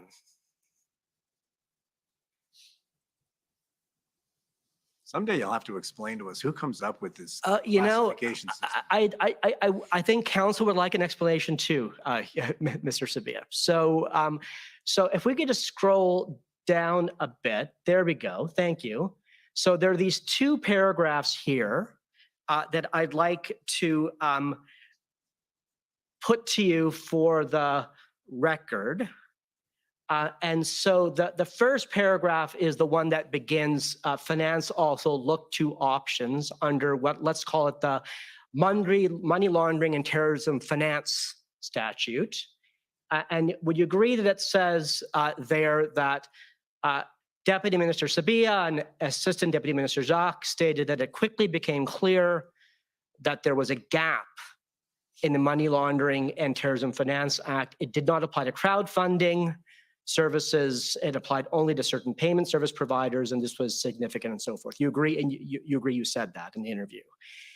And then if I could take it to the next paragraph again for the record, would you agree that that you then added, Deputy, that an overriding issue with the options considered by finance was timing, and any legislative amendments would take a long time to pass, whereas action was needed quickly? Yes. You said that, okay. And so And I said that this morning. Sure. Or this afternoon. You did. I think you said it both this morning and this afternoon. So you don't quite say it this way, but let me just put this to you. Are you saying there that the only way that you saw or that you were advised to get the money laundering and terrorism finance legislation to apply to crowdfunding absent using the Emergencies Act was a legislative amendment, and that just was not viable at the time? Well, look, the gap here, that crowdfunding and payment processes were not in the ambit of FinTrack. This was something that people in finance that had been aware of for some time. This was not a revelation. The issue here, so you got to separate two things. On the one hand, this gap needed to be corrected, just because with the rise in importance of crowdfunding, et cetera, this was an obvious oversight. And it was the department's intention to recommend to the government that this be fixed, and it would have been in the traditional way that you would go about adjusting something like this. So that was in a, let's call it a steady state world. So in this circumstance, obviously we were not in a steady state world. And our intention here was to move as quickly as we could to try to correct this gap. And given the decision of the government to move in the direction of the Emergencies Act, that created an opportunity to address the specific case. But please note that in what we did here, we only applied it to crowdfunding platforms and payment processors who were in some control of assets or capital or financing that may be associated with these, quote, illegal activities as declared by the Emergencies Act. So it was quite limited. And it was only in place for what, a period of 6 or 7 days. We then, this issue having been resolved, returned to the more status quo kind of approach, and we did correct this in the April budget. I think we did it in the So we, via regulations. Yeah. Okay. So can I just pick up though on something you said? So you kind of drew a distinction between, let's call it government as usual or normal, and the urgent situation that was thrust upon you in early February. And so in the government as normal approach, what you say here is that there would need to be a legislative amendment. But that's not the moment that Canada was in at that time, you say. There was no time for a legislative amendment to amend. Well, legislative amendment or even a regulatory change, because they too includes, take, they too take. So you've anticipated my next question. So look, I want to take you to the following document. It's CCF many zeros 42.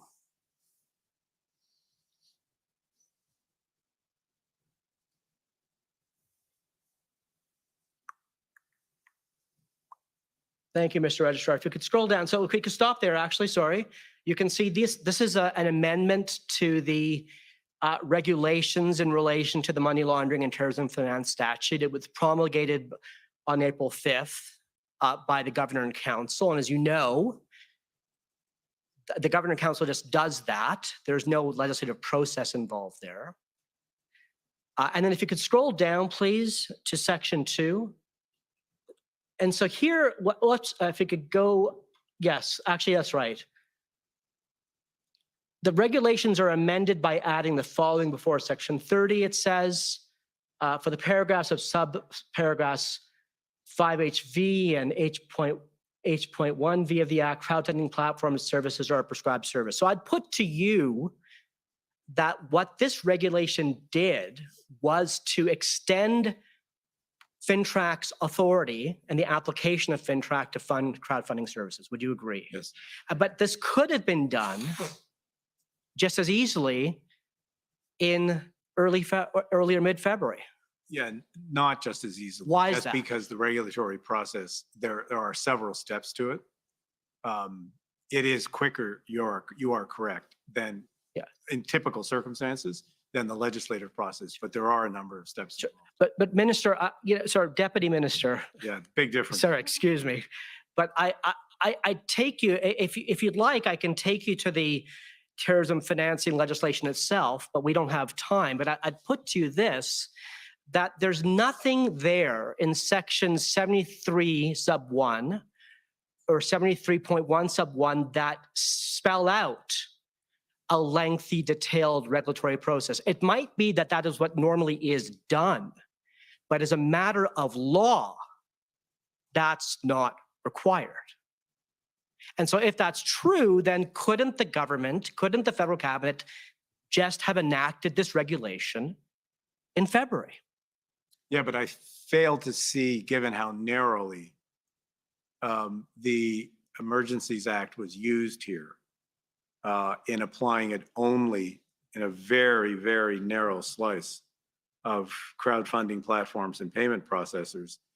I failed to see how there's really a meaningful distinction. And importantly, that very narrow change was only in place for 6 or 7 days, and we then corrected it later as per this process. So I think we're kind of both on the same page. So well, Deputy Minister, let me just conclude by explaining to what we see the differences being and put it to you. So I take it you've read the Emergencies Act and you've read Section 3 of the Act.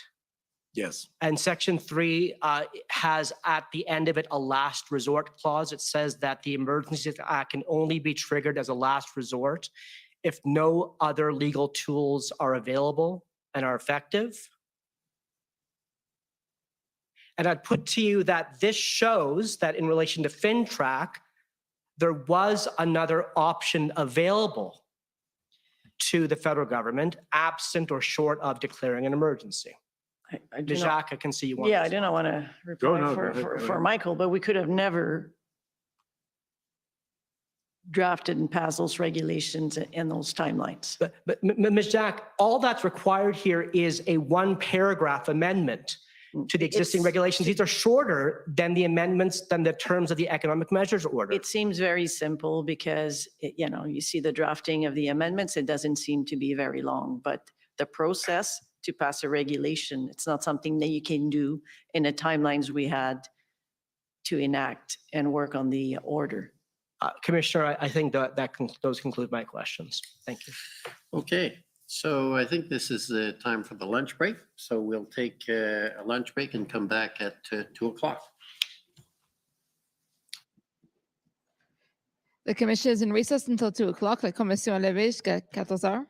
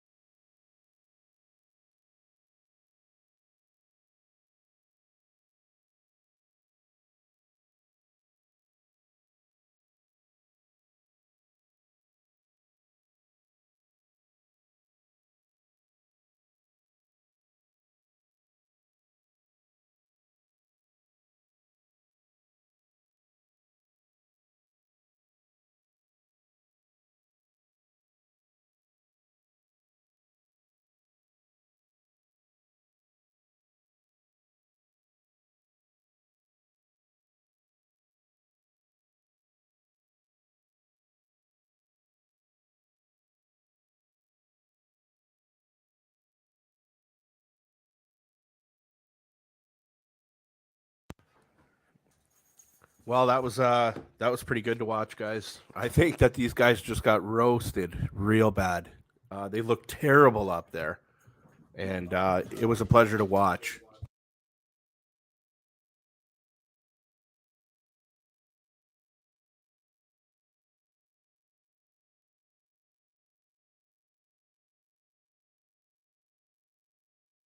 I have to start clipping all this stuff and getting it up and out there, so I'll see you guys after the break.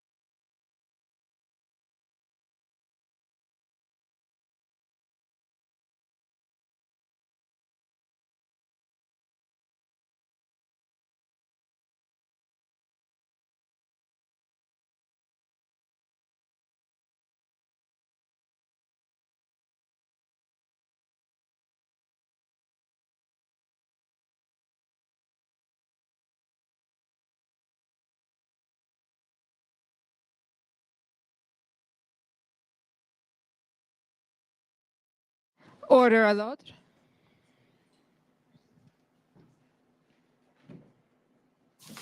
The commission is reconvened. La commission reprend. Okay, good afternoon. The first up, I believe, is the City of Windsor. Good afternoon. My name is Graham Reeder, Counsel for the City of Windsor. I'm going to direct my questions to Mr. Sabia, but I invite input from Ms. Jacks and Mr. Mendez should they be in a better position to respond. I have some questions about the work the Department of Finance did to assess the economic impacts that was detailed in the department's institutional report. So your study on the economic impact of the border blockades was informed by figures from Transport Canada indicating that roughly $390 million in daily trade flows of goods were being disrupted by the blockades at the Ambassador Bridge. Is that correct? Yes. And you testified this morning that the Department of Finance concluded that the Ambassador Bridge blockade was impacting Canada's GDP as a whole. Is that right? Yes. By roughly $45 million per day over the first week? That is the estimate that Transport Canada had, yes. Okay, thank you. And the Department of Finance concluded that the blockade jeopardized Canada's reputation as a reliable economic partner for the US? Is that right? We believe, yes, that the blockade did jeopardize our reputation. That was based on a number of public statements by officials in the US. Thank you. And the Economic Policy Branch concluded that the impacts would have compounded over time as the blockade went on. Is that right? So we believe that the impacts would grow as time went on, as I explained this morning. Yeah, you gave the example of the food and beverage industry and their inventory, right? Yeah, and I mean, more generally, I think that the impacts would have spread over time. Okay. And the department concluded that the impacts ultimately were likely transitory because the closures were relatively short-lived. Is that right? Correct. And the closures at the Ambassador Bridge were short-lived. You'll agree with me because the Windsor Police and its policing partners cleared the blockade by February 13th. I'm not able to speak to the reason that the blockades were shorter or the manner in which they were cleared, but the data accords with my memory. Would you agree with me that reopening the Ambassador Bridge was key to avoiding long-term entrenched economic damage to the automotive sector, Canada's GDP, and to Canada's reputation as a reliable trading partner? I think a more prolonged disruption at the Ambassador Bridge would have done greater damage to our reputation as a good place to invest, our reputation as a reliable trading partner. So clearing the Ambassador Bridge helped avoid that? Yes. And are you aware that after the bridge was reopened on February 13th, police maintained a strong presence in the area? They erected concrete barriers along the length of Municipal Road, the Huron Church Road, between the Ambassador Bridge and Highway 401. I have some passing awareness of that. Okay, thank you. This temporary hardening of the access road to the bridge was implemented to prevent another blockade to the bridge. Does that accord with your understanding? I believe that accords with my understanding of what I've read about that, but I don't have any specific information on that. Understood. And this would be to avoid, this hardening would be to avoid compounded economic impacts and the risk to Canada's reputation as a reliable trading partner? Well, as we said in our documents, a renewed blockade would have contributed to escalating economic impacts. I can't speak to whether or not the measures you're describing were necessary or not. Understood.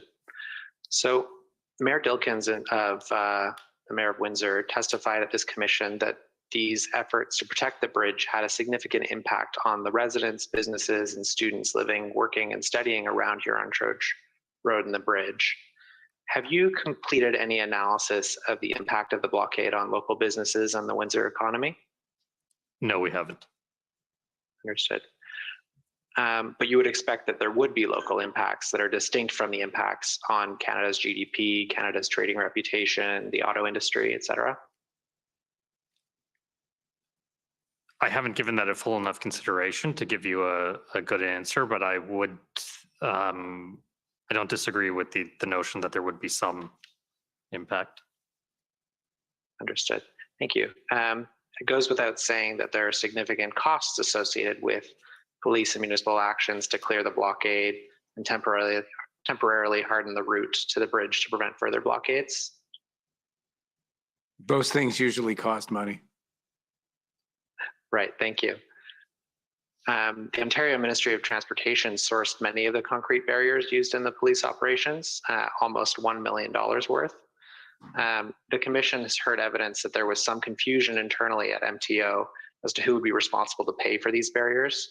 And a question is as to whether the cost would be paid for by the MTO or others. And the preliminary thought from the OPP was that the compensation would be through federal funds available to support the emergency response to reopening the crossing.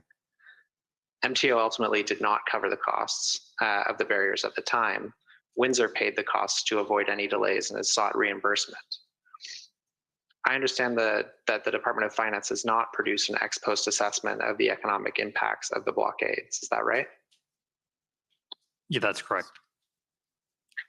So I'm going to ask the clerk to pull up WIN 00002244. And this is a letter from Windsor Mayor Dilkens to the Minister of Finance of Canada and Ministers of Finance of both Canada and Ontario, dated March 15.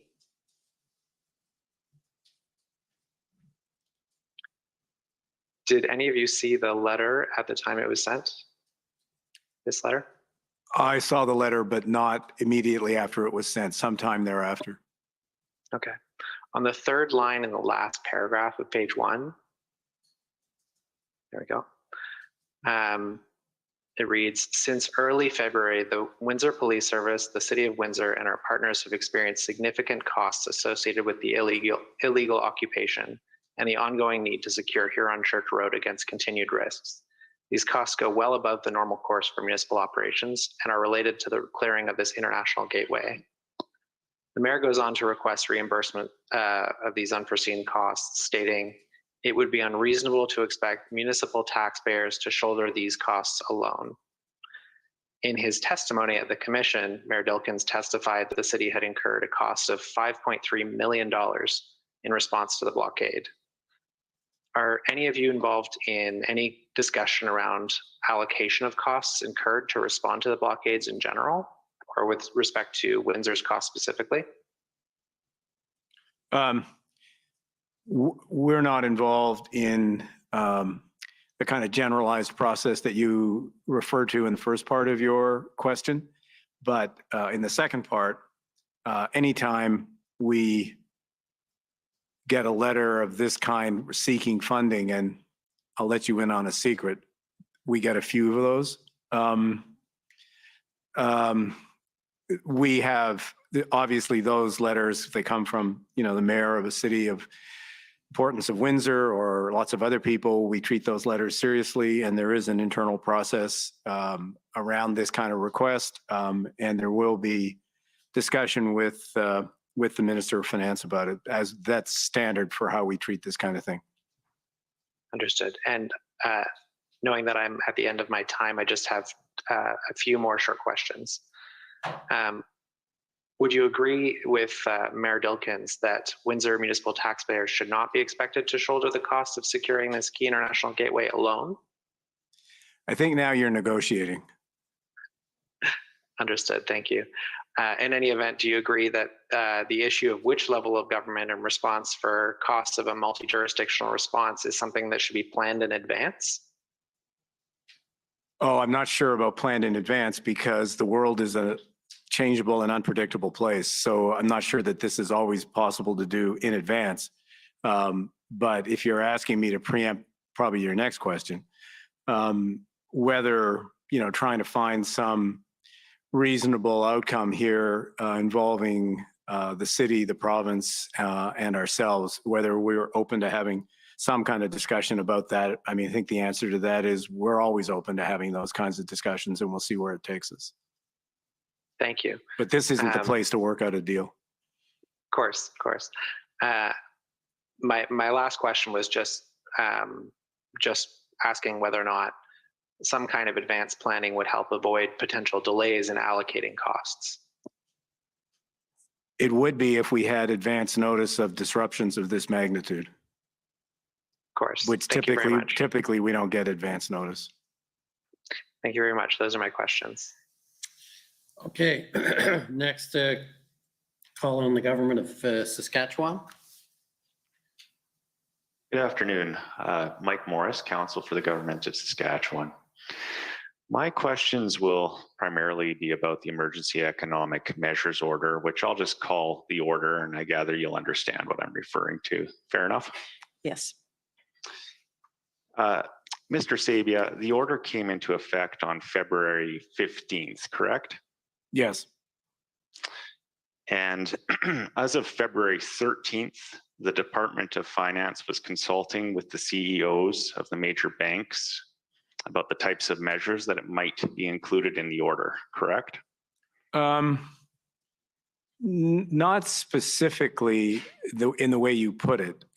We were exploring their continuing reading of the economic situation and how that was unfolding, and B, what possible solutions could look like or possible actions that could be taken to try, once again, I repeat myself, to bring this difficult situation to a peaceable end. And that had many forms, and there were a variety of options. The Emergencies Act was nothing more than an option at that point. Yeah, but fair enough. You were discussing potentialities that might find their way into the order, correct? Sure, in the same way that we discuss potentialities that might find their way into all kinds of things all the time. And clearly the Department of Finance thought that the input of the bank CEOs was valuable then, correct? Yes, because for a certain category of actions that the government might or might not decide to embark on would require the cooperation of those institutions as those measures would be implemented. So a conversation with them seemed to us to make sense. But you'll agree there was no obligation to consult with them under the Emergencies Act, was there? The Act did not prescribe a requirement that the government consult with bank CEOs before invoking the Act, did it? No. That's all I want you to say. Okay. And will you agree with me that on the 13th, Cabinet met February 13th to discuss the invocation of the Emergencies Act? Well, I think that meeting was broader than just a discussion of the implementation of the Emergencies Act. There were no decisions have been made at that point. That was, to the best of my recollection, a much broader conversation around conditions in the country at the time. There were reports that were inputs into that meeting from a variety of different agencies across the government of Canada, including National Security and others. Sure. So there were a whole understand variety that, of sir. things. But at that point, any input that finance had received from the bank CEOs could have been conveyed to Cabinet if it was appropriate, correct? Well, if you're asking me hypothetically, could that have happened? I guess yes, theoretically, that could have happened. Sure. And Cabinet didn't meet again until February 15th after the Emergencies Act was invoked. Is that correct? Well, you need to separate things. The incident response group. I just want to know full Cabinet. Well, full Cabinet, I have to be reminded of the dates here, but full Cabinet, I believe, met on the Sunday evening. Correct. But I don't have a perfect recall as to the timing of that, but I believe there was a full Cabinet meeting on the Sunday evening. Okay, I'm going to go to Ms. Jacques now. Ms. Jacques, in terms of working up the order, did you have the content that you wanted included in it determined as of February 13th from a policy perspective? I mean, we had been working in the previous week on a couple of options. One, on, as we said, with respect to amending the Bank Act, and the other when we heard later, much later in the week, that it was possible that the Emergencies Act would be invoked. We started working on a potential order. Okay. What I'd like to know is whether the department consulted with any provincial governments about what it was proposing to include in the order before the order was enacted on February 15th. I certainly did not, nor any member of my teams, consult with the provincial government. Okay. What about with credit unions? We did not consult. What about with insurers? Well, it depends what you consider consultation. I had some informal conversations, but in the previous weeks with some of the leadership of some of Canadian insurance companies. Okay, I actually want to move on because we're running a little slow here. So I'm going to ask the registrar to pull up a document CCU.IR.701, and this is the institutional report of the Canadian Credit Unit Association. And I'd like us to go to page 3 of the report, please. There will be a bullet point entitled lack of clarity regarding requirements. I'll read this for you. When the measures were first announced, it was unclear to whom the financial sanctions applied. Eventually, it became clear that the sanctions were aimed at a very small list of individuals and entities. However, in the early days, Go a there was little some slower, degree. please. Can you just go a little slower? I'm sorry. Yes, sir. I'm mindful of my time. There was some degree of panic among some Canadians that their accounts may be frozen due to such things as small donations to the Freedom Convoy. Can you agree with the statements I've read from the Credit Union Association's institutional report? Well, I became aware at one point in time that there was some misinformation with respect to a small donation. People thought that donation that had been made prior to the Emergencies Act being enacted would be the subject of potential freeze. Okay, I want to look to the general and technical Q&As that the department prepared. And to do that, we need to pull up ssm.can.50278.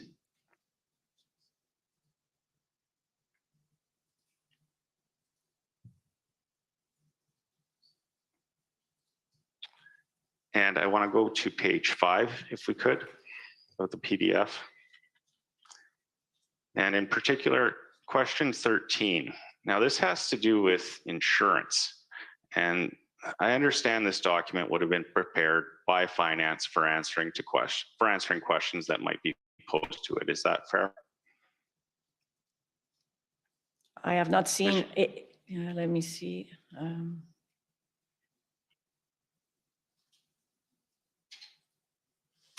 I have not seen the beginning of the Okay, let's look at the Q&A first page. document, but and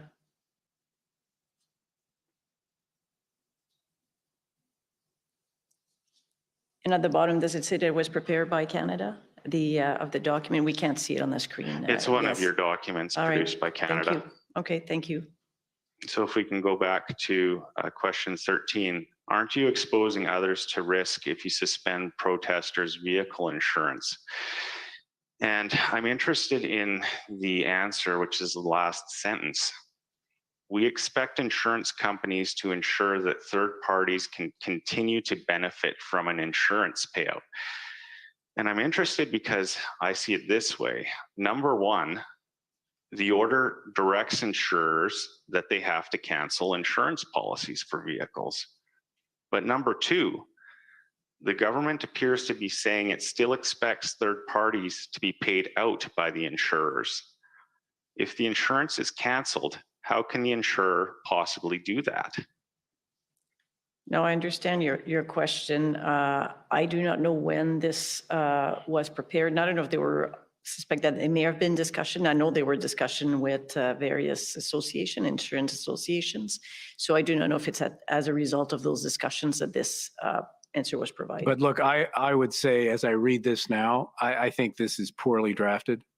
Agreed. And Ms. Jacques, as a lawyer, will you agree with me that insurance is a form of personal property?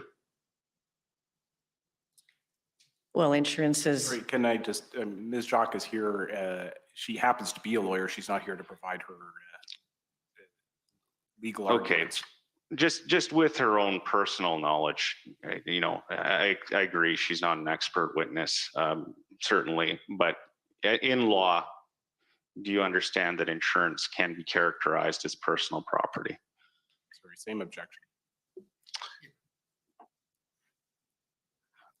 Okay, I'll move on. Were the RCMP consulted about the insurance measures in the order before the order was enacted? no, they were not consulted. Were but they were consulted about afterwards. Afterwards, yes. afterwards? Okay, and you know, my understanding is they were not comfortable with the insurance provisions in the order. Is that your understanding as well, Ms. Jacques? What I understand is that they made a decision not to share any information with respect to people that own vehicle that were involved in illegal activities. And I would, you know, say that that was, in my view, the right decision. The purpose, when we drafted the policy and the law, I mean, as we have said many times, one of the intent was to encourage people to leave and stop the illegal activities in which they were engaged. Right. I just want to talk a little bit more about what the Credit Unions Association's institutional report states. It states that credit unions make up 44% of the market share in Saskatchewan. Can I Were you just aware of interrupt that? for a minute? Yes. You're going to have to make it short because you're out of time. Okay, thank you, sir. Were you aware of the market share of credit unions in Saskatchewan, 44%? I think we were very much aware of the fact that credit unions, for long historical reasons, have a substantial presence in Saskatchewan and in some other provinces in Canada. And one last question, it's a pretty easy one. You'll agree with me that both credit unions and insurers are provincially regulated, correct? Yep. Thank you. Those are my questions. Next, call on the JCCF and Democracy Fund.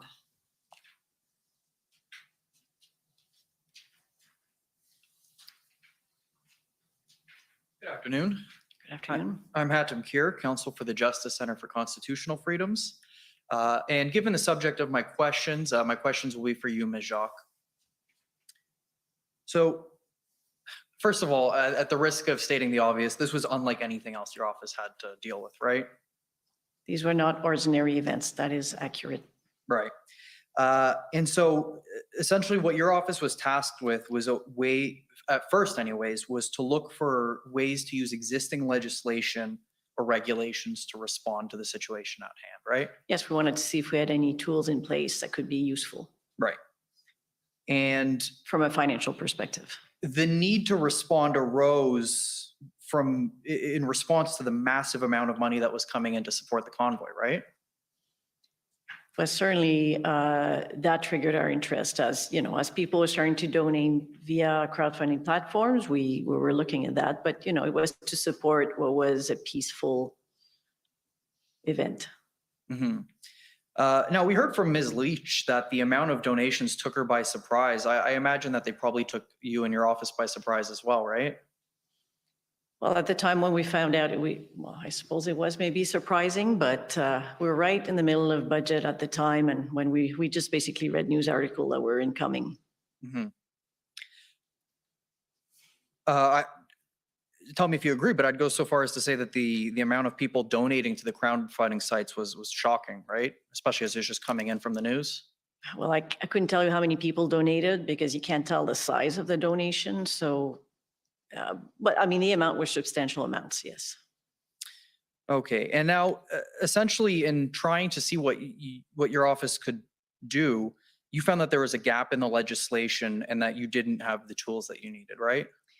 Well, as we said, we knew that in the past from our work with international association organizations that, you know, crowdfunding platforms and some most payment service providers were not captured by the legislation. Okay. And the legislation you're referring to is the Proceeds of Crime, Money Laundering and Terrorist Financing Act? That's right. Okay. And now the problem wasn't, so, okay, you said that it doesn't apply to crowdfunding sites, or it didn't, but it does apply to banks, right? Yes, it does. So once any money from the crowdfunding site got paid into a bank, it would then be under the purview of that legislation, right? If it was paid to the bank, yes. Yeah. But even then, the act still wasn't used to, in response to any funds received by the banks, right? Well, I mean, the Proceeds of Crime, Money Laundering and Terrorist Financing Act, I mean, applied at the time. So if information was being provided to FinTrack, I wouldn't have known about that. Okay, but. So it's possible that information was being shared. I do not know. But part of the reason that that act wasn't helpful, even for the funds being paid into the bank, was because this wasn't terrorist financing. Again, I can't say that. I do not know what information was shared. FinTrack would know if any information at the time had been shared with them. Okay, well, let's look at it from the perspective of what your office was working on. So the emergency economic measures prohibited a whole list of activity that basically amounts to providing funds to designated persons, right? That's accurate.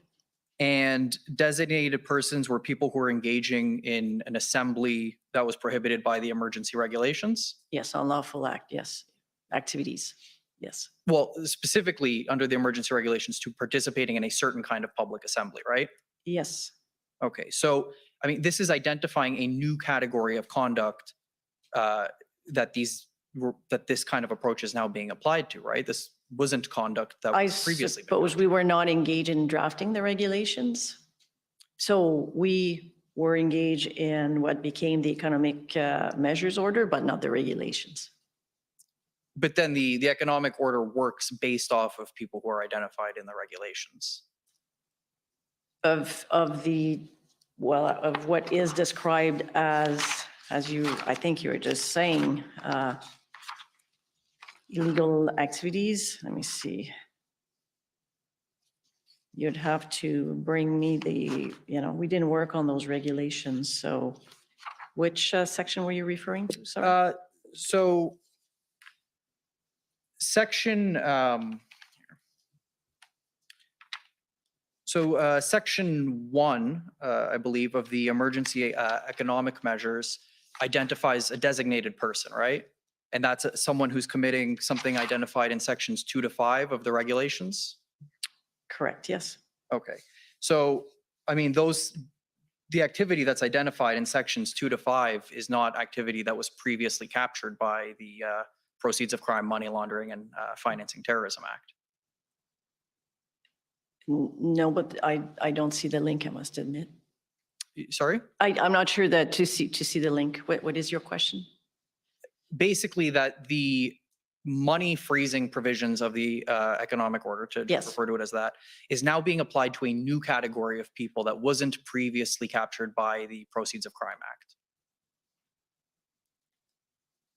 Well, I mean, all that did was to extend so under the PCML TFA, the only requirement was nothing was changing in the act other than to extend to crowdfunding platform and payment service provider the obligation to register if they were in possession of property that were owned by those designated people. So it was a very narrow application. Okay, but what I'm trying to get at is that that category of designated people, there wasn't an equivalent under the Proceeds of Crime Act. Not to my knowledge, no. Okay.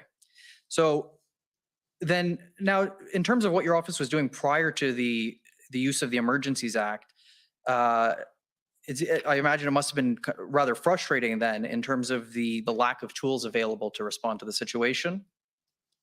Well, no, not frustrating. I mean, we're trying to help, all departments, we're trying to help to find solutions.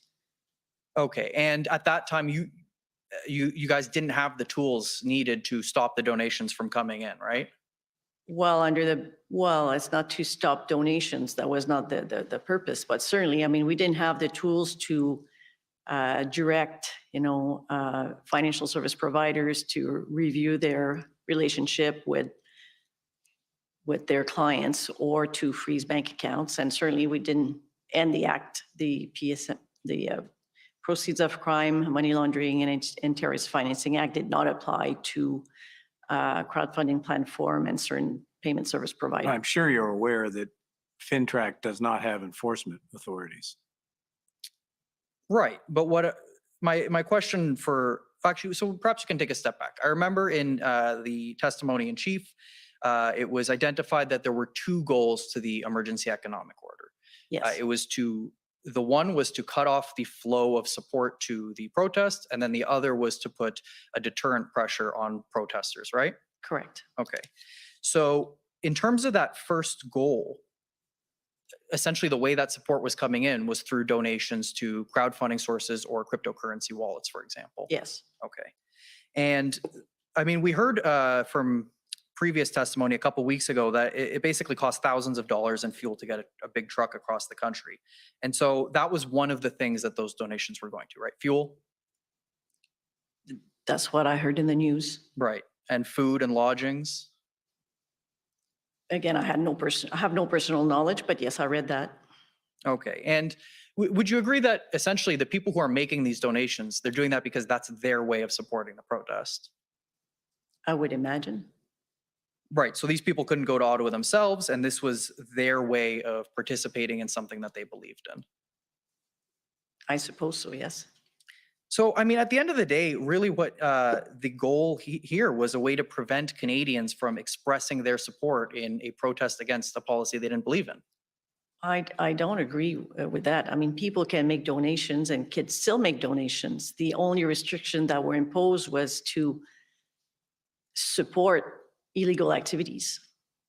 Right, but yesterday, Mr. Ozovsky and today, Mr. Sabia both said that the activities were made illegal by the emergency measures. So up until that point, people were donating to support a protest. Yes, and the measures were never, the application of the Emergencies Act was always from the date prospectively, not retrospectively. Right, but the collective so that it only captures a donation that is going to then a declared illegal activity. Sure, but the collective, would you agree that the collective function of those two regulations and the regulations and the order was to take a protest, declare it illegal, and then prevent funds from coming in to support the protest? I think the objective was to try to bring, as I said before, to a peaceable end, a set of activities that had then been declared illegal. And the objective was to try to bring that disruption, for all the reasons we discussed earlier this morning that I won't repeat, to bring that to a peaceable and timely end. That was the objective. I see I'm out of time, so I will just wrap up with this one point, Ms. Jacques. At the end of the day, that first goal of preventing funds from coming into the protesters, it wasn't even needed, was it? Because the TD Bank had already put a hold on the funds that were held with them, correct? Well, at the time, we didn't know what was happening with TD Bank for sure, but it doesn't mean that because there's, let's say, actions taken in one place that money will not be funneled through other ways. I mean, money is fungible. Right, but you are aware that and it's identified in your organization's institutional report that the Ontario Attorney General had obtained a restraint order against any funds that were held by Ms. Leach, Mr. Guerra, or Mr. Dicker. But that only applied in Ontario, and that's the whole point. Because money's fungible, as Isabel says, it can flow anywhere in the country. So one provincial government taking action doesn't resolve the issue. The issue for the national government was trying to do this on a broad-based approach, because that's the way you contain a situation where money can flow anywhere, which it does all the time. Where are you getting the basis that the restraint order only applied in Ontario? It was made by the Superior Court, was it not? I think it was just in the province of Ontario, was my understanding. I'm not a lawyer, I may be wrong about that, but I thought it was just application in Ontario. Okay, I am over time, so those are all my questions. Thank you. Thank you. Okay, thank you. Next, call on the government of Alberta, please. Good afternoon. For the record, my name is Stephanie Bose for the province of Alberta. Just one area I'd like a little bit of clarity on. Do the assessments of economic impact of the Coutts border blockade take into consideration commercial traffic that would have normally traveled through that port of entry but was rerouted to other ports of entry? So we tried to implicitly take account of that, but it's not explicitly modeled, but it is, we assume basically a similar amount of rerouting is what we were seeing at Ambassador. Okay, so all those estimates were based on what you were seeing at Ambassador Bridge as opposed to specific data from Alberta? Yeah, so we took what we were seeing at Ambassador Bridge and scaled it by the amount of trade crossing at Coutts to get a rough estimate. But so it doesn't specifically explicitly model the rerouting at Coutts. All right, thank you. That's my only question today. Thank you. Next, the Ottawa Coalition. Good afternoon, Commissioner. Good afternoon, panel. My name is Christine Johnson. I'm counsel for the Ottawa Coalition of Residents and Businesses. And I just have a few, hopefully short questions for you today.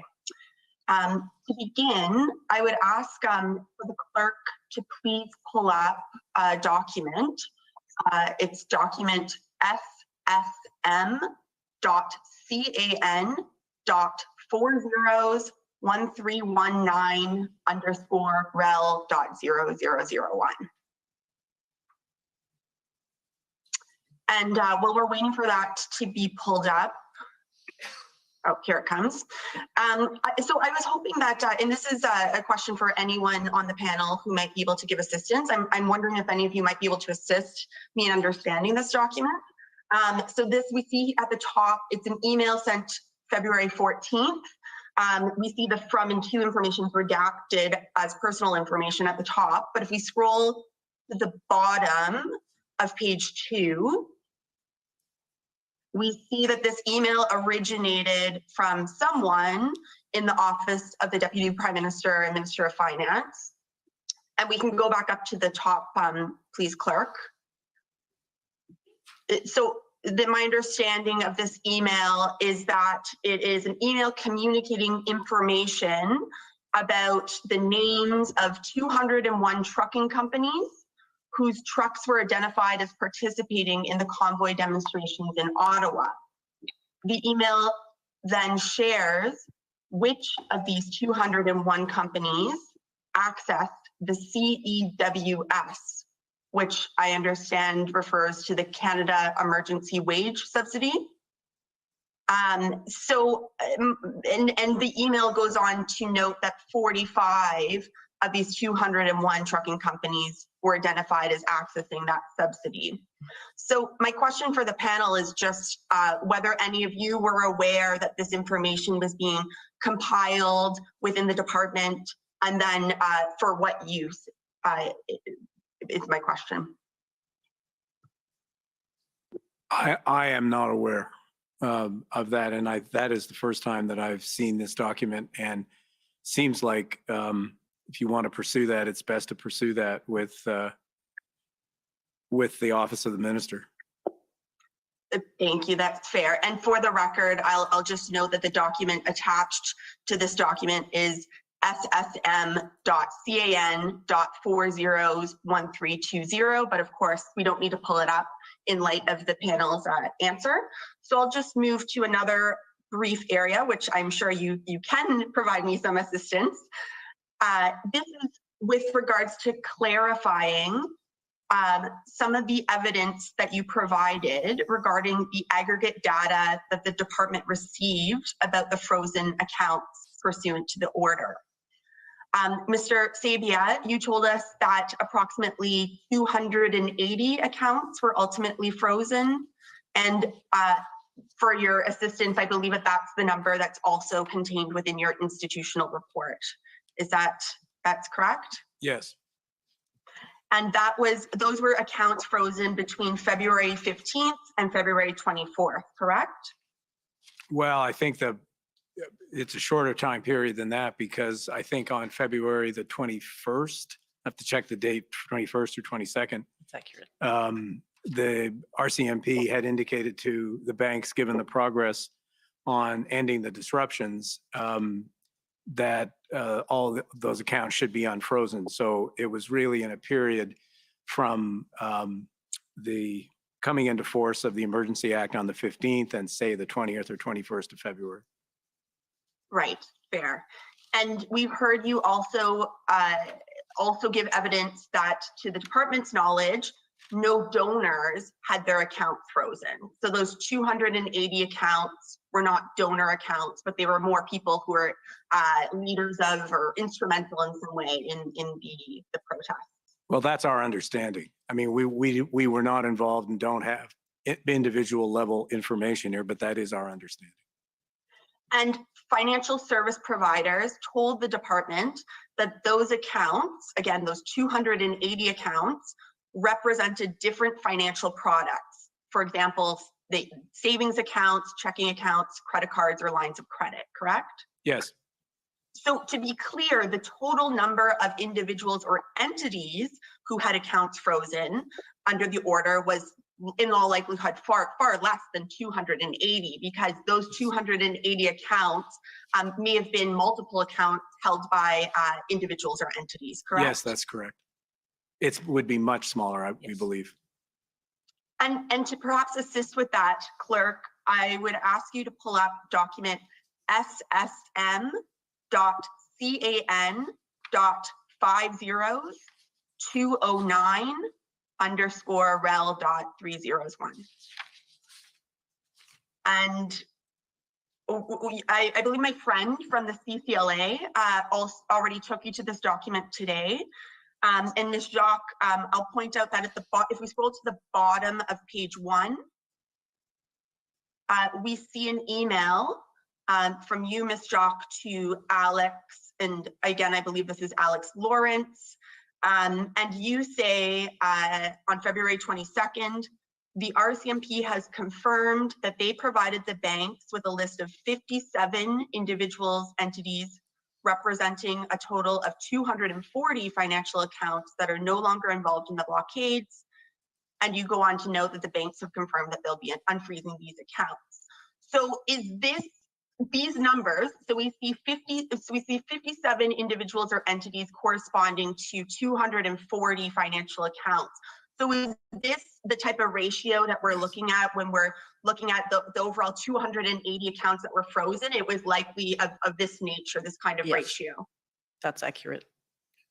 Thank you. Those are all my questions. Okay, next I'd like to call on the Windsor Police Service.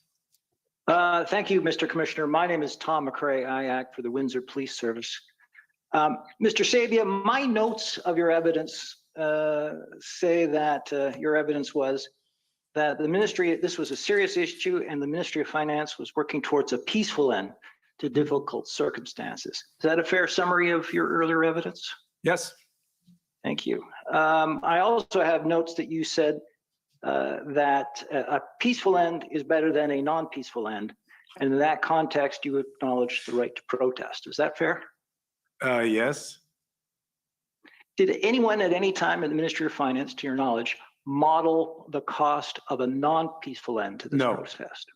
Okay, thank you. Those are my questions.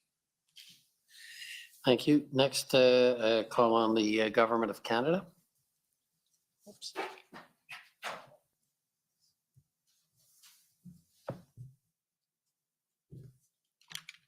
Good afternoon. It's Stephen Aylward. I'm one of the lawyers for the Government of Canada.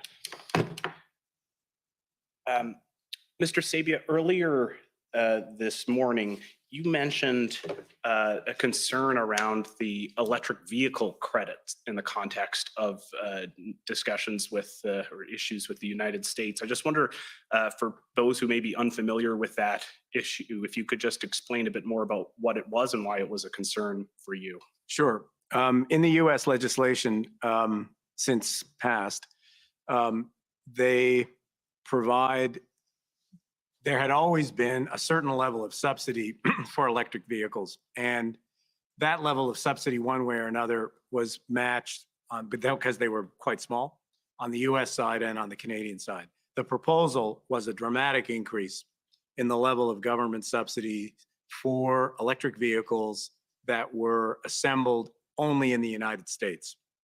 It is a dramatic increase. So the issue for us was that if that remained the case and that electric vehicle assembly was done on an American basis, not a North American basis, then the Canadian industry would be at a very, very substantial disadvantage, and that in effect, we would either, as a much smaller country, have to match the magnitude of those subsidies or have, in effect, over time, the automotive industry migrate into the United States.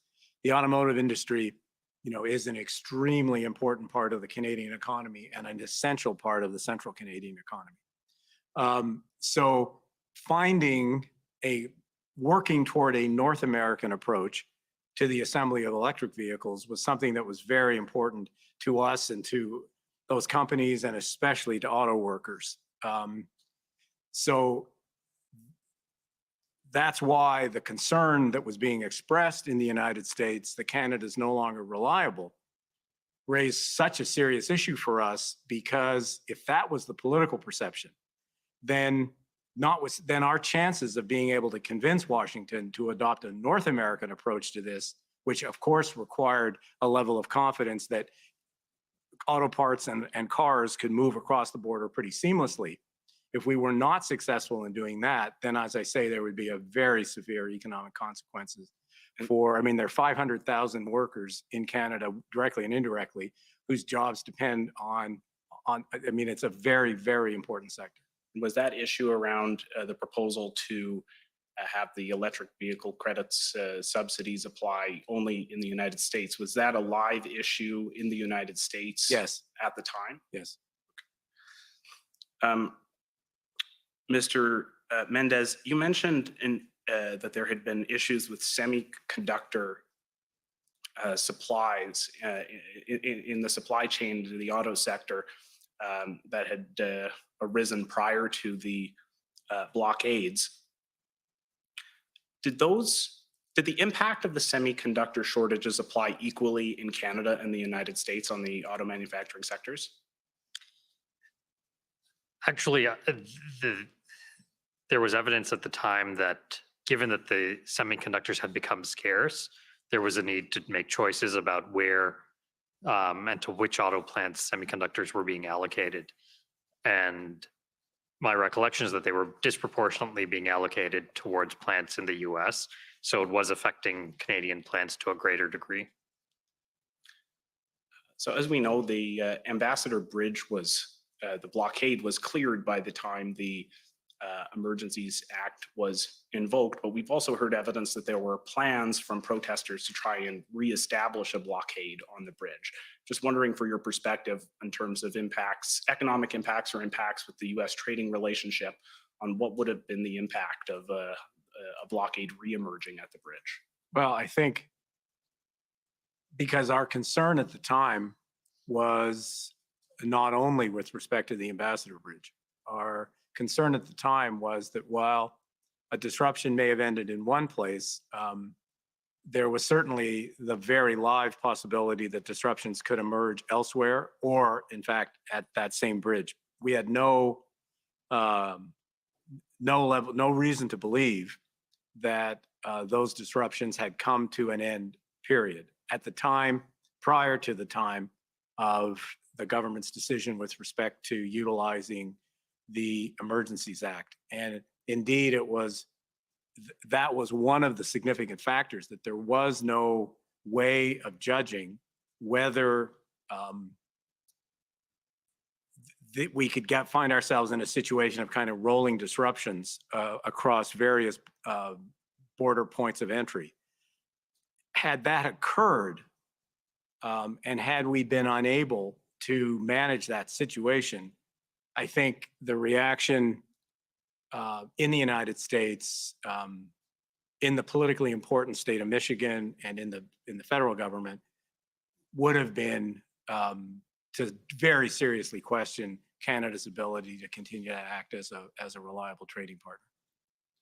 Can I just add that, in a situation where the Ambassador Bridge became blocked again, you'll note that the estimates that Transport Canada did were for peak impacts in the first week of a disruption.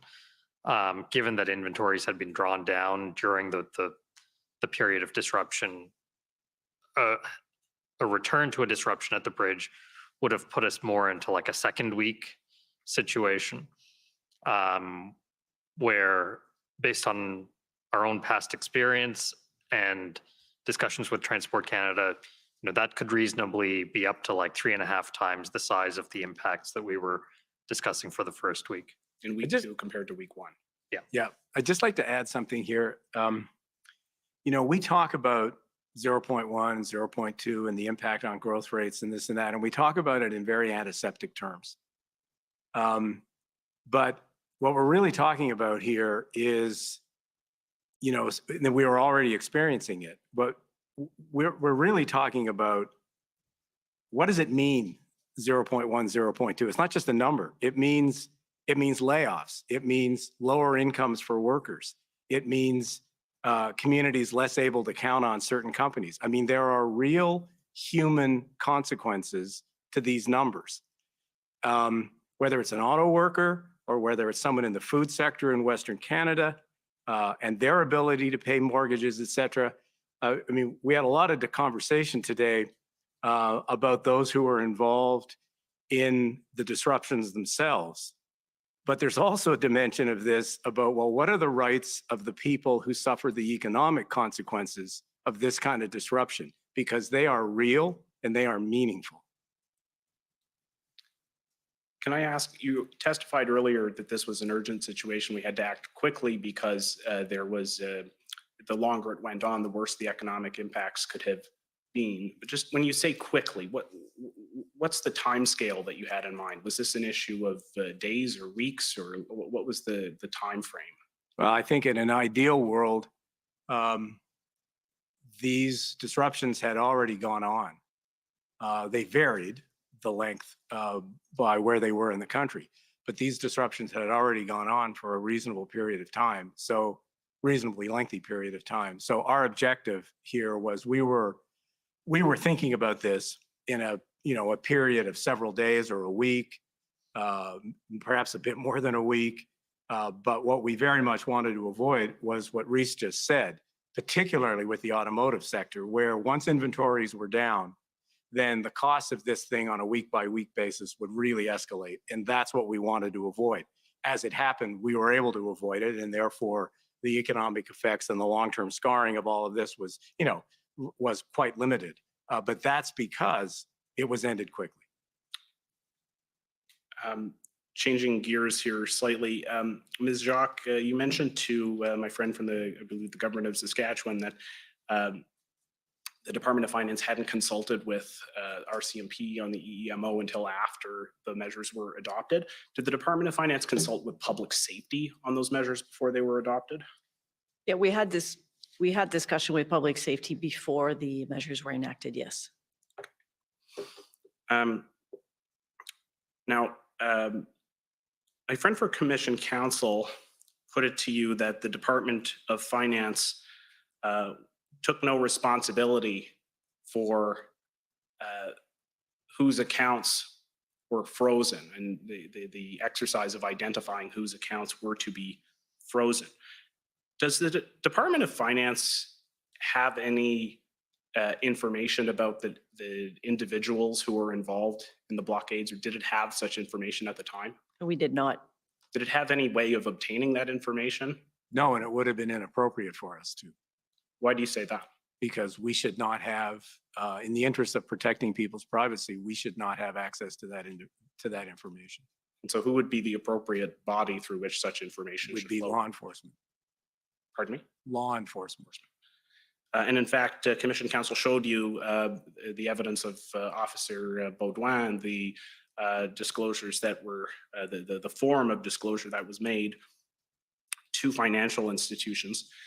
If a financial institution was uncertain upon reviewing a disclosure it received from the RCMP about whether the person who was the subject of the disclosure was in fact involved in illegal activity, was there anything that would have prevented the financial institution from requesting that the RCMP provide further information? No.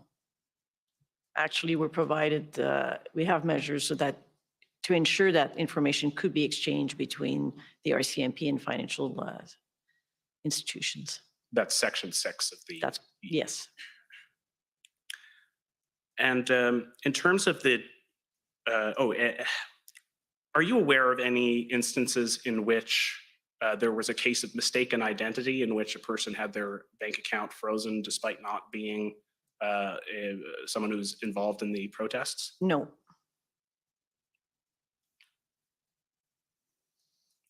In terms of the decision to use a what my friend called a hybrid approach, not providing financial institutions with a list of designated persons, but also depending on their own systems. Ms. Jacques, you testified earlier that that was in part to take advantage of the internal systems and algorithms that those institutions have in place themselves.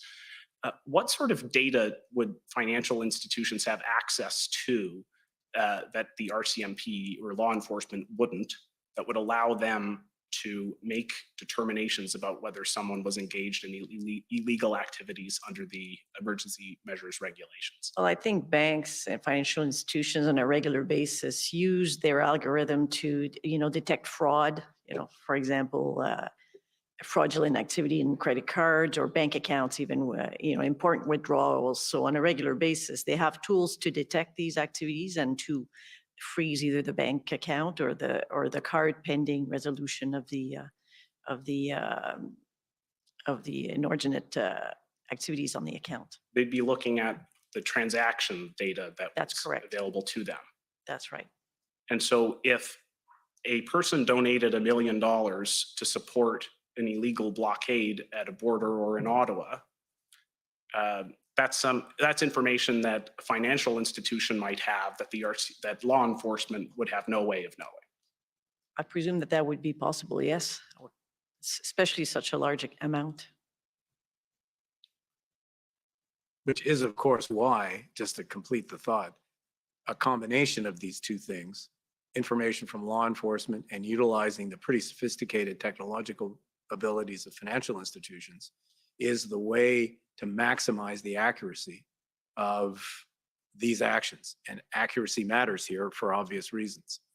So we think actually that you described it as a hybrid approach. That kind of hybrid approach actually delivered a good result. And so if the list approach had been used and financial institutions were required to freeze the accounts of anyone who was on a list provided by the RCMP, is it fair to say that the financial institutions wouldn't have been able to unfreeze those accounts until they were delisted by the RCMP? That's correct. And so under these measures that you had in place, using the hybrid approach and the duty to determine on a continuous basis that you referenced earlier, financial institutions were actually able to unfreeze accounts without waiting for such a delisting. Is that right? Absolutely. And that was an important part of the policy work we did. We wanted to ensure that financial institution had an ongoing obligation to review the information that they had, specifically for that. So to ensure that they can, freeze or unfreeze account based on the information that they have. In terms of the national scope of the emergency economic measures order, it applied across the country to financial institutions and designated persons, not just in provinces where border blockades or other unlawful protests were occurring. Why was it important that the measure apply across the country? Well, it's very important because, we didn't know who was donating in which province to where. Also, I mean, we had heard that funds were coming from outside of Canada. So if funds are coming in, we don't know where it's going to come in Canada and where it's going to go. So it was very important that as money flows, that we could have a consistent approach across the country and ensure that the funds that were used to support those illegal activities were frozen. In terms of notice of the pending freezing measures, Mr. Sabia, you mentioned earlier that the Deputy Prime Minister had been very clear that individuals could have their accounts frozen if they continued to participate in unlawful activity. How was that message communicated? I think the minister made that comment relatively early in the day on the 14th, although I don't remember the time, in the context of a broader news conference, I think in the company of the Prime Minister, announcing the government's intention to put in place the Emergencies Act. It was also very, very extensively picked up and reported in the public media through the course of that day and evening. And Ms. Jacques, you mentioned notice that had been given to protesters. Are you aware of efforts taken by police officers to give notice to protesters of these potential consequences? Yes, we have been informed that the RCMP had been, informing people, certainly on the Hill, I don't know elsewhere, that the freezing of bank accounts were a possibility if they were leaving the location where they were at. And there's lots of anecdotal material that we heard subsequently of RCMP officers or other officers speaking to truckers or other people who were protesting, saying with giving protesters the opportunity to say, look, I'm leaving, tomorrow, et cetera. And as I understand it, in those cases, law enforcement authorities were quite flexible as long as they had an undertaking that the person was leaving. They did not take the further step of then freezing that bank account. So I think there was quite a lot of good common sense in how this was applied and gave people the opportunity to, just go home. Ms. Jacques, when the measures were conceived, what was the idea for how someone would have their account unfrozen? Well, it was again twofold. I mean, it could have been just based on a person, let's say a person leave and ceases the illegal activity, could, contact the bank and tell them that they were no longer involved and that they were no longer on location. And or, via a person could have gone maybe to the RCMP, get in touch with law enforcement to ensure that the information was conveyed to the financial sector.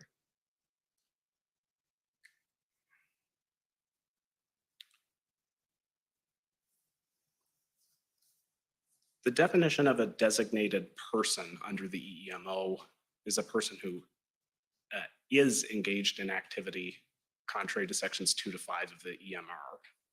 Am I right that a person would cease to be a designated person as soon as they ceased participating in such activities? Yes, that is accurate. As soon as a person ceases the activity, the account could be unfrozen. So as quickly as we could freeze, the account could be frozen. It was easily unfrozen. My friend for the CCF suggested to you that the intention here wasn't to freeze people's grocery money, Was there any way that the Department of Finance in conceiving these measures would have been able to distinguish between money that was being used to buy groceries and money that was being used to fund illegal activity? No. And why is that? Well, we don't have that detail of information. It's impossible, and it was difficult for us to draft a measure in such a way. Mr. Commissioner, I'm just about out of time. If I might have another 2 minutes. Sure, go ahead. Thank you. In terms of the alternative measures, or the alternatives to these measures, it was suggested to you earlier that some of the crowdfunding campaigns were already subject to a court order from Ontario at the time that the EEMO came into effect. And Mr. Sabia, you noted a concern around whether that order would apply outside of Ontario. I'm wondering, Ms. Jacques, from your perspective, were you aware of any other reason why it was needed to take these steps? Why the Ontario order was insufficient? Well, I mean, the Ontario order was one circumstance, but it was for us, there was always a risk that funds could be given to another crowdfunding platform using other payment service providers. Money, as we said, can be flown from different ways, could have ended up in wallets. I mean, we did not know at the time. So the fact that there was one court order doesn't solve the situation. So it was important that we take the measures we took. You refer to wallets, you're referring to cryptocurrency? Yes. Fundraising? That's right. Can you say more about that? Well, I mean, we were aware that some money were being flown to cryptocurrency wallets. And so we wanted to ensure that that was captured as well.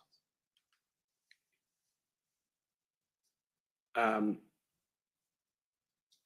just about out of time.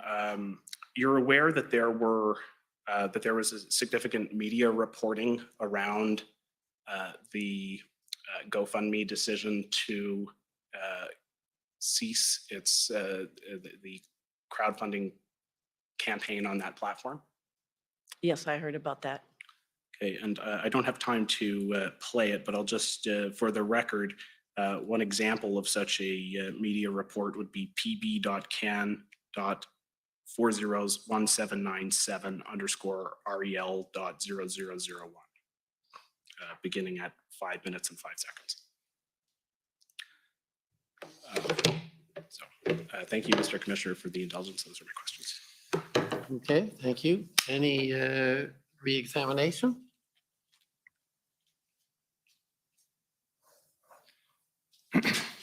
Thank you. Just very briefly, Mr. Commissioner. Presumably primarily for you, Mr. Sabia, and you, Ms. Jacques. As you might know, the Commissioner has a mandate to look into the future and make recommendations about the lessons that have been learned. And if you can contemplate for a minute the lessons that the Department of Finance has learned, and in particular from the steps that were taken with the financial institutions. Now, we heard evidence from both of you, Ms. Jacques, the very short period of time within which you had to draft these regulations, and from you, Mr. Sabia, the very short period within which you had to consult with all sorts of other outside institutions to see if you could make these work. And we'd heard earlier from the RCMP about how quickly they had to move as well. And so looking to the future, I'm wondering if the Department of Finance would consider it useful to have a sort of protocol in place in case this type of situation arises in the future, about the factors that you would take into consideration if you had to move very quickly again in the future to take similar steps. You want to go? Me too. Well, I can go. I mean, certainly, as we mentioned before, I mean, if we'd have more time to draft and craft the policy at the time, maybe to provide from specific exceptions for some sum of money for the freezing of the bank accounts. Maybe that is something that we would have done. Certainly with respect to the list of designated person as it was mentioned. I mean, I know that although there was no provision for listing, effectively the RCMP provided a list of person to financial institutions. I mean, that's something that we can think about, but we also do not want to lose the capacity of financial institution to do their own verification. I think that is still key. So maybe it's something that we could think about as to how we create this procedure to share a list. But we'd have to think about that further. So for my part, look, you always learn from experiences. And this was a highly unusual experience. And as an organization, speaking on behalf of the Department of Finance, as an organization, I mean, we would be misguided not to try to learn from it. I think we did what we needed to do in very compressed periods of time. And I think just history, I think the record shows that we were able to, in taking the actions that we took, we were able to minimize the damage to the national economy. And that means, I want to emphasize this point again, that means minimizing the damage to people. It's not antiseptic stuff, and it's not just about companies. It's about people. It's about workers. It's about paychecks. And we ought not to lose sight of that when people like us talk about, point 1 and point 2. It's about people. So given that, can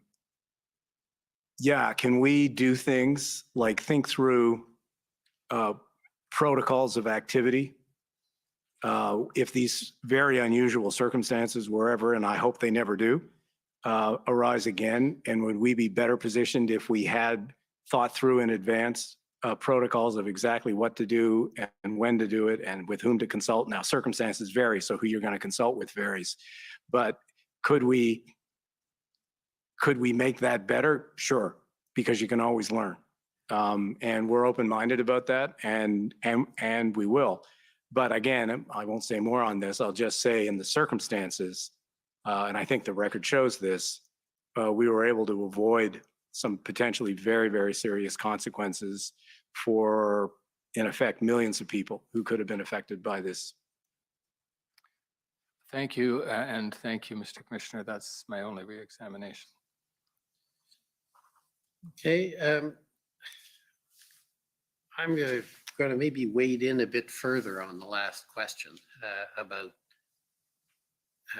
reforms and looking forward, and ask you to go up a bit to the Emergency Act itself, in the sense that there may be debate, let's put it this way, as to whether or not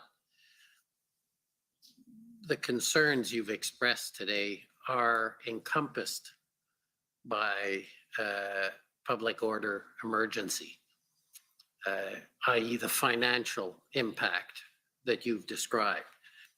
And so my question is, do you have any recommendations or suggestions on the act itself, whether clarity on that issue, assuming you believe it ought to be considered, is useful, and how that might be done, or whether your financial concerns of that type are another kind of emergency other than a public order emergency? I don't know if you understand what I'm getting at, because it's encompassed in one right now, and there are some readings that would not encompass a financial impact such as you've described.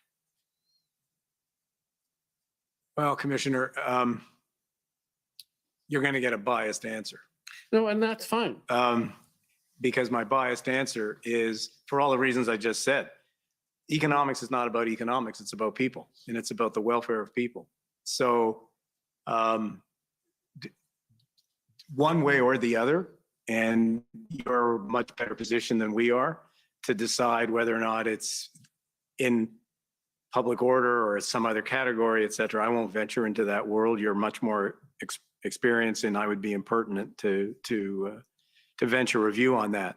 But do I think threats to Canada's national economy warrant being taken very seriously and integrated somehow in these kinds of legal structures? My answer to that is unambiguously yes. Just because they are of the importance that they are to people. So my answer is yes. And if there's ambiguity around those issues, then clarifying, I think that ambiguity would be a very useful thing, if there is ambiguity. No, and I'm not saying there is. I'm just trying to get clarity in your position, which, biased as it is, I think it has value, and appreciate that. And so I think that's all I'm going to ask you. So thank you very much for your testimony and for coming, and for taking the time to give us the finance ministry's view. Thank you. Thank you. Thank you. Okay, so maybe we'll take a short break while we set up for the next, it's not a panel, I guess, but the next witness. So we'll just take 5 minutes and come back once they're organized. The commission is in recess for 5 minutes. La commission est levée pour 5 minutes.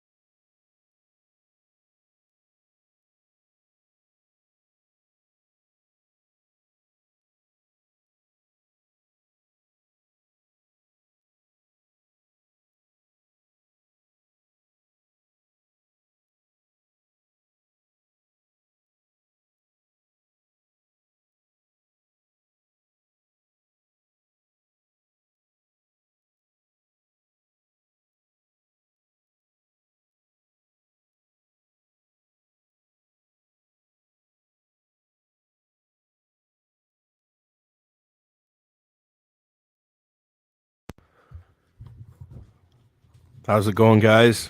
We got a doozy coming up here, that's for sure. The next witness is going to be Justin Trudeau's national security advisor. That's who's coming up next. And if I recall correctly, she's the one that said there was a national security threat because they're honking and because bouncy castles and because people are eating food and feeding homeless and stuff.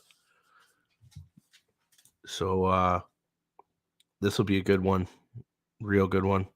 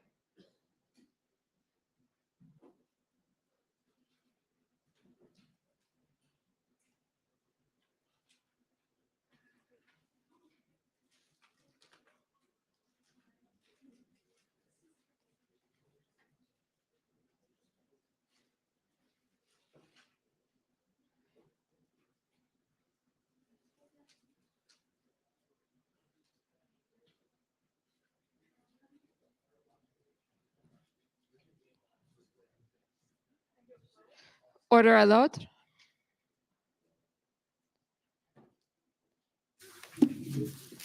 The commission is reconvened. La commission reprend.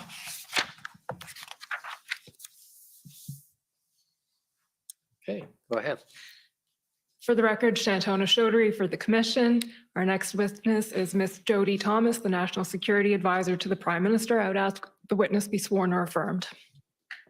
Ms. Thomas, will you swear on a religious document or do you wish to affirm? On a religious document, please. We have the Bible, the Quran, or the Torah available? The Bible, please.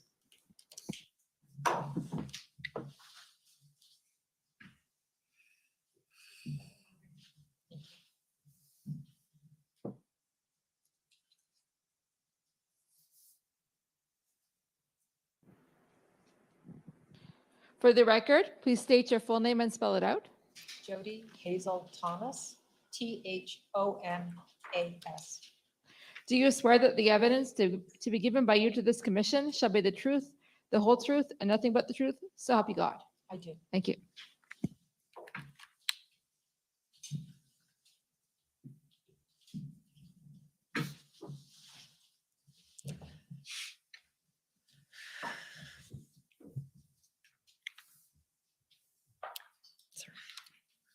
Go ahead. Good afternoon, Ms. Thomas. Thank you for being here. We'll just start with a couple of housekeeping matters. First of all, you'll recall participating in an interview with Commission Counsel on August 30th of this year. I do. Okay. And you'll recall that some of your colleagues who are not here today, namely Assistant Secretary Michael McDonald and Assistant Secretary Martin Green, also participated in that interview. That's correct. Okay. And after that interview, Commission Counsel prepared a summary of the interview. And for the record, I don't think we need to pull it up, Mr. Clerk, but for the record, it's WTS 5071. So Ms. Thomas, I'll just ask you to confirm that you've reviewed that interview summary and that it's accurate to the best of your knowledge and belief, and that insofar as it contains the information of your colleagues, they have also reviewed it and confirmed it is accurate. That's correct. Okay. And the second little housekeeping matter is the institutional report of the Privy Council Office, affectionately known as the PCO. So you're aware that the PCO filed an institutional report with the commission? I am. And you've reviewed it? I have. And it's accurate to the best of your knowledge and belief? Yes. Okay, for the record, that's DOJ IR 6013. Ms. Thomas, I'll ask you to just start by telling the commission, what is the role of the National Security Advisor to the Prime Minister? So the National Security and Intelligence Advisor to the Prime Minister is a position that was created after 9/11 in order to coordinate and bring sort of structure to the national security community, which is a group of very independent departments with independent deputy heads, although they all work together in a horizontal manner. And what was learned after 9/11 was that coordination amongst these departments and agencies is useful in understanding intelligence, national security, and foreign policy issues. And so in my job, what I do is I do coordinate the national security community. I have a convening function, which means I can call them to meetings, I can raise questions, challenge them on certain issues. So I have a challenge function like all deputy secretaries at the Privy Council office. And I also provide advice and information and brief the Prime Minister of Canada. Okay, and when you speak of the national security community and the various departments and agencies, who are you speaking of specifically? The Department of National Defence, Global Affairs Canada, Public Safety and its agencies, CBSA, CSIS, RCMP, and the Canadian Security Establishment, the Communication Security Establishment known as CSE. Those are the primary players. Okay, and within within the Secretariat, well, I believe there's 4 separate secretariats, or 3 or 4 secretariats that were within the National Security and Intelligence Advisory. Can you tell us about those? That's correct. There are 4 secretariats. So the newest is the Emergency Management Secretariat, and it was created in November 2021. And then the Foreign Policy and Defense Advisor to the Prime Minister reports through me. The Assistant Secretary for Intelligence Assessment, which is Martin Green, and then the Security and Intelligence Secretariat, which is the job done by, led by Mike McDonald. Okay, so they all report to you, and you in turn report to who? The Prime Minister and the clerk. And the clerk of the Privy Council. Okay. Can you tell us a little bit about the communication channels there? So you report directly to the Prime Minister. What's the briefing method? What's the reporting relationship there? So any written brief or advice that goes to the Prime Minister goes through the clerk. I sign it off as the National Security Advisor, but she also reviews it and signs it before it goes to the Prime Minister. Verbal briefs, cabinet briefs, discussions with the Prime Minister, the clerk is in the room normally, and she's certainly aware of what I'm discussing with the Prime Minister. I don't call him directly. I haven't had to in the environment that we have been existing in. Generally, the conversation, anything I need to get to him, I go through PMO or through the clerk. And I understand that you assume the role of National Security and Intelligence Advisor. I'm going to say NSIA. We all hate acronyms, but that's a mouthful. Shortly before the events of the Freedom Convoy, is that right? I became the NSIA on January 11th, 2022. And where were you before then? I was the Deputy Minister of National Defense. How long had you been in that role? Since November 2017.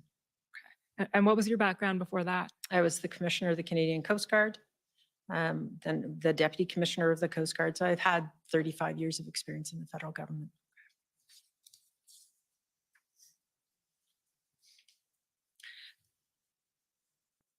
So you mentioned that you have a convening role between all of these various agencies, the national security community, as you call them. We heard earlier this week from your colleagues at Public Safety, and they described their role as being a consumer of intelligence as opposed to a collector of intelligence. I understand the same is true of PCO. Yes, that's correct. Can you elaborate on that a little bit? Where the sources of your intelligence come from? The sources of intelligence from covert and overt, so open source, but also what's collected by the agencies, comes from CSIS, RCMP, CSE, Global Affairs Canada, and the Foreign Intelligence Secretariat, and Canadian Forces Intelligence Command as the primary domestic agencies. We also hear from our Five Eyes colleagues. So we hear from we get intelligence that we read and consume and analyze, assess from Australia, the UK, New Zealand, and the US. We also receive open source and review open source information from academics. We look at social media to some extent, not as much as we should. We do about certain incidents, but we don't do social media scraping as an example, and that will later become an issue that we talk about. So primarily the information, the intelligence we receive domestically, but we have links around the world. Okay, and if I can ask it colloquially, when you get it, what do you do with it? So I read raw intelligence, but the Intelligence Assessment Secretariat assesses it. It looks at trends. It looks at implications for Canada. What if intelligence is actionable, meaning we receive a piece of intelligence that says something could happen. What do we do with that? They do that kind of assessment, reaching out back to those departments to ensure that there is a global view of what this intelligence means for Canada and for our allies. And do they produce like assessments, certain products of intelligence? And if so, how are those disseminated, dispersed? What's done with them? They do multiple kinds of products. They do longer term vision products about, we see a trend coming. They do a daily foreign intelligence brief, which is a document that is sent to a reading list of people around various departments and within PCO. They do an update once a week to the Prime Minister, the Prime Minister's foreign intelligence update. They will do bespoke products on specific situations. We had, for example, this week, an incident in Ukraine where there was a missile shot down in Poland. So they did a bespoke piece on that to analyze it very quickly in conjunction with the rest of the security agencies, primarily D&D in this case. Okay, with that basic background out of the way, we'll move now to the events of January and February 2022. So the first thing I want to ask you about is the early monitoring of the convoy. And I'll ask Mr. Clerk if you can pull up ssm.nsc.can 403209.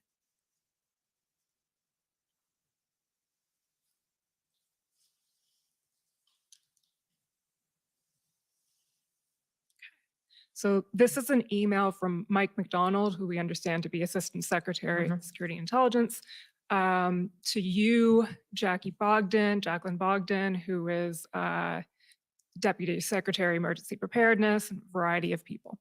So to situate you in time, this is Tuesday, January 22nd, so ahead of the arrival of the convoy. So I'm going to take you through a couple of points in this email. If we can just scroll down a little bit, Mr. Clerk. Okay, just a little bit more. Here we go. Thank you. So at this point, in monitoring the convoy thus far, the RCMP and other law enforcement report that it is peaceful, participate to being lawful and disciplined, as they have an objective of arriving in Ottawa on time as planned. While the current convoy is peaceful, concern lies around whether any individuals might join the convoy who are not aligned with peaceful protest. And then there's some media reporting, YouTube videos, and some comparison to some people who might like to see a January 6th Capitol Hill type event. Just scroll to the next page, please. And we see there's some talk of social media, content targeting some ministers around the bottom of the page there. And then, sorry, keep scrolling a little bit, Mr. Clerk. Here we go. Then there's CSIS has received media queries lately about the convoy and CSIS's role in any monitoring activities. And there's a bullet here where Mr. McDonald says, this is a sensitive area for CSIS, as the CSIS Act defines that CSIS cannot interpret lawful advocacy, protest, or dissent as threats to the security of Canada, unless it is in conjunction with defined threat activity to the security of Canada, as defined in Section 2 of the CSIS Act. For example, espionage, sabotage, FI, I think it's foreign interference, serious violence, destruction or overthrow by violence of a constitutionally established system of government. Can you explain what Mr. McDonald was referring to when he said this is a sensitive area for CSIS? So what he is referring to is that with the media reporting that there were probably some people who had other than peaceful intentions, what was CSIS going to do about that? And CSIS cannot surveil a lawful protest. Now, if there are individuals who are subjects of theirs investigations, in that they can monitor the activities of those individuals, but they cannot scan, surveil, watch a protest anticipating violence, looking for subjects to follow. Peaceful protests are not part of their mandate. Okay, and I think we'll probably hear more from CSIS themselves when they testify on Monday, but would it be fair to say that meant there was limited information on the convoy coming into you from CSIS? Absolutely. Okay. Then the next thing Mr. McDonald talks about, Mr. Clerk, if you just scroll down, sorry, back a little bit, outstanding questions. So these are some questions that were flagged as issues that you might have to deal with over the period of the convoy, whatever that was then going to be. Who has authority to pay attention to the online space and chatter? Threats to parliamentarians. Are other ministers, opposition leaders, or parliamentarians under similar threats? What would engagement look like? Should MPs meet with the convoy while in Ottawa? Is this safe? And do we have advice for them? What will be the specific advice to ministers on this issue? And I assume that's talking about meeting with members of the convoy. And then if we scroll down a little bit more, there's the talk of potential, the CAF is Canadian Armed Forces, or JTF2. What does JTF2 stand for? Joint Task Force 2. So special forces. Special forces have a possible role. Okay, so it's fair to say that those were issues flagged by Mr. McDonald as things that PCO would and the government would have to think about.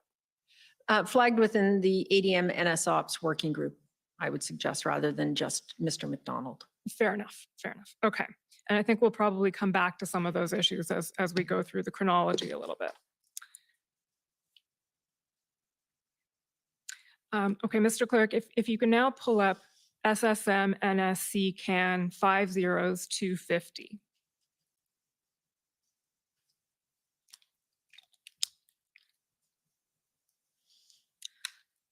This will be another email sent on January 25th, and I understand you're not actually a recipient of this email personally. It was to Mr. McDonald, but I'm hoping you can help us with some of the issues in there specifically. Mr. Clerk, if you can scroll down to page 3 to a point where you see there is a gap where it comes to reporting. There we go. So this is our deputy minister. So this is Derek Traherne from Public Safety writing. I'm sorry, it's not Derek Traherne writing, but in any event, it's to Derek Traherne. Our deputy minister, Rob, debriefed on the NSIA call on this topic today and mentioned that there is a gap where it comes to reporting on this issue as we head towards the demonstration this weekend. Do you know what reporting gap Mr. Stewart was talking about there?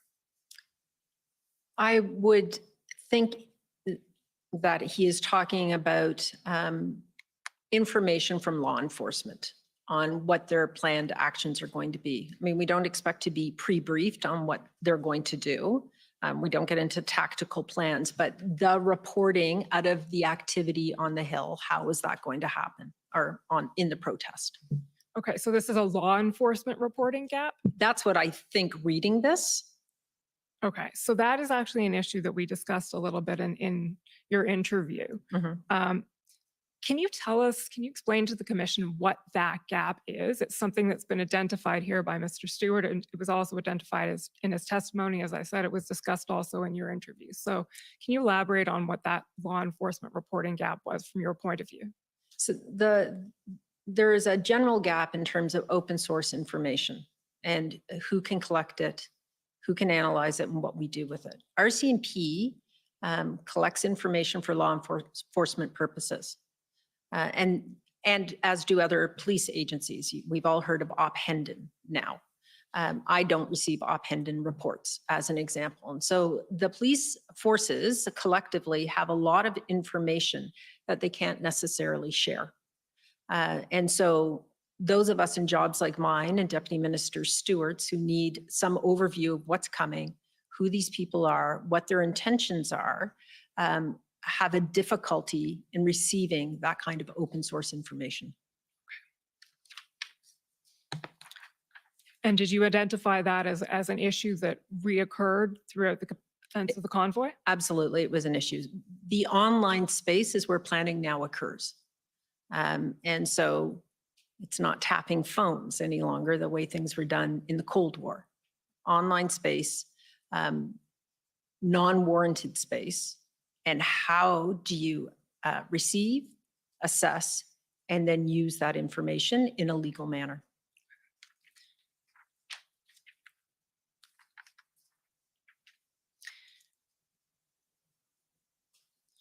So with that having been said, what was your expectation of what the convoy was going to look like when it arrived in Ottawa? So Ottawa is the city of protests. That's been said, it's known. The OPS is experienced in collaborating with all the various other agencies involved in terms of managing protests. The early reporting was that this would be a normal protest. Arrive, disrupt, spend some time here in Ottawa and then leave. We were seeing just on Twitter feeds, your own Twitter feed, indications that perhaps this was going to be something more. But the information we had at that point in time from the accountable agencies was that they had it managed and it was going to be big, it was going to be complex, but they would be able to handle it in the way they have handled so many other protests. So were any specific steps taken by PCO or by you ahead of the convoy's arrival to prepare for it? Well, Intersect, which is the grouping that you've heard about of all the police agencies in Ottawa, was certainly stood up and was operating. Employees were told to stay home over the weekend. Don't come to the office if you can avoid coming downtown. We set up reporting mechanisms and we arranged to brief ministers on what we knew and what was going on over the course of the weekend. And then, as we know, the convoy arrived and didn't leave when it was expected to do. So what was the response from your perspective then? So the original response, well, every day, the question was, when is this going to end? What are we doing to end it? There's absolutely no doubt that having it end was the priority. In the immediate, there seemed to be quite a bit of activity between OPS and RCMP to understand the magnitude of this. At the same time, after the first weekend, we saw behavior on the streets that indicated they were settling in for quite some time. You know, wheels were removed from rigs so that they couldn't be towed. Supply lines were being set up. And so something quite different was happening and unfolding in front of our eyes. And within the federal government, the response, you mentioned earlier, the ADMNS Ops, which is the Assistant Deputy Minister, National Security Operations Committee, and that's co-chaired by Mike MacDonald? Mike MacDonald and Don Rochon at the time. Okay, and so we've heard already that that committee was meeting daily as an information sharing mechanism? That's right. And DMOC was meeting, DMOC, you've heard a lot about it. It was meeting informally. We made it a standing meeting every day at the same time, but we were checking in to see what we knew and what could be done to end this protest every day. And we were briefing ministers. And DMOC was chaired by you? Yes. Is DMOC always chaired by you, or was that specific to this circumstance because it was a security thing? As long as it has existed, it's been chaired by the National Security Advisor. Okay.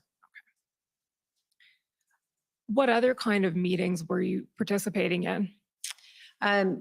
That's the majority of it. So with deputy ministers, hearing what the ADMs were doing, and then the law enforcement meetings were going on in parallel. And certainly Op Intersect was meeting in parallel. And what about with the externally to the federal government? Were you participating in meetings that involved other authorities, municipal, provincial? Not in the first weekend, not until the first meeting with the city. And when was that, in your recollection? I don't have the date in front of me, but we have the information available. So it was the first meeting that Rob Stewart called. I had asked, I'm new in the job. We're meeting every day to understand what we can do, what action can be taken, who has what authority. And I asked if I can call the city. What is my role vis-a-vis the city being a federal authority? Discussed it with Deputy Minister Stewart because he has the federal policing responsibility and that secretariat works for him. It was decided he would do the reach out to the city. And that's how we had our first meeting with the city manager and Chief Slowly. Okay. Mr. Clerk, can you pull up ONT 50159?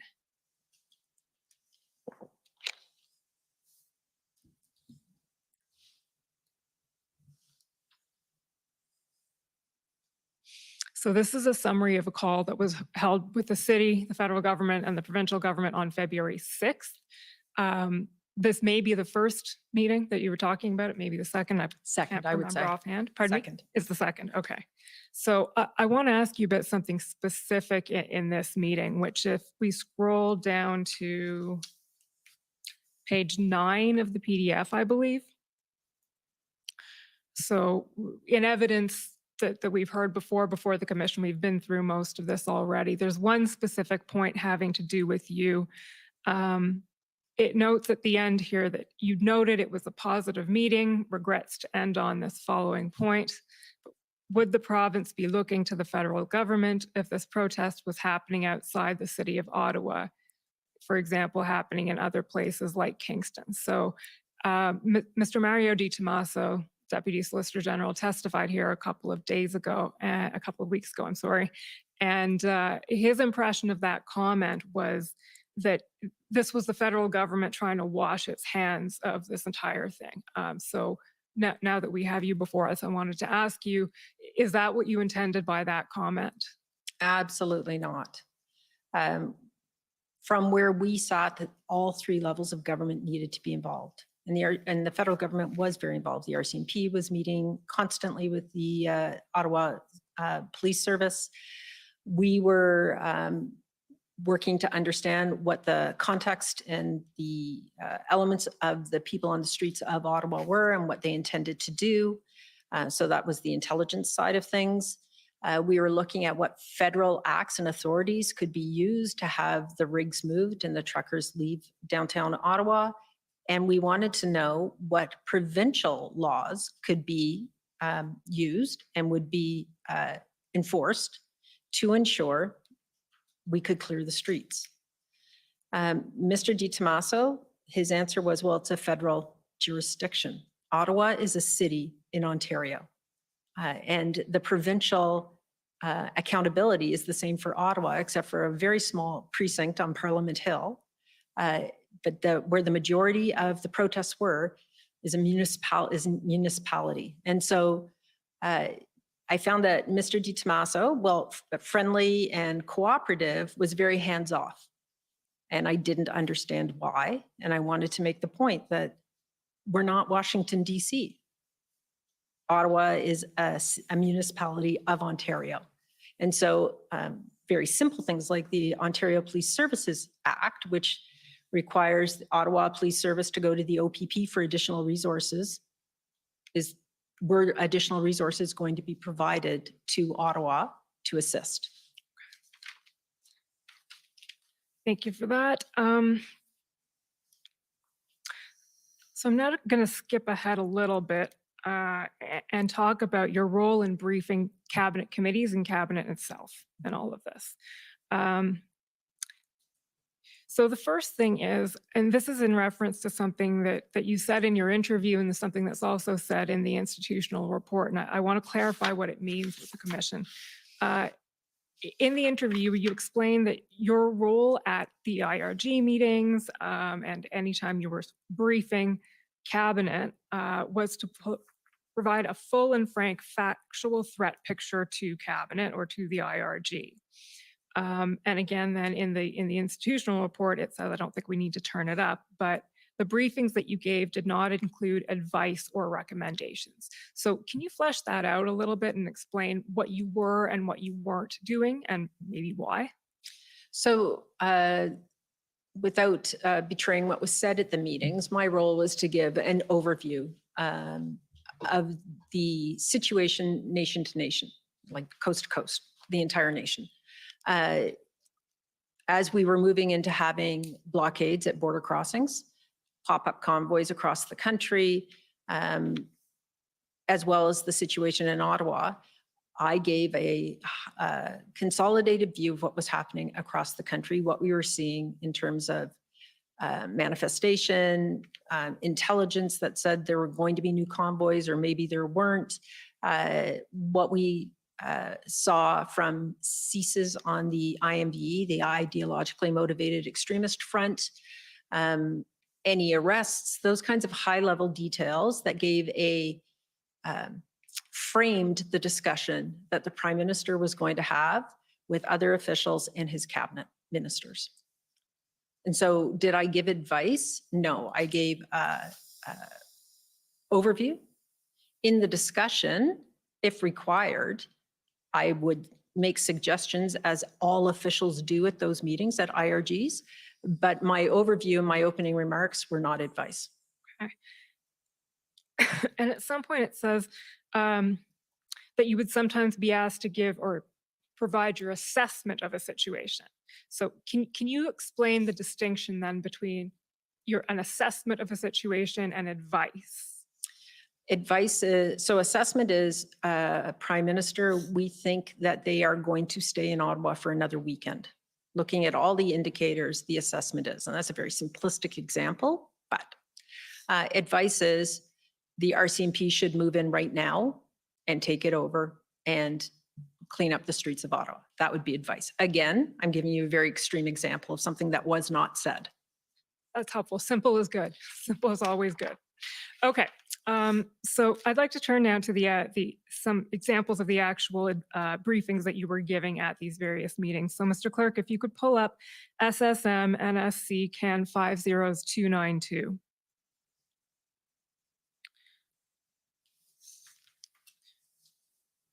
While you're pulling that up, I'll just explain. This is the SSE meeting of February 3rd. And can you just give the commission a brief reminder of what SSE is? SSE is a standing committee of cabinet chaired by Minister Blair, and it's the Safety, Security, and Emergency Management Committee. Okay. If we can just go to paragraph 4, please, Mr. Clerk.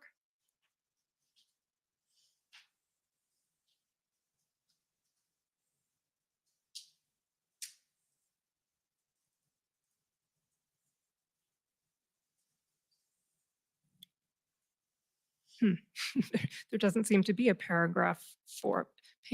Oh, there we go. Yeah, thank you. It's paragraph 4 of a different thing. Sorry about that. The National Security and Intelligence Advisor, NSIA, indicated that protest organizers have indicated an interest, sorry, I should slow down, I know that, indicated an interest in negotiation. However, the protesters confirmed that representatives from the city, province, or federal government have not reached out.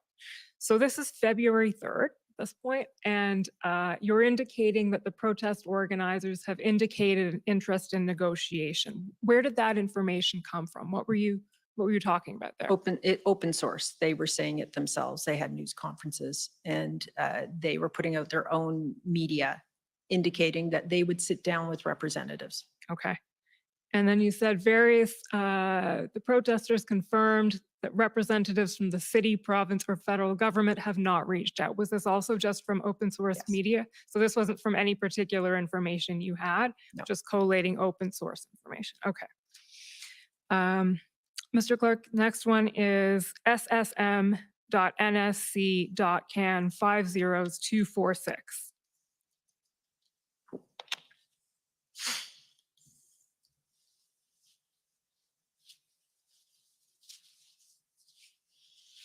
Okay, these aren't minutes of a meeting, they're talking points. So do I understand that these would be materials prepared for you by your staff in preparation for one of these meetings? That's correct. Okay.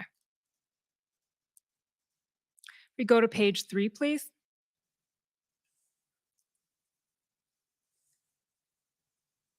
There we go, the bullet that says senior officials.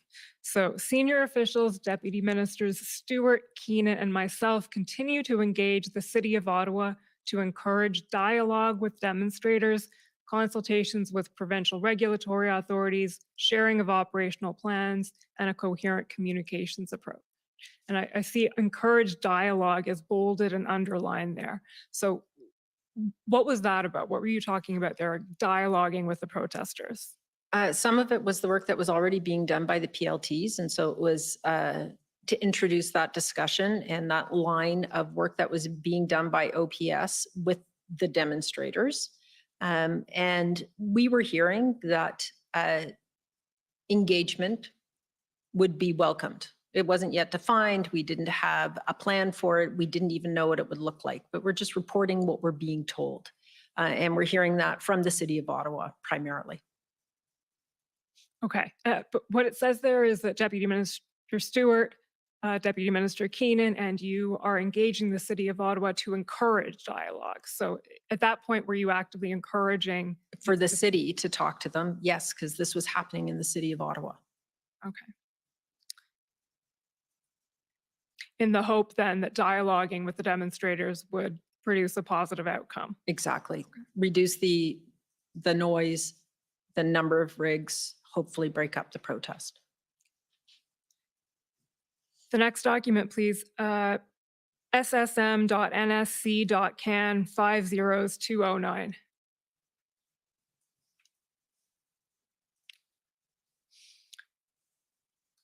So this is the February 10th IRG. And we're going to get into this in more depth with your PCO colleagues tomorrow. But again, just a brief description of what the Incident Response Group is, please. The Incident Response Group is a cabinet committee chaired by the Prime Minister that is used to make quick, rapid decisions about incidents of national importance or a crisis. Including national security incidents. It's been used multiple times. It was used over COVID. It was used for the Hurricane Fiona. It was used for the downing of Ukraine Flight 752. So it's an effective tool that the Prime Minister invokes in order to have discussions with both ministers and officials at the table so that he hears from subject matter experts, the Chief of the Defense Staff as an example, deputy ministers with particular expertise, as well as ministers. Thank you. If we can just scroll down then to page 5, please. So February 10th, I believe, was the first IRG meeting. Yes, it was.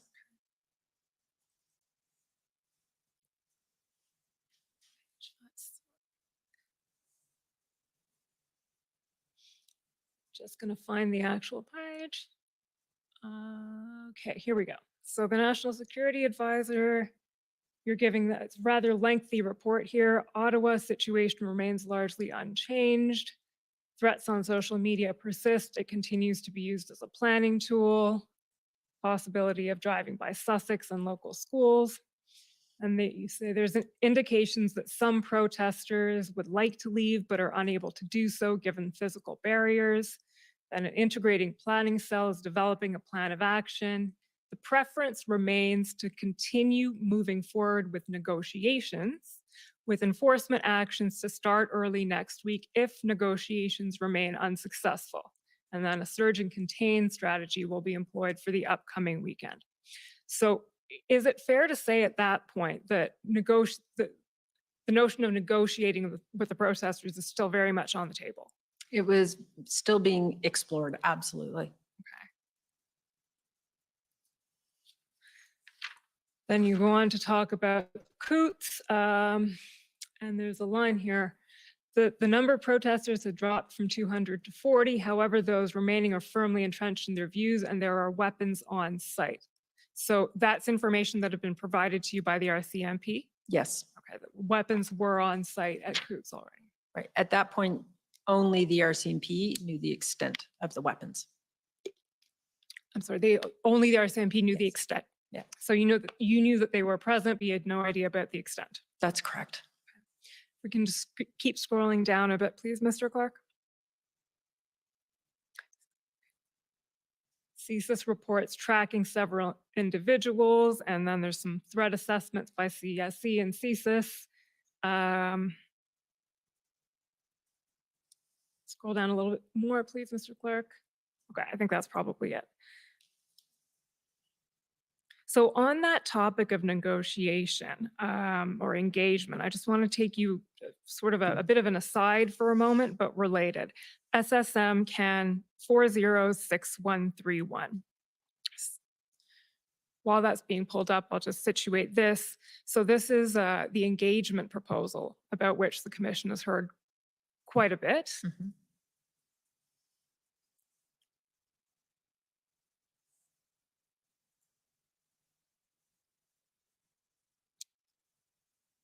Oh, I think just scroll down a little bit more. There we go, from Ms. Thomas. So this is a February 11th email at 2:30 p.m. that you send to the Janice Charette, who's the clerk, Nathalie Drouin, who's the deputy clerk. And what you say is you're forwarding the engagement proposal and you say, Rob has continued his engagement. I suggest we need to decide if this has a green light. I expect he will get more specifics. And then it just says we indicate a positive response. I think there's probably an if missing there, if we indicate a positive response. So can you situate what this email was about, what you were saying to the clerk and the deputy clerk when you sent it? So the engagement proposal needed to be discussed by ministers, and certainly no deputy minister or I had the authority to move forward with engagement without it being discussed at a cabinet level. And the green light was to get it on the agenda to be discussed formally. Okay. And did you have a view at that point on the engagement proposal, whether it was a good idea, a bad idea, likelihood of success? My view at that time was that we should take nothing off the table. We had to continue to explore all options. We were going into the third weekend on February 11th. I didn't understand yet what the negotiating mandate would be. So you go with something and you expect to get something back. And we had no clarity on that. Further, we had no clarity because of the disparate group of people who were blockading Ottawa, and this was about Ottawa specifically. who would be the leader who would be able to coalesce the mass of humanity who are on the streets of Ottawa to then adhere to whatever was negotiated. So beyond having a view that it shouldn't be taken on the table, did you ever form or were you ever asked for your view on whether it should or should not go ahead? Not at this point. During the discussion, at Cabinet, views were sought. Okay, so this is February 11th, and I believe it was brought to the IRG on February 12th. Correct. Correct, okay. And at that point, views were sought. Correct. And you provided a view? I did. And your view was? Well, it's protected. Got it. Okay. Can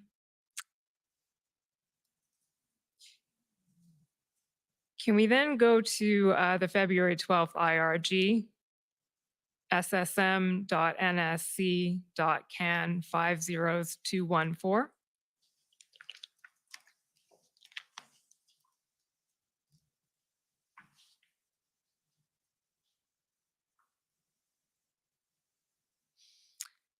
If we can scroll down then to page 5.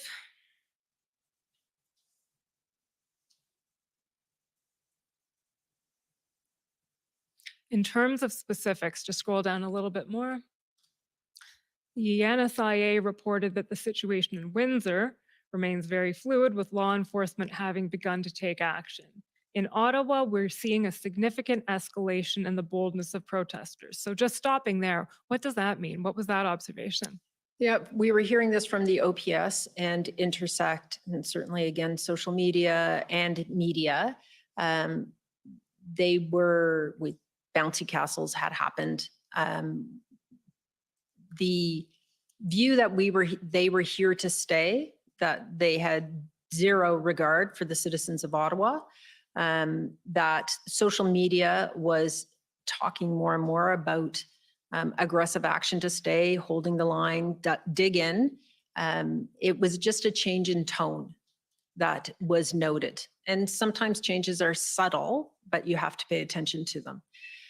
We saw more people on the street that weekend than we had anticipated, and fewer people were leaving at the end of the day. And the raucous atmosphere was extending later into the evening. We saw things like the wrecking ball on Wellington Street by then. And so there was just a change in the forcefulness of the tone. And did that have an effect on your assessment of the situation? Well, you were also hearing the increased low level of violence, the fears of the citizens of Ottawa, the honking continued despite the injunction. What became apparent to us as we were assessing the situation is that this wasn't breaking up. Okay, and then if we can just scroll down again, Mr. Clerk, to page 15. So this is part of what became known as the IRG tracker. Can you just explain, Ms. Thomas, what the IRG tracker was very briefly? So the issues that were discussed at IRG and the action plan out of it was this tracker. I think the Prime Minister was, I'm paraphrasing here, and I don't want to put words in his mouth, of course. The Prime Minister and the clerk were concerned that people would discuss, leave the table, and then what would be the outcomes of the direction that was given. And so this was to track all the activity to understand what could be done and the progress, the status on achieving certain goals. So the action plan for tow trucks, for instance. For instance. So what was done, where did it stand, and we would update it every single day. Okay, and the one that pertains specifically to your area is item number 4 here, which is identify immediate measures to close the intelligence gap, i.e. open source, non-criminal, non-terrorist.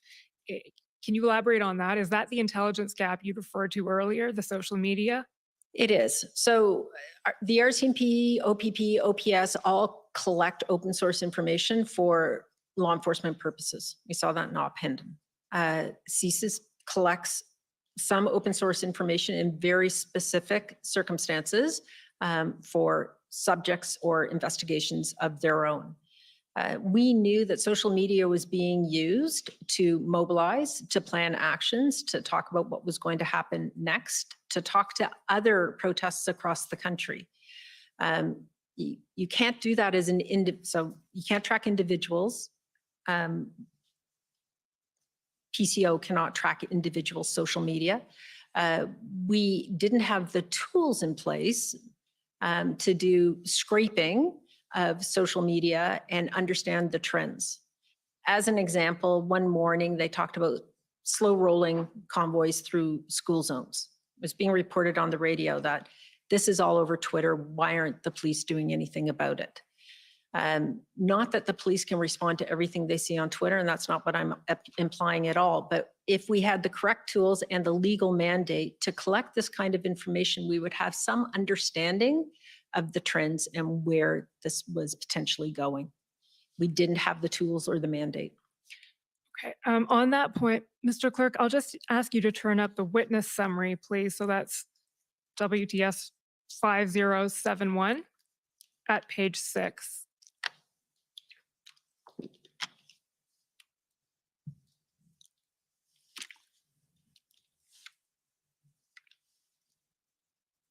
It's under the social media intelligence gap. So, Ms. Thomas, I'll just ask you to elaborate with reference to this a little bit on some of the points you were making. For instance, the tools. What tools, when you say we didn't have the tools, what tools are needed to do that? Well, there are IA-based tools that can be purchased to look for keywords, to look for algorithms. And we don't have those. You can't put a person in front of the screen and just have them Google convoy and get enough information quickly enough to do anything with it. So you actually need computer-based tools to do computer-based analysis. Okay. And then just scrolling down the page again a bit, please. Thank you. So just the point where it says NSIA Thomas there. One of the issues that was identified there was distinguishing between credible threats and non-credible threats on social media. Can you tell us a little bit about that and the difficulties, if any, you faced with that? That is one of the primary problems that we're facing right now. The level of violent threats against the Prime Minister and other elected officials and some public figures. Dr. Tam, as an example, received enormous hate online, and some of it was threatening and indicated a threat against her. Distinguishing a credible threat, an identifiable person with an identifiable identifiable threat that looks like they have the capability to execute that threat. So not only intent, but capability is sort of the formula used to understand if a threat is credible or not. The problem is online, people are difficult, in some cases close to impossible to identify. Throw burner accounts, et cetera. It is easy to hide an identity online. Now the RCMP and other police services do a very good job of those kinds of investigations, but in the moment, in the middle of this crisis, with the number of threats going up against elected officials, it was an enormous problem and an enormous concern. Okay, now we'll move on to the February 13th, please. So, Mr. Clerk, that's SSM NSC CAN 50216.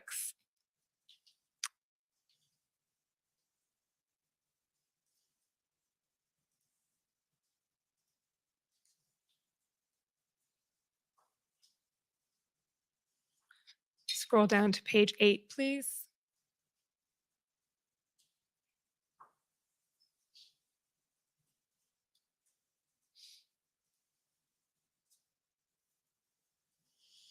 So this is the cabinet meeting on February 13th, and this is the report that you're giving it. This was definitely a key moment in the events and in the eventual decision to invoke.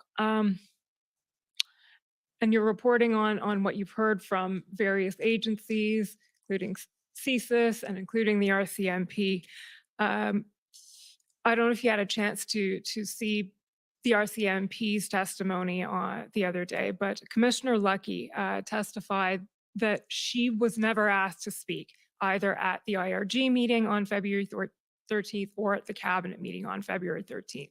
And there's a key bit of what I call it evidence, but it's information at the time, where Commissioner Lucky had expressed the view to Mike Jones, who is the Minister of Public Safety's Chief of Staff, that law enforcement had not yet exhausted all available tools to it.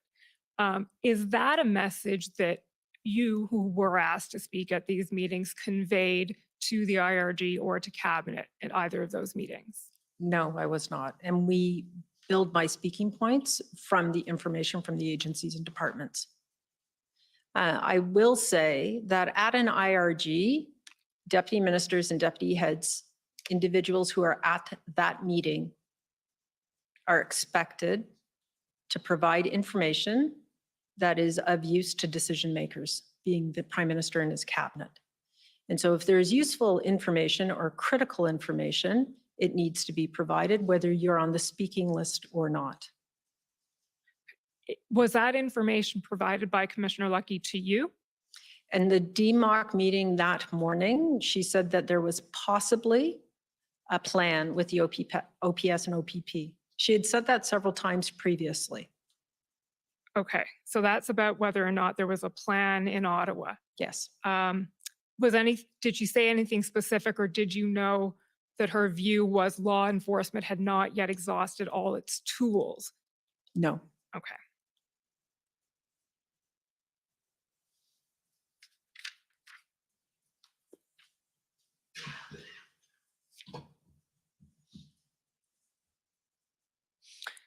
The next document is SSM NSC CAN 50298.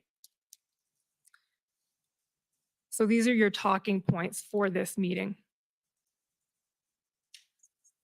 Chronologically a little out of order, but that's okay. Okay, so here again, we see the mood of the organizers in Ottawa appears emboldened. So that's essentially a repeat of a point that's been made on a previous day, no change there. And then there's talk of City of Ottawa announced agreement with protest leader Tamara Leach that could lead to approximately 70% of trucks and cars leaving the residential areas in the downtown core over the next 24 hours. Then they explain a little bit more detail about that. Given the anti-government sentiment of Ottawa Group, along with the decentralized nature of its leadership, it is unclear at this time the concurrence of other leaders in the group to the agreement. So is that your assessment of the situation there? It was our collective assessment, yes. And we were already seeing signs that the agreement was falling apart, that other leaders, other parts of the blockade were saying, no, we're not leaving. Okay, so That there is no deal. would it be fair to say that at this point, your confidence in negotiation with dialoguing with protesters was no longer what it had previously been? At this point, it was very clear that there was no one person or group to dialogue with where you could get achievable outcomes, which meant the group breaking up in downtown Ottawa.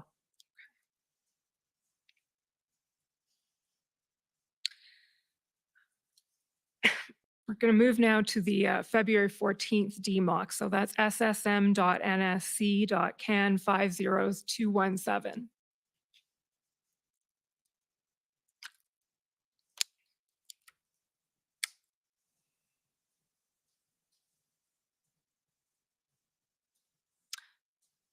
Bottom of page 1. Just keep scrolling a bit. There we go.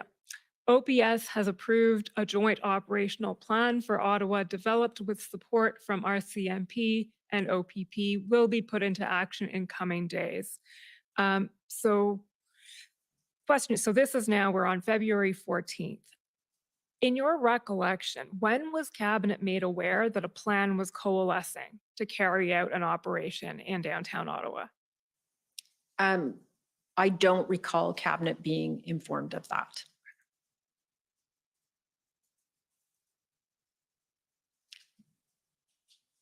But on February, I will go back to on February 13th, this had also been said, and there was an IRG, and at this point, so it wasn't said at the IRG, at this point, we had no evidence of that. And so while it was said, and these are the minutes, there is no evidence that there was a plan. And as I noted, we had been told there was a plan multiple times. When you say no evidence, what kind of evidence would you have expected to see? We would expect some level of assurance from the RCMP that the people were in place, it was executable. We don't expect to see details, that's policing. But we needed a level of assurance that yes, finally, the officers needed, the equipment needed, the executable strategic and tactical plan was there. The same thing that had been asked for several days. We didn't have any evidence or assurance that that was in fact where we were. Do you think that that falls into the law enforcement reporting gap that you discussed earlier, the sort of the information sharing between law enforcement and your level? I think that's part of it, yes. I also think that the plans were just not quite as firm as we would have hoped. Okay. Also on February 14th then, pb.nsc.can40s8485, please.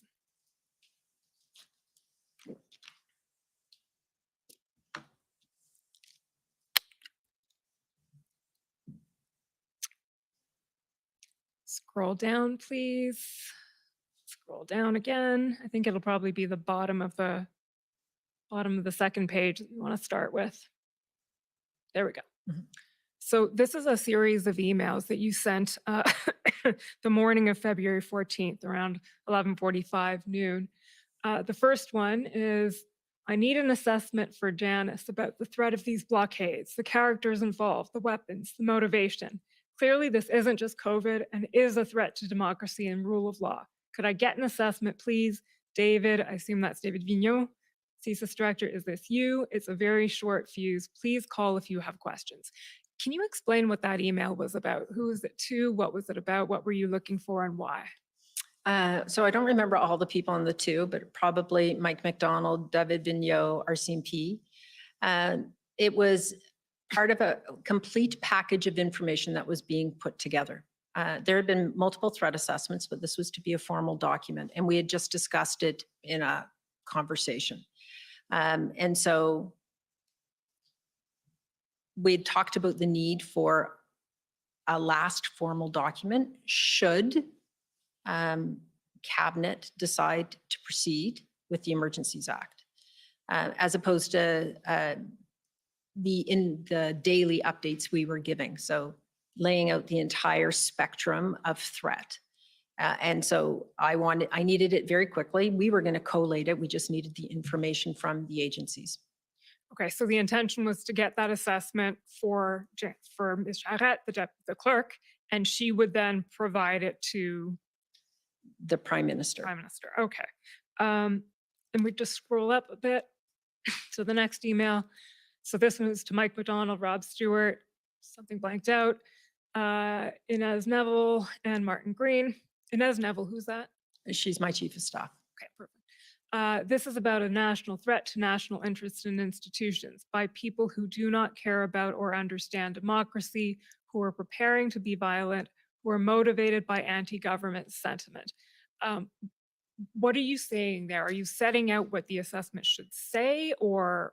I was being asked questions about how specific it should be. And so that was my response. How specific it should be in terms of what the threat was and sort of the range of issues that were of concern.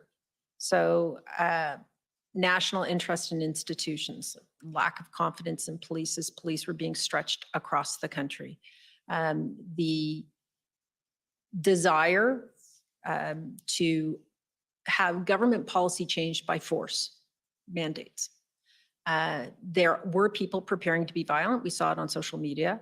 We certainly knew that both CSIS and RCMP had concern about some people and the potential for violence. And there was certainly an anti-government sentiment throughout.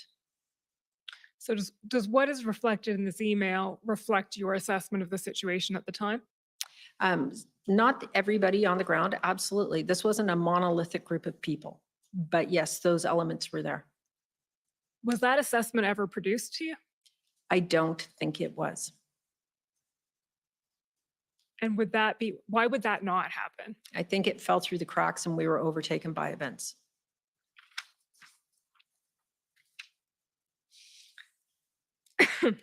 Okay, the next topic I want to address, or the next document, let's start with the document, SSM.can 50297.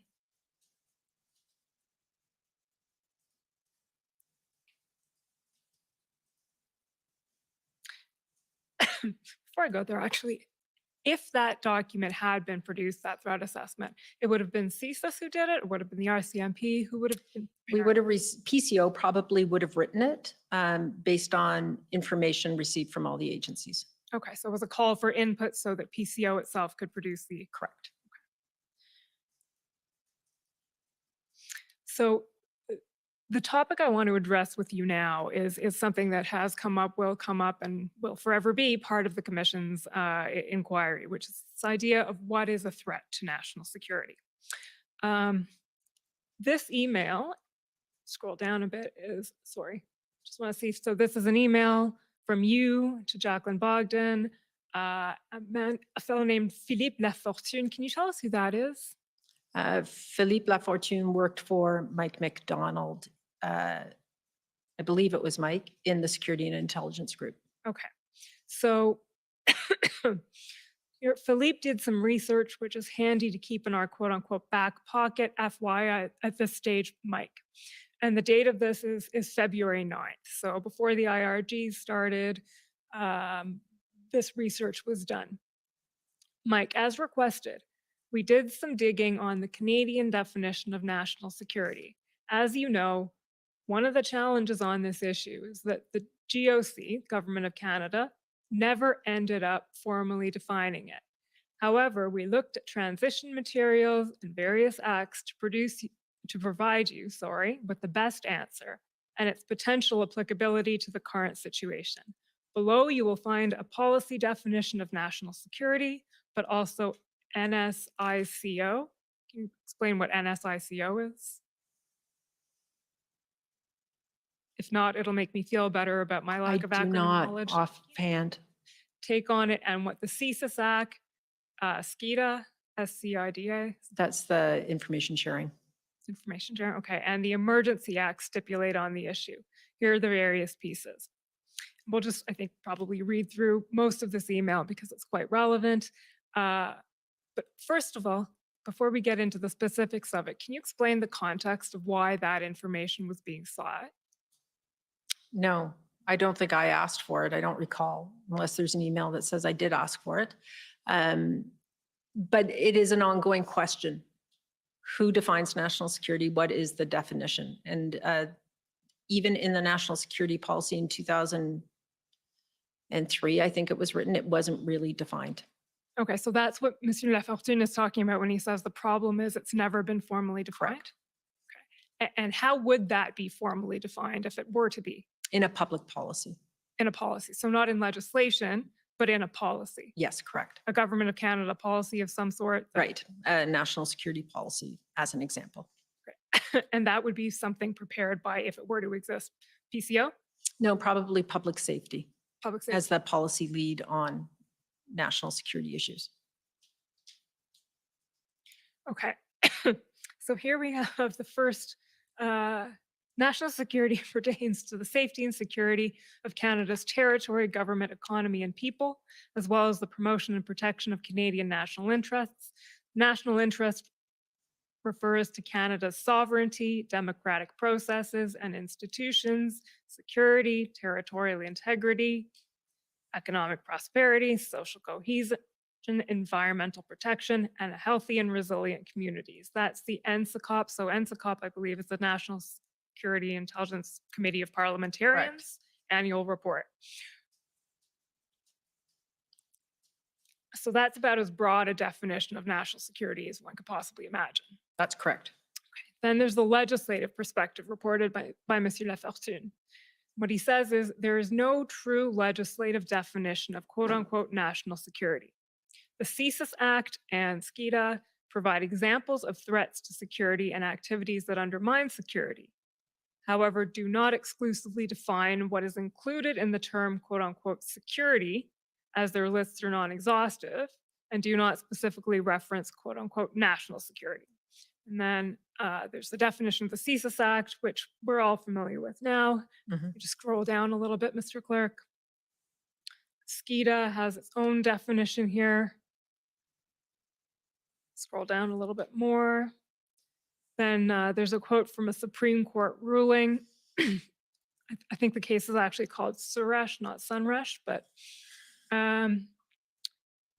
and so what the Supreme Court says in Suresh is they talk about danger, a fair, large, and liberal interpretation in accordance with international norms must be accorded to danger to the security of Canada. And they're talking about deportation here. Then they say the danger to the security of Canada is difficult to define. And then they go on and talk about a broad and flexible approach, et cetera, et cetera. Then, I think this is now Monsieur Lafortune, not part of Suresh, the Emergency Act, and he talks about how the Emergency Act does define national emergencies as the following, and then he gives a definition, which again is familiar to us here in the commission. So you received this email and this sort of memo, if I can call it, on national security. Did that have any impact on your thinking, your assessment of the situation that was happening at the time? No, it laid out the complexity of understanding how to define the problem set, absolutely. But not particularly. We received a lot of information in those days. And would this memo be something that was kept internally to PCO, or would it have been disseminated, shared? Would it have been briefed up to cabinet? It wouldn't have, I don't believe it was ever discussed at cabinet, but certainly it was shared with other deputy ministers.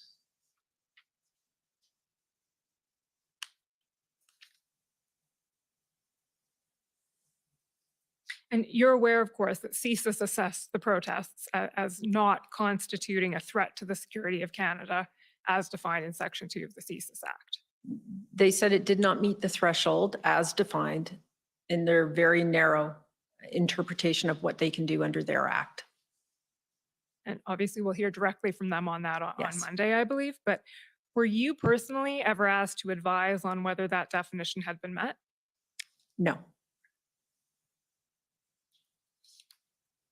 Were you ever asked whether you thought that the invocation of the Emergencies Act was necessary? Yes. And when was that? February 13th. And what was your answer? It was discussed in a cabinet meeting. Let's see how we're doing for time here. Oh, we have time. Okay, so the next thing. Oh, Or yes. the afternoon break, sorry. Morning, afternoon, evening, Yeah. whatever it is. Yes, Yeah. please. We can take a break now, take 15 minutes, and we'll come back and continue. Thank you. The commission is in recess for 15 minutes. La commission levée pour 15 minutes.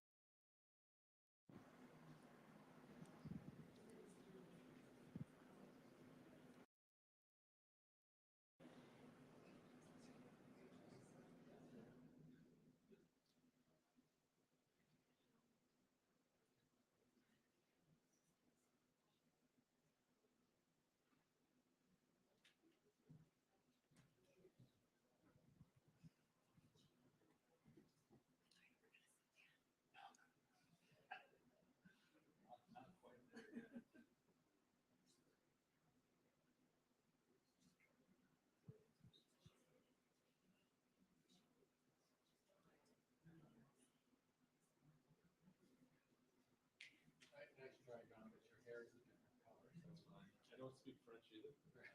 Also a limitation.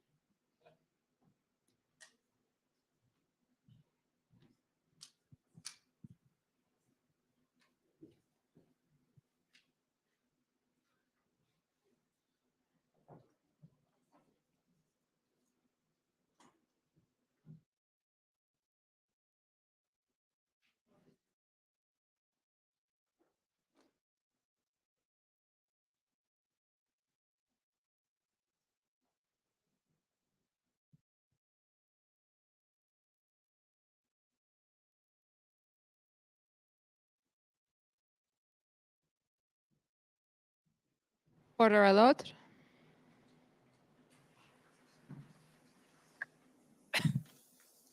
The commission is reconvened. La commission reprend. It's okay.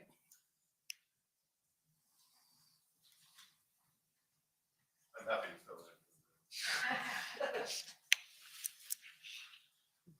in. I'll just step out for a few minutes. You can.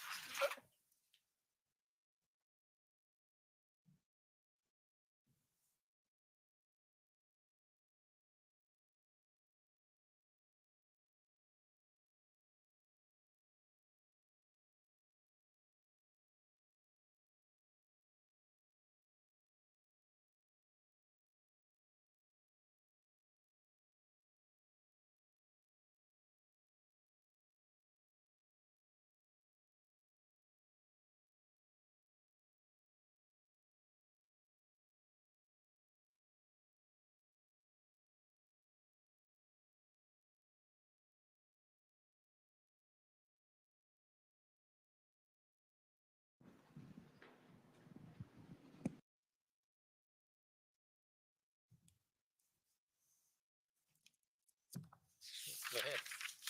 Ms. Thomas, I understand that you had some discussions at break with your counsel, which actually obviated the need for me to have a discussion with your counsel about whether or not you could answer some questions about the inputs that you and views you expressed to cabinet on a couple of issues. So I'm just going to ask you those questions again. The first is with respect to the engagement proposal. What view did you express to cabinet on the engagement proposal? After the discussion was concluded, my view is that it was not a workable plan. And this would be on February 12th? Yes. And why did you form that view? That I did not see who we would negotiate, engage with, what the outcomes could possibly be, that there was not one group who had enough influence over the entire group to affect an outcome that would be positive. And I did not know who we would put in front of them. Esteemed and capable as my colleague, Deputy Minister Stewart was, that wasn't going to be a name that was going to mean anything to the protesters. And so who it would be, what they would do, and who it would be with were unanswerable questions. We had also seen negotiations attempted and fail in Windsor. And we actually, as has been testified here, knew that in Coutts, the engagement strategy and the lessening and the path to reducing and removing mandates in Alberta actually caused the protesters there to dig in because they thought that would then allow for a complete removal immediately. So the unintended consequences were greater than the consequences. And the second question that fell into that category of whether or not you could answer is whether you were ever asked whether the Emergencies Act was necessary. Yes, and I apologize. Yes. And my answer was yes. Okay. And that was on February 13th? Yes.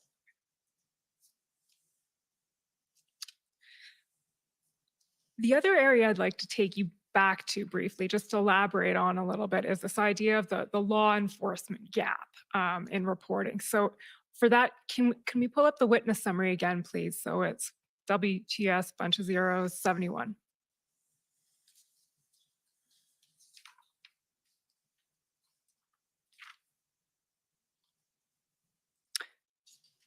Down to the bottom of page 7, please. Okay, so you've discussed here two different sort of intelligence gaps that you've identified. One is the social media gap that you've spoken about, and we may speak a bit about again. The other is the law enforcement intelligence gap.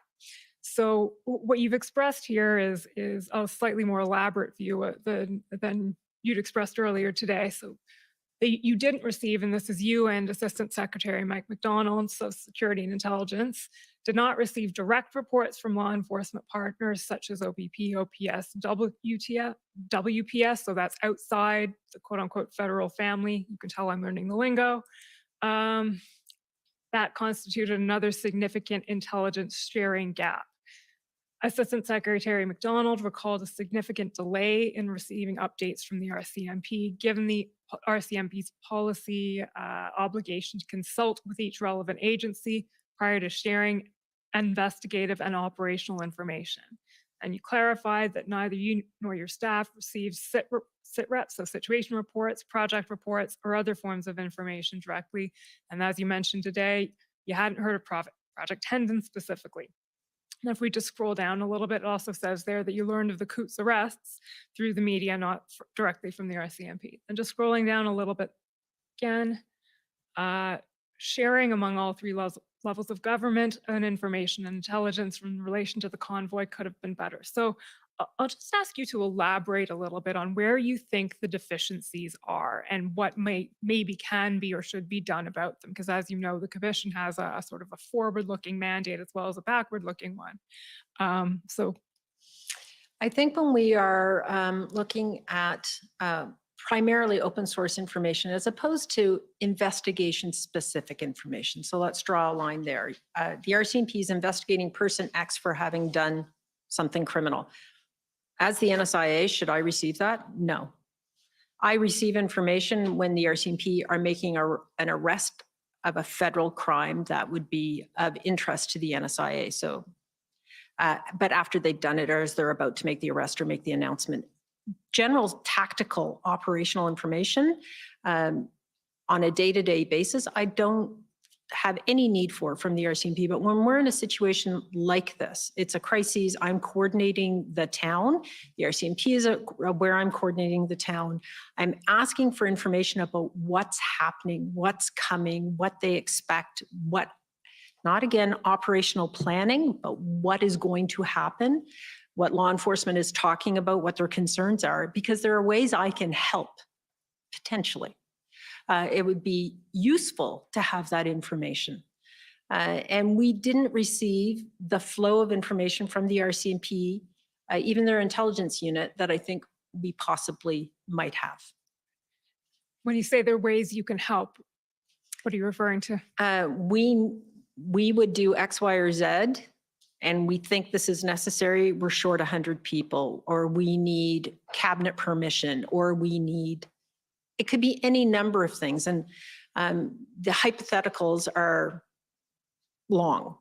But in this particular situation, I think that we could help reduce the pressure on the RCMP to answer questions constantly if we had some indication of the intelligence they were seeing, primarily, again, open source, and what they were going to do with it.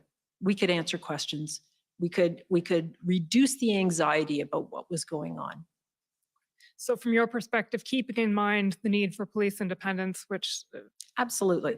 This isn't interference or telling them what to do, and it's not getting in the way of an operation. It's just information flow. So there's some work to be done in the area. Correct. From your perspective of information flows between law enforcement and government. Absolutely.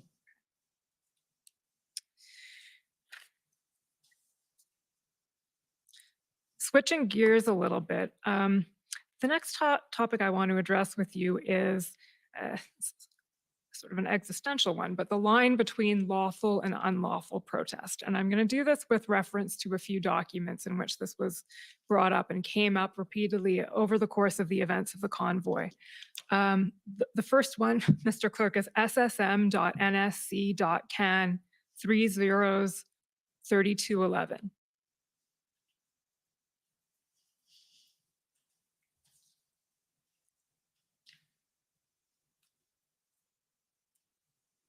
we can scroll down to page 2, please. So this is a readout, a report from ADM and SOPS on January 26th. Excuse me. There we go, under posture. So first they're talking about the RCMP monitoring, and then ADM's committed to return to the committee with specifics on what will trigger the event from peaceful event to one requiring law enforcement action. So I realize this is ADM and SOPS, not specifically at your level, but is it fair to say that that was something on the radar? When does an event go from lawful to unlawful? Absolutely. It was a question that we discussed constantly. And I don't know if there may be a policing definition, but there certainly isn't a public policy definition. And you'll see it says here, ADM's committed to return with specifics. To your knowledge, and I know this isn't your committee, but to your knowledge, did that happen? I didn't see it. If it did, I did not see it. Okay.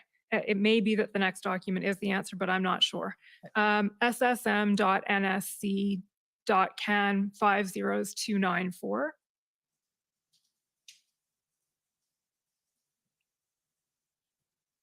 At page 6, please.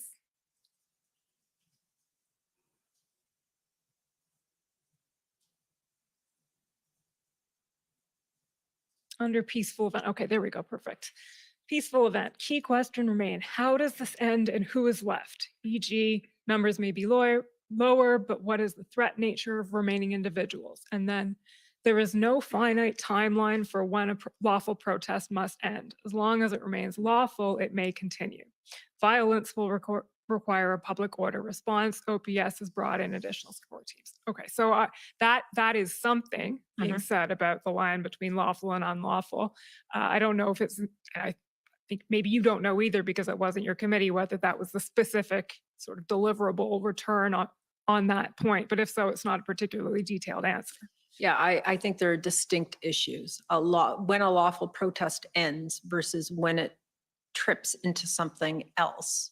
I think those are two different issues. And one is very much a city issue, how long the city gives permits for protests, those kinds of things. I think that's more in the city's domain. When it moves from lawful to unlawful and becomes a public order issue, again, mostly belonging to a municipality, but we are in a unique circumstance here in Windsor, in Coutts, across the country. When do protests, blockades become unlawful? Because this is talking about the OPS, but the question we were asking ourselves was much broader. Okay. That's a helpful distinction, actually, and it'll come up in the following discussions. So the next document is SSM.CAN 5016.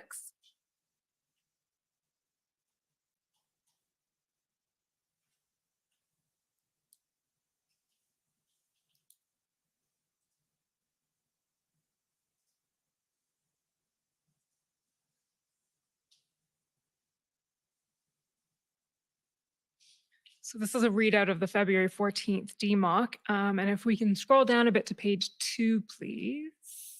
There we go.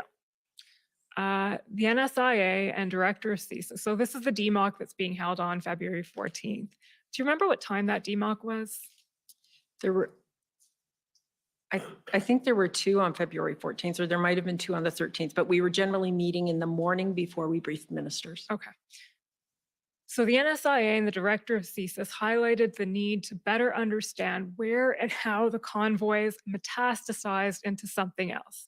We have seen a fundamental shift. Protest that affects people's ability to live and exist is no longer peaceful, need to understand long-term trends.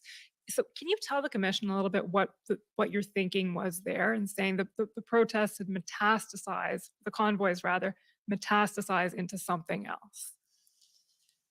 It was my recollection is that it was a very interesting conversation, one that we needed to spend more time on, but in the height of a crisis, you move on to operational things very quickly. It was a discussion about lawful and unlawful, violent and peaceful, and can you be unlawful and still, for all intents and purposes, peaceful, meaning you're not January 6th. And is that line of violence only measured when you are at the January 6th status, series of events? Or is the violence the people of Ottawa were experiencing on the streets, the inability of people in Windsor to conduct their lives in the neighborhood where the blockade was, the inability of the town of Coots to function? Is that a line? And so where is that? And I don't have an answer for it, but it is something that we have to consider as situations like this perhaps become more of the norm. And what we were discussing is that the only measure can't be violence of a nature of January 6th. That can't be, well, this is something different, or January 6th is about to happen, therefore it is now not only illegal, but a national security threat. There is a spectrum of activity and behavior and threat in there that we need to understand. And so that was the nature of the conversation. And it's one that's continued. I can't tell you that I have a paper on it yet.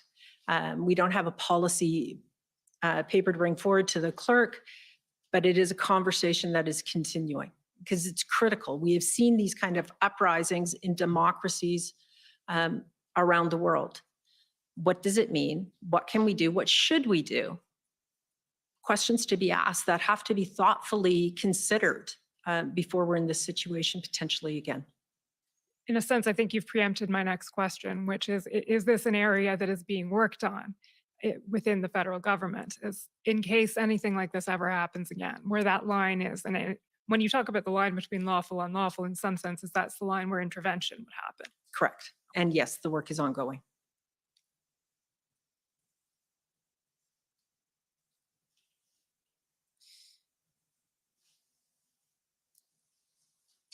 The next document, please, Mr. Clerk, SSM.NSC.CAN 50405.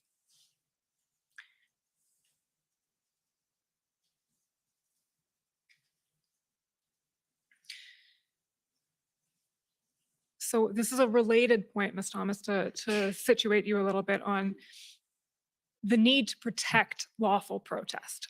There is unlawful protest at some point. We don't know precisely where that line is, you've said, but the need to protect lawful protest in all circumstances where possible.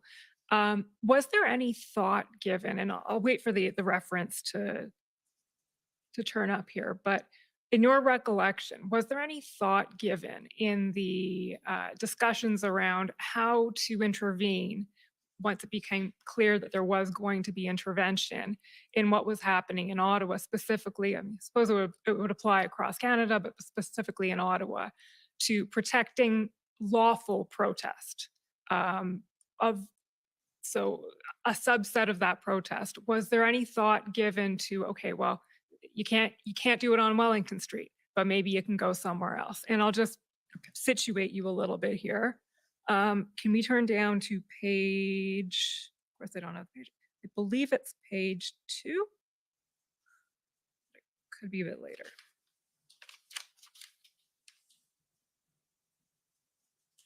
Sorry, keep scrolling, I'll find it. Keep scrolling, please. Oh, no, I guess not. Page 5, sorry. Yeah, okay, there we go. So this is a description, and I realize it's not your description, it's the RCMP, I believe, but keep scrolling a bit down, please, Mr. Clerk. I'll tell you when you got it. Okay, yeah. The focus of the operation today has been on clearing protesters south of Wellington and reinforcing barriers. Protesters remain at Bank and Sparks, have been advised that they'll be arrested if they do not leave. Public order units continue to wear tactical gear, but police tactics remain focused on de-escalation. This is February 20th. Police are also monitoring a gathering that has formed at the War Museum of approximately 100 people and a smaller gathering of 30 to 50 at Confederation Park. Information suggests some indication some protesters are staying in the secure zone, and I think that's about it. So including at hotels in this area, our CMP is looking into. So these other areas, the War Museum and at this point it's Confederation Park, were these lawful protest zones to your knowledge at this point? I'm speculating in terms of the particular situation. The Emergency Act was still in place. I don't know if these locations, because I don't have the map in front of me, are still in the exclusion zone or not. And so if in the exclusion zone, by virtue of the act, if inside the exclusion zone, they would have been illegal.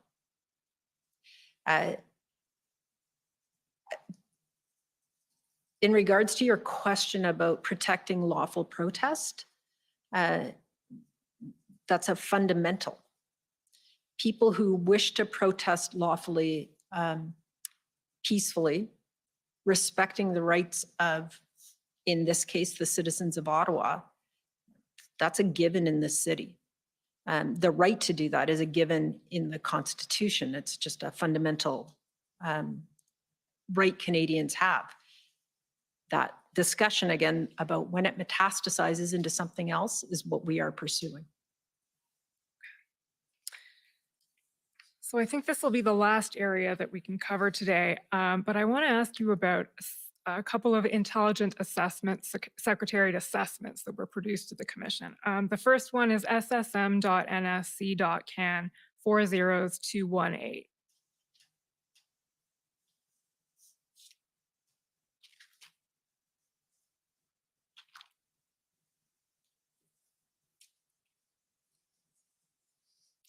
Called Context for Civil Unrest Following Pandemic. So first of all, this is a document dated February 16th. Can you tell us the genesis of how did this document come into being? So when we spoke about the Intelligence Assessment Secretariat, I said that they will do longer thought pieces as well as immediate operational assessments. So the missile strike in Poland, this is an example of the kind of thought they do, piece they do to look at trends, to understand the context in which foreign policy, security, and intelligence issues are nested. This is a companion piece to something that they had written, well, long before I came to PCO. I was given it to read just as I arrived at PCO about what happens in societies historically after pandemics. And so a very interesting piece, and this was a companion to it. Okay, so you already had a piece on what happens after pandemics. Yes. So we'll take you through a little bit of this, and you can tell me if this is something that would have been known before February 16th and formed part of the context you were thinking about, or whether it was an ex post facto. So the first thing, just introduction. Historically, civil unrest, degradation of social cohesion have been common in the immediate aftermath of pandemics or epidemics.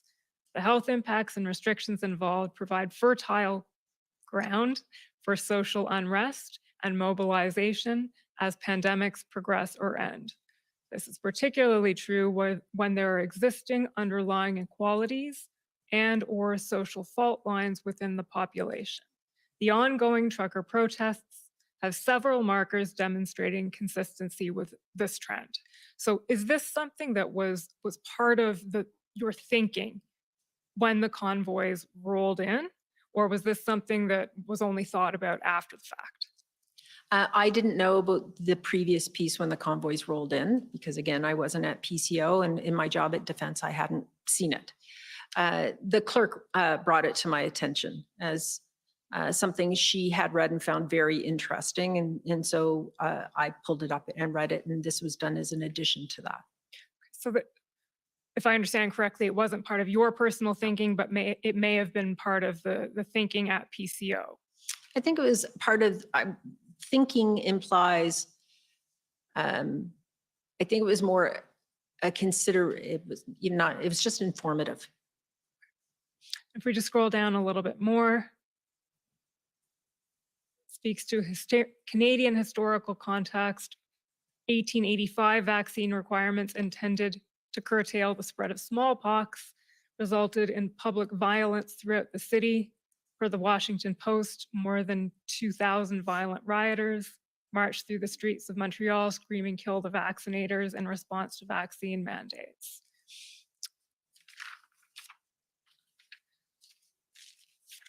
So again, this would be part of the context that PCO was aware of at the time and was thinking about, but not your specific thinking. Some people were aware. Was it of the documents we talk about on a daily basis at PCO? Was it one of them? No. Okay. IAS, the Intelligence Assessment Group, puts out a lot of these. People read them not as an immediate to do their job. They read them as thought pieces when they have time on the weekend. And so who's read it in PCO, I couldn't tell you. And what would be the purpose of having an assessment like this done? Again, the assessment group takes global trends, takes events, and tries to help predict what will happen. And they use, in this case, a lot of academic and historical research to build their assessment. Okay. The next assessment is ssm.nsc.can 40231.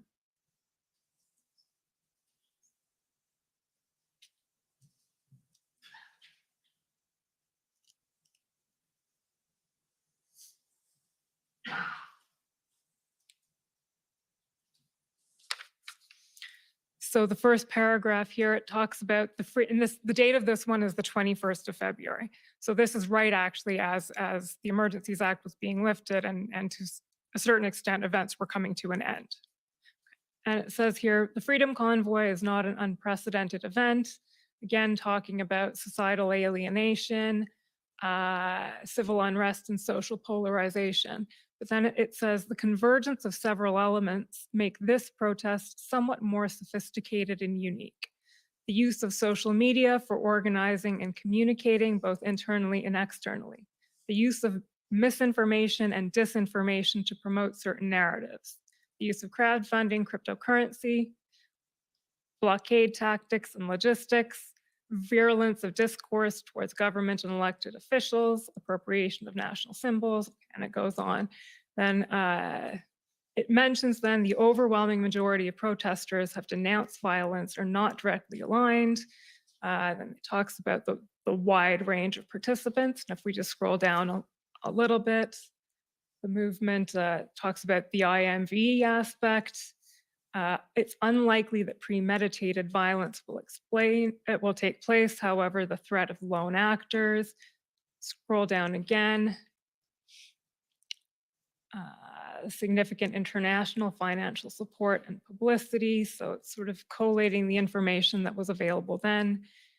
And then it says, the Freedom Convoy itself or new entities that emerge from it are likely to continue for several weeks and will seek new opportunities to protest, occupy, and disrupt.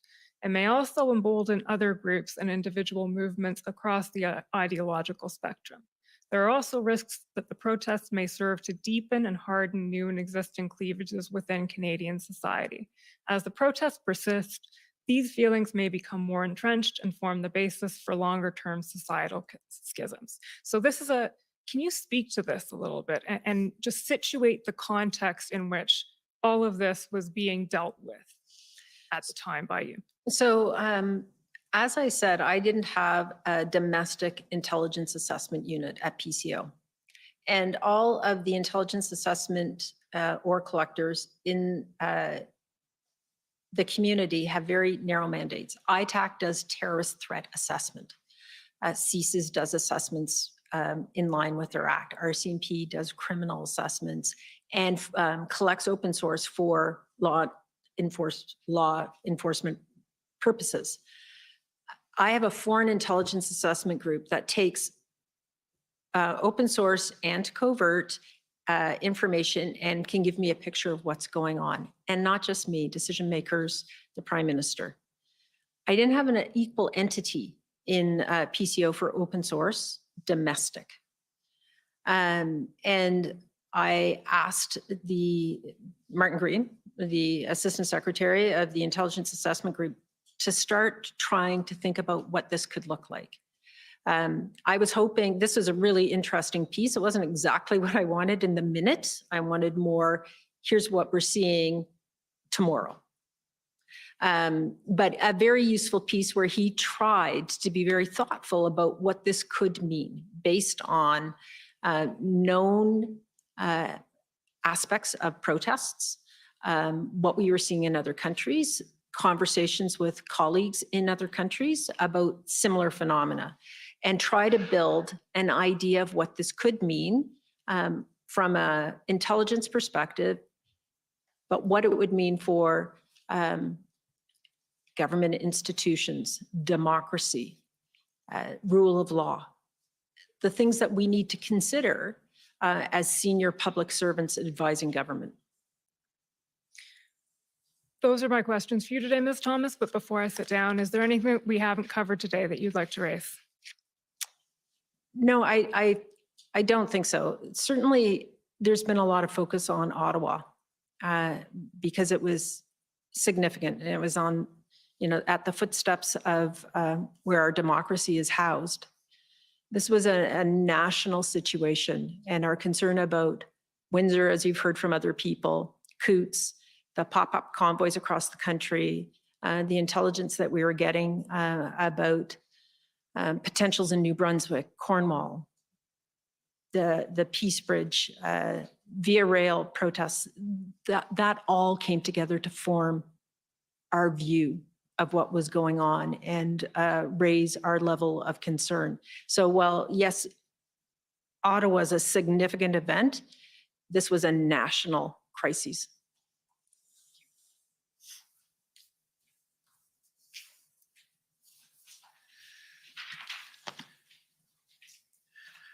Okay, now if I could call on the convoy organizers, please.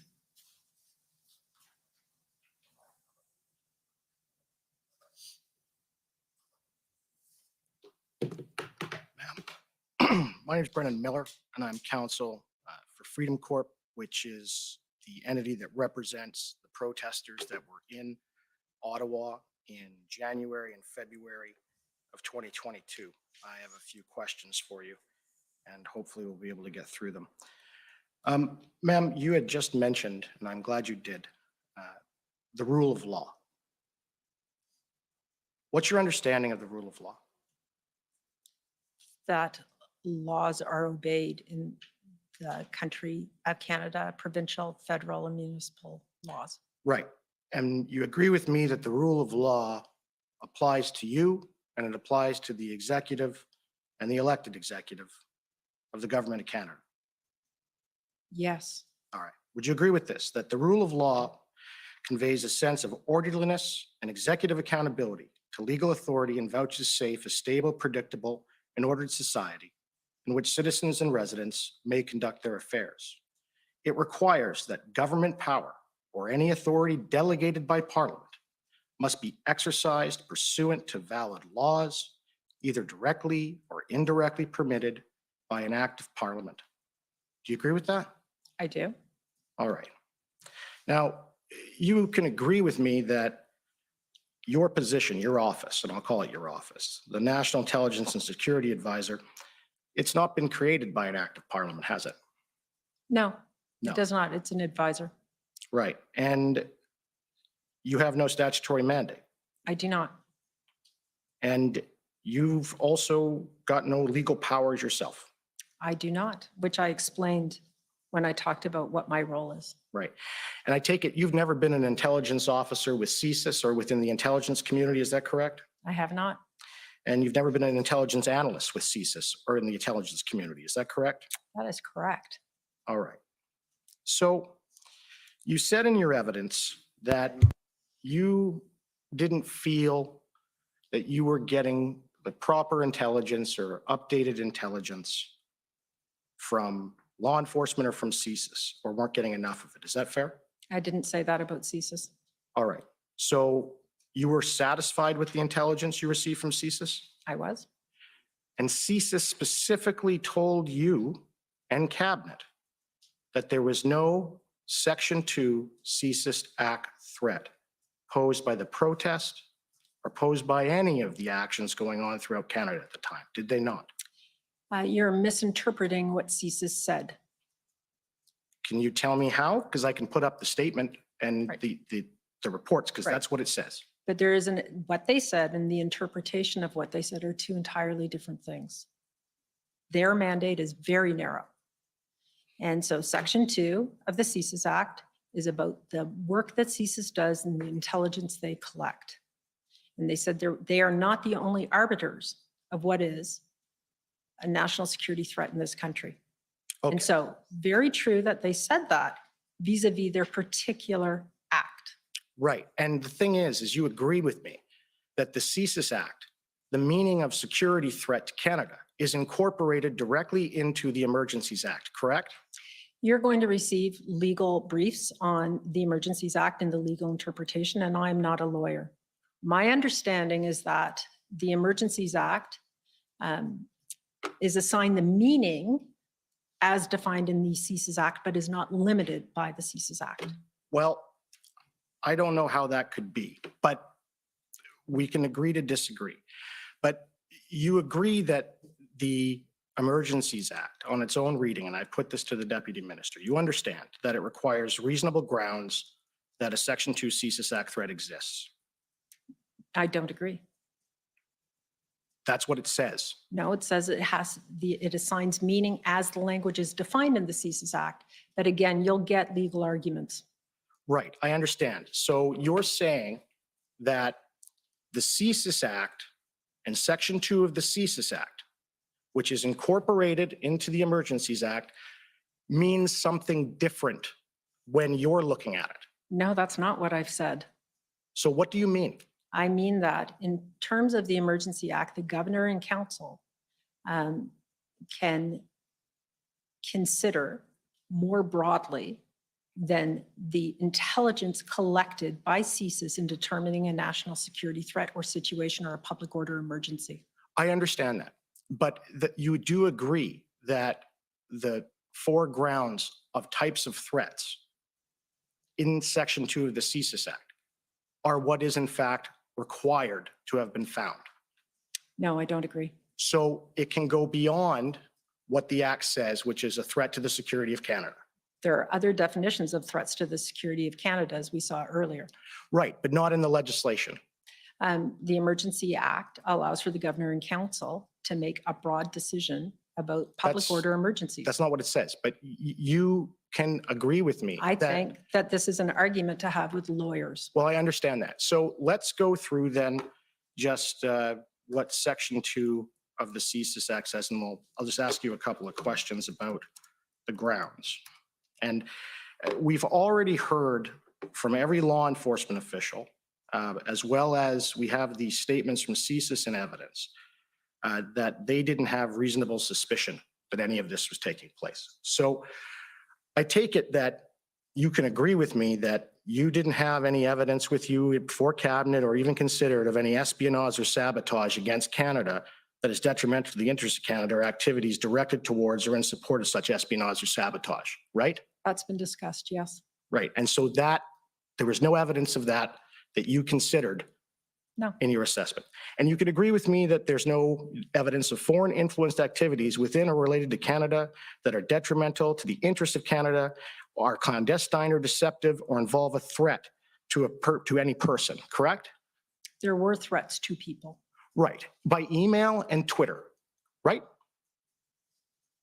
I would submit that in the social media era, you cannot ignore threats against officials and public office holders just because they are on social media. That would be inexcusably negligent. Right. But that's up to the police to deal with, or is that a national emergency?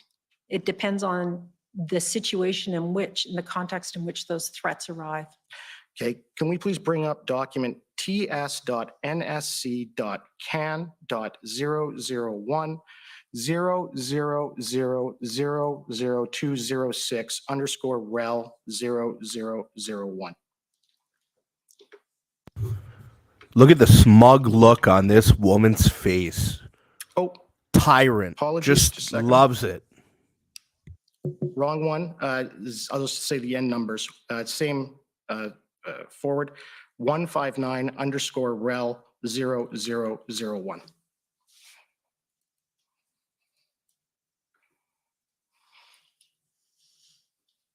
Okay, so I take it that you're familiar with the CSIS assessment that they provided on the Freedom Convoy in downtown Ottawa, right? That's one of the assessments. Right, okay. And their assessment was this, and at the beginning, you see downtown Ottawa was actually quite festive, not threatening to a passerby. Some criminal acts did occur, law enforcement. And again, you've said you're not an intelligence officer, you don't have any training as an intelligence analysis, so I take it you rely on CSIS for intelligence. CSIS provides one input on intelligence, yes. Yeah, and then the RCMP? Another input, Right, and then the Canadian Border Services agencies? another input, Right, and then you also have the Canadian Security Establishment? yes. Right, okay. None of those people provided you intelligence that there was a Section 2 CSIS Act threat? Again, we've been through this. There are other measures other than Section 2 of the CSIS Act. So let's scroll down, if we can. And you'll see in there with respect to the flags. Now, I take it there was concern with these flags that there was a couple of flags that were seen that were inappropriate. And that was one of the reasons why there was a consideration of ideological motivated violent extremism. You can see there that I understand that their report is a very small number of more inflammatory flags, Confederate, Nazi, swastika, 3%er, Punisher, based on the 1974 comic book hero, and Quebec Patriot flag. And then they say that a random flag is just a flag until the reason the person holding it explains why. Flags can have multiple meanings and are routinely co-opted by various groups, individuals. No way of connecting those views holding flags with any online content. The presence of 3% flags, for example, does not necessarily mean that members of the 3% are in attendance. And that was the intelligence you were given. That's part of the intelligence we were given. That's intelligence that can be released. Okay, so what do you mean intelligence can be released? So, Well, there's Section 38. right, I understand that. But why don't we scroll down? Now, this is important. And you know that CSIS does, in fact, because there's no reason, you don't need a law to look at what's online or open source intelligence, that it's open source intelligence. Anybody can look at it without a law authorizing it. Can you agree with that? No, the reality is that open source intelligence has to be anonymized so that we are not targeting specific people who are not under investigation. So it's not quite as simple as you're depicting it. Well, ma'am, again, there's no privacy interest for Canadians on things they post online. Anybody can go on and read it, right? You know that. Yes, but the privacy commissioner and the privacy laws of this country are such that they cannot then their information cannot be scraped and be part of an assessment writ large. There has to be boundaries around that. Around its distribution. No, around its analysis and collection. Right, and that's and why storage. And that's why we have units in the RCMP that do that. Some of it, yes. Right, so you have the, I believe it's called the IMCIT unit. That's all they look at, is they look at online violent rhetoric and assess it. For criminal purposes, yes. Right, and so what, for violent rhetoric, what are your other purposes other than criminal purposes? Well, so I would like to be a little more expansive in this answer, if I may be.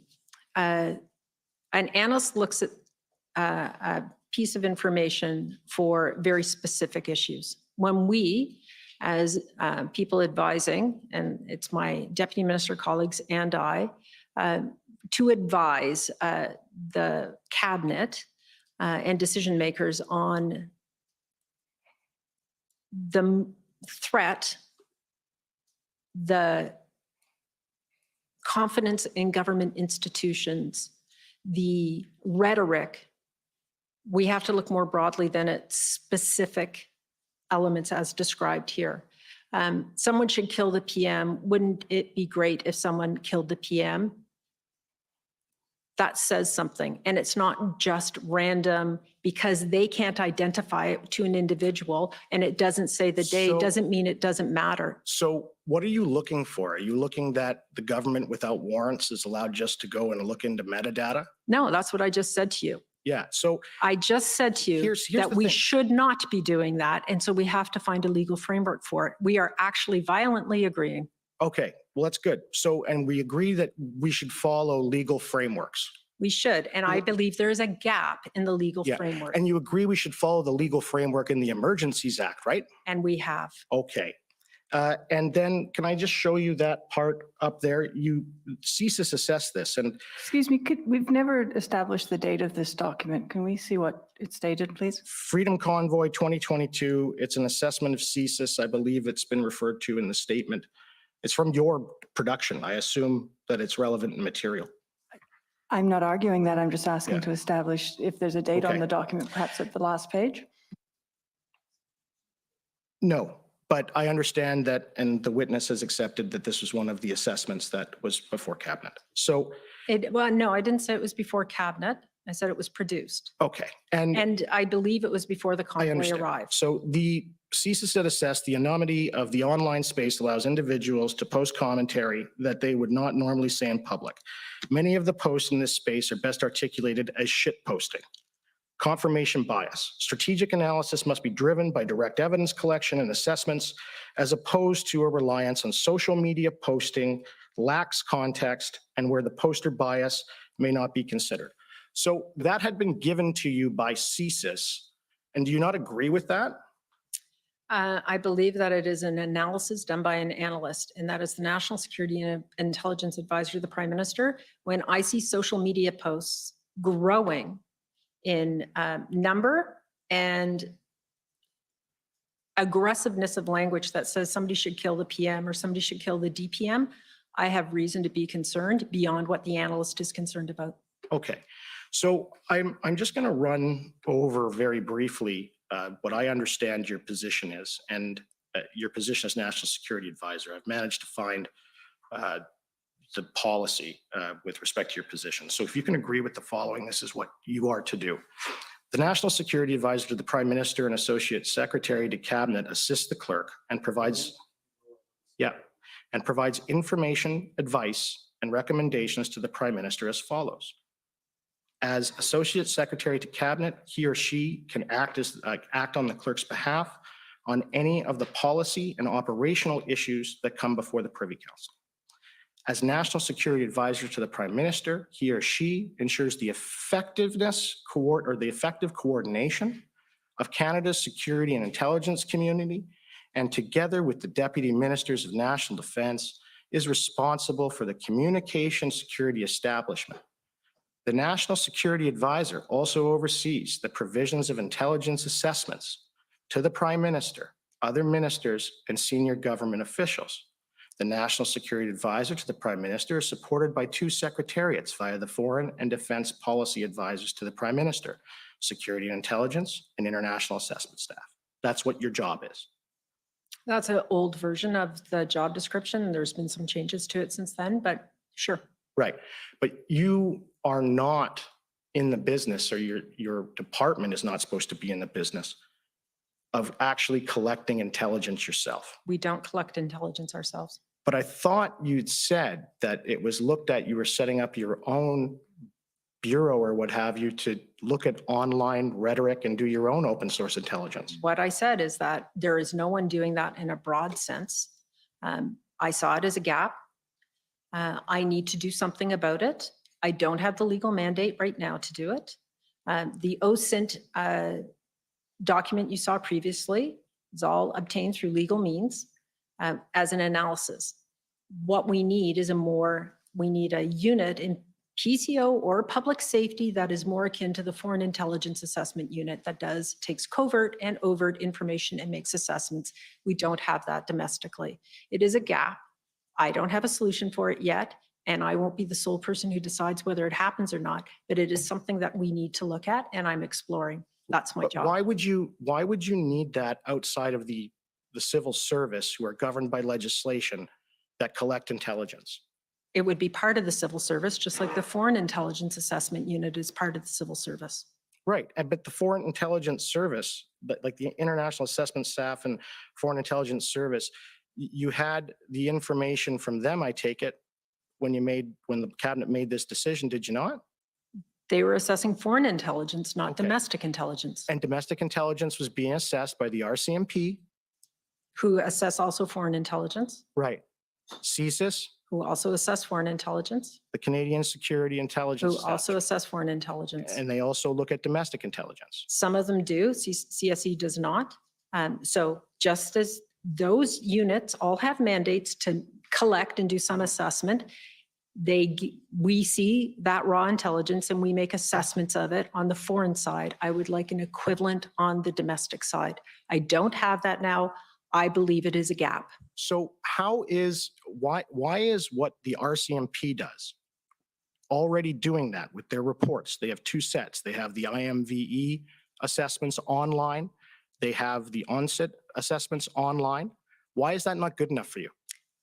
Because I would like to look at, just as we do with foreign intelligence, all the various pieces in totality rather than institution by institution. It's part of our job to give a holistic picture. And it's your job, according to this description, to effectively coordinate all that anyway. Right, but I need to have people with the mandate to do that assessment, which is I coordinate the function and the issues, the issues management of what's going on in the national security community, but not necessarily their intelligence assessment. How about this? What if they just got rid of your position and left it to the director of CSIS to do what you do? So the director of CSIS is not the only person who is responsible for security in this country. That's number one. You can certainly make that recommendation to the governor and council if it's useful to you, but there are more people than him involved in assessing national security in this country. But it's nothing passed by Parliament, right? Parliament. The Privy decides. Council office is an established office that is essentially the Prime Minister's department. We coordinate information, we challenge, we provide policy advice to the Prime Minister, and I am part of that mechanism. I understand that, but you can agree that Parliament has given you no mandate to do that with respect to intelligence. I don't agree with how you framed it. Parliament? So I there's- don't agree with the basic premise of your challenge. Well, here you go, yes or no. Has Parliament via statute given you, the National Security Advisor and the Privy Council, authority to collect and then analyze intelligence? The Foreign Intelligence and Assessment Group is a longstanding group that no, Parliament hasn't given it authority, but it exists and it continues. Okay, next is the City of Ottawa, please.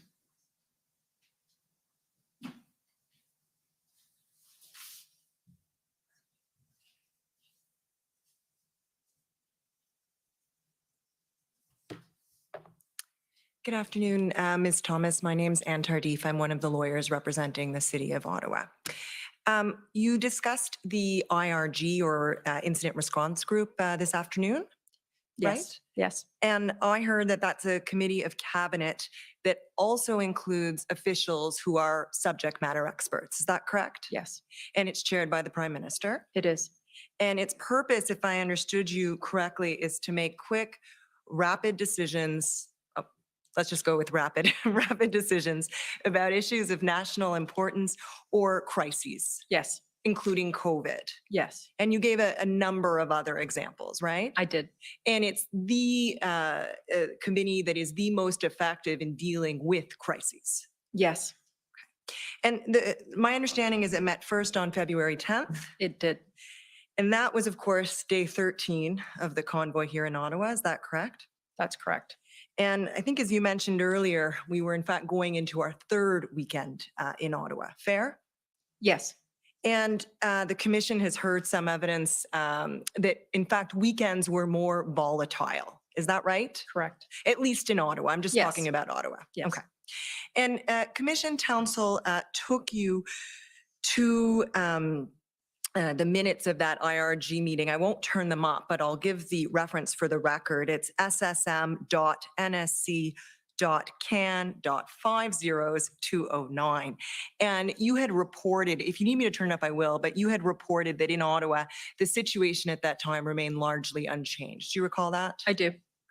So the reason then that the IRG was convened at that point was not because something new or something had changed in Ottawa. Fair? Fair. And, you're perhaps seeing where I'm going here. I'm assuming it had something to do with the blockade in Windsor and perhaps concerns about other protest activity outside of Ottawa, in addition to what was going on in Ottawa. That's a fair comment. The clerk of the Privy Council, Jan Charette, decided that briefing a group of ministers who are largely the ministers in the responsible departments for the national picture. And the Cabinet Committee, SSE, which was meeting quite regularly, while they had been effective, it was now time for an IRG and the Prime Minister to direct in a different way. Right. And just to sort of close a loop on this, the SSE committee had met, I think it's 3 times prior to February 10th, correct? Yes, correct. And the decision to invoke or convene, pardon me, the IRG represents an escalation of the federal government's response. Is that fair? I would say that's fair, but it's best raised with the clerk of the Privy Council. Understood, and we'll do that then. Thank you. The other document I want to take you, or I guess the only document I'll take you to is, these are the, I can put it up if I need to, but in the interest of time, I can maybe just put it to you. I was going to take you to the minutes of the cabinet meeting of February 13th and your mention of a breakthrough. Do you want me to put it up? I'm happy to. No? Okay. Can you just tell us what you were referring to? I was referring to the reports of a negotiation between the mayor and convoy organizers. Okay. And can we then turn up pb.nsc.can.403245? And bear with me, Ms. Thomas, this is the last document I'll take you to, the only and the last.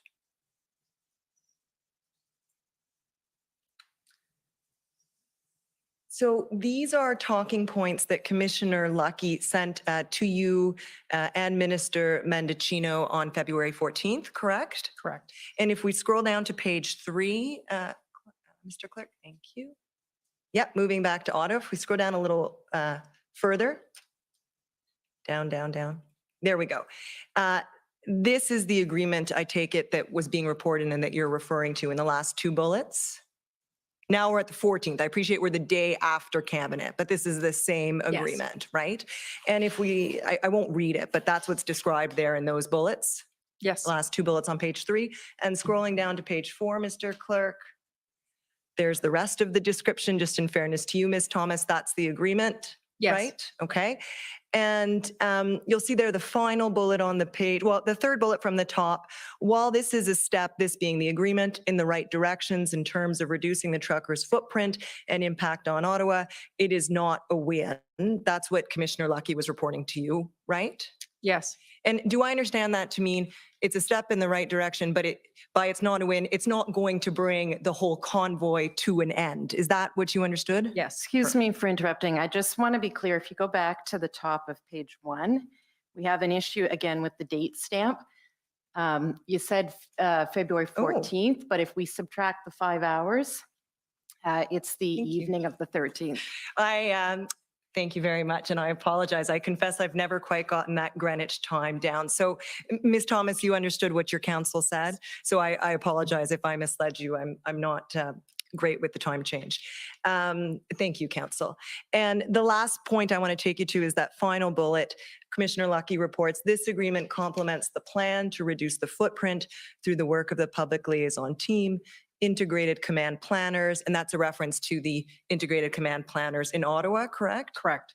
Need to now incorporate this development into their resource and enforcement plan. And that's the information you had in the breakthrough, potential breakthrough, to the extent you were aware of it. Is that correct? That is correct. Thank you very much, Ms. Thomas. Those are my questions. Okay, next, the OPS, please.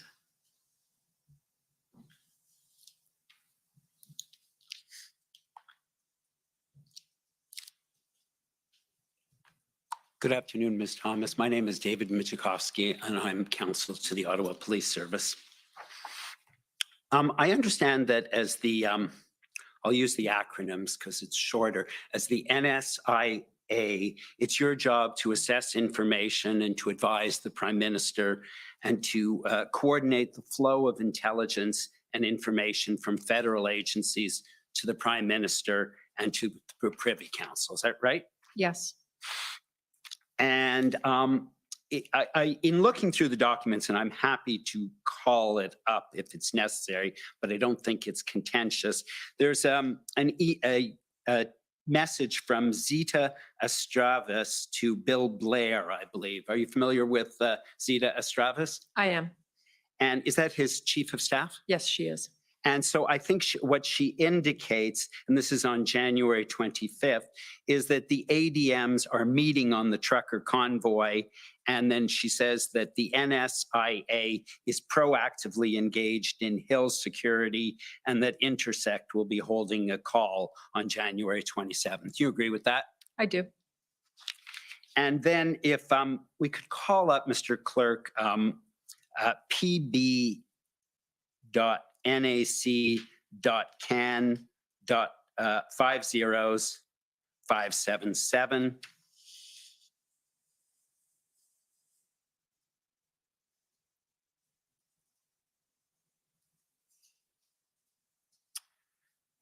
There is a report on January 27th in which you asked for an update. Is that right? I believe so, yes. And in that report, if we just look at the first paragraph or the second paragraph, it indicates that all key stakeholders, so that includes the RCMP, the OPP, OPS, PPS, various other entities, are actively planning and collaborating to ensure public safety. You'd agree with that? I would. And in the second paragraph, we see that it is also, it's planned to be a peaceful demonstration. Is that correct? That's correct. And you can take that down. Thank you very much. And I understand there was an ITAC report on January 26th. And again, I won't turn it up unless you need to see it, but it is ts.nsc.can 50156. That ITAC report notes that the majority of the truckers are exercising their right to peaceful protest. Is that right? That's correct. And then there is another ITAC report, I believe, the following day, which is pb.can 401237. And it indicates at that point, so this is January 27th, that a dedicated group could prolong that protest until January 31st. Do you recall that? I do recall it. And it's still, however, expected to be peaceful, although recognizing that some extreme views of a vocal minority are on social media advocating, correct? Correct. And then there's an Intersect meeting on January 27th. So the OPP, RCMP, PPS. Intersect's purpose is to collaborate on emergency preparedness and to provide situational awareness. Correct. And so I could turn up the report if you need to see it, but I see in that Intersect report, and maybe you can confirm, that we do see in that report that the plan is the trucks are going to be on Kent Street, they're going to be on Metcalfe, they're going to be on Wellington. You were aware of that from the Intersect report? I was. In a memo you received on January 28th, you again expressed, and I guess this is on the Friday, that the organizers of the protest had at that point expressed the intent for a peaceful event, correct? I expressed that, or it was sent to me? It was expressed to you, I'm sorry. Yes, correct. On January 26th, so going back 2 days previously, Mr. McDonald reports to you, is that correct? He indicated to you that in terms of public communication, that public communication was taking its cues from the Prime Minister and emphasizing the lawful nature of protest. Yes, I remember reading that. Right. And so there'd be no basis at that point for law enforcement to stop the protest at that stage, correct? Not that I'm aware of, no. And on February 1st, you gave a talk to something called Canada and the World's Committee. Yes, so that's the partner committee to the Safety, Security, and Emergency Management meeting, where it looks at policy and emerging issues, essentially about Canadian foreign and defense policy. Okay, and I see at that talk, which was on February 1st, that even though that you indicate there's some disturbing behavior that you've now seen, you noted that the protest had largely remained peaceful and that all levels of law enforcement had worked together with federal officials to ensure planning for a safe protest, and that national security would continue to work closely with law enforcement. Is that Correct. right? I want to move on and talk about negotiation and de-escalation as a method of resolving protests and demonstrations. And the commission took you to a memo from Mike McDonald to you. And in that memo, the question was asked, and this was on January 25th, as to whether MPs should meet with the convoy while in Ottawa, and whether it was safe, and if there was advice for them. Do you remember that memo? I do remember that memo. And that question wasn't answered at that time as to whether MPs should meet with them, correct? Correct, and partly because it was not for ADM NSOPs to make that determination broadly. And you would agree with me that sometimes enforcement action can have undesirable results, correct? It has, yes.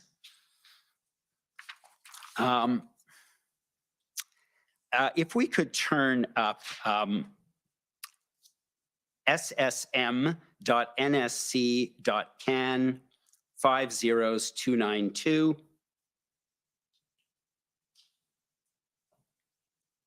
And if we turn to page 5,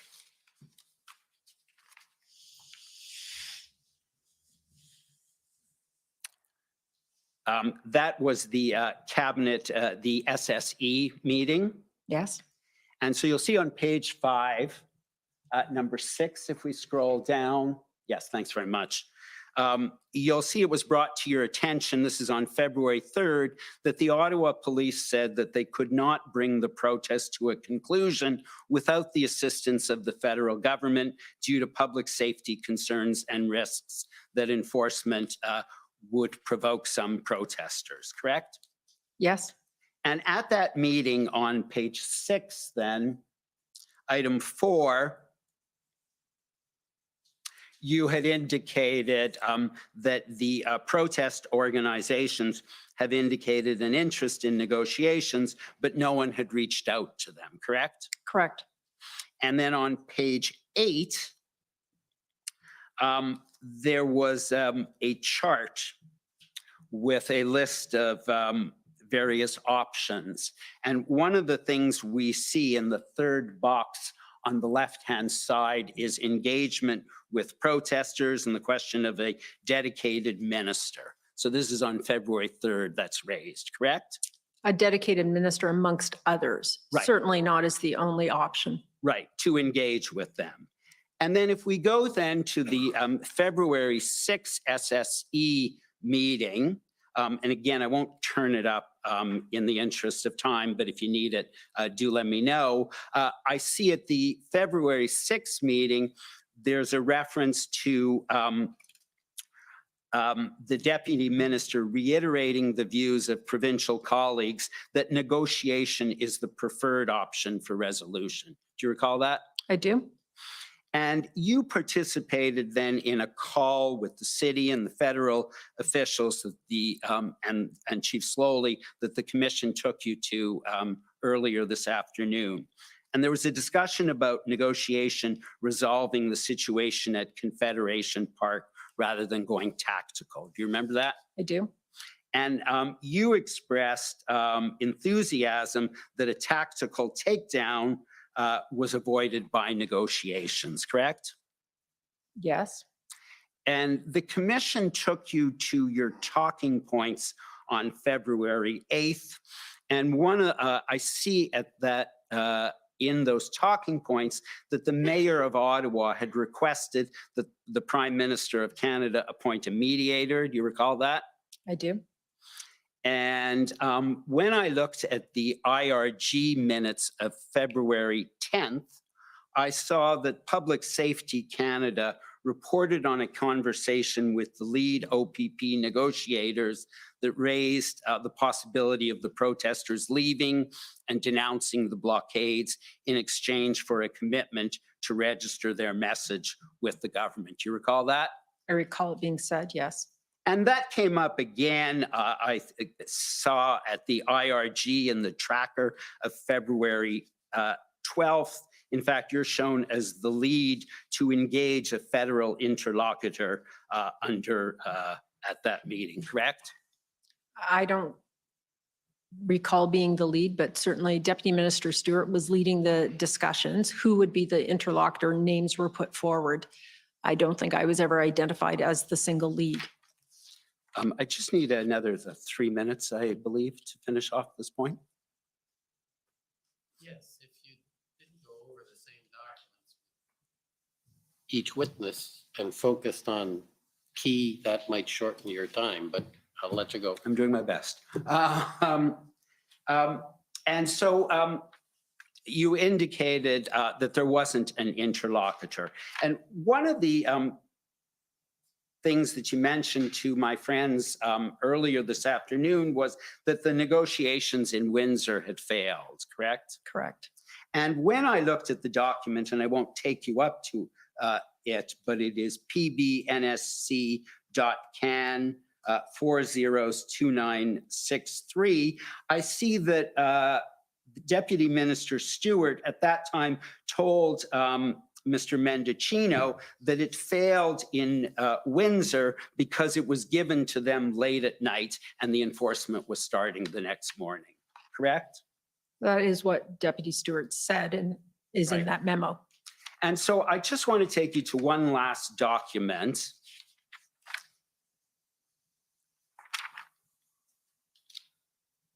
And it was a timeline that had been provided by, I believe it would have been prepared by DOJ. Do you recall that timeline? I can't tell you that I recall the specific one you're referring to. We had multiple timelines.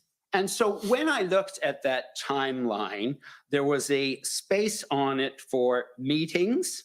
And I'll show you the timeline just to make it easier. It's pbnsc.can.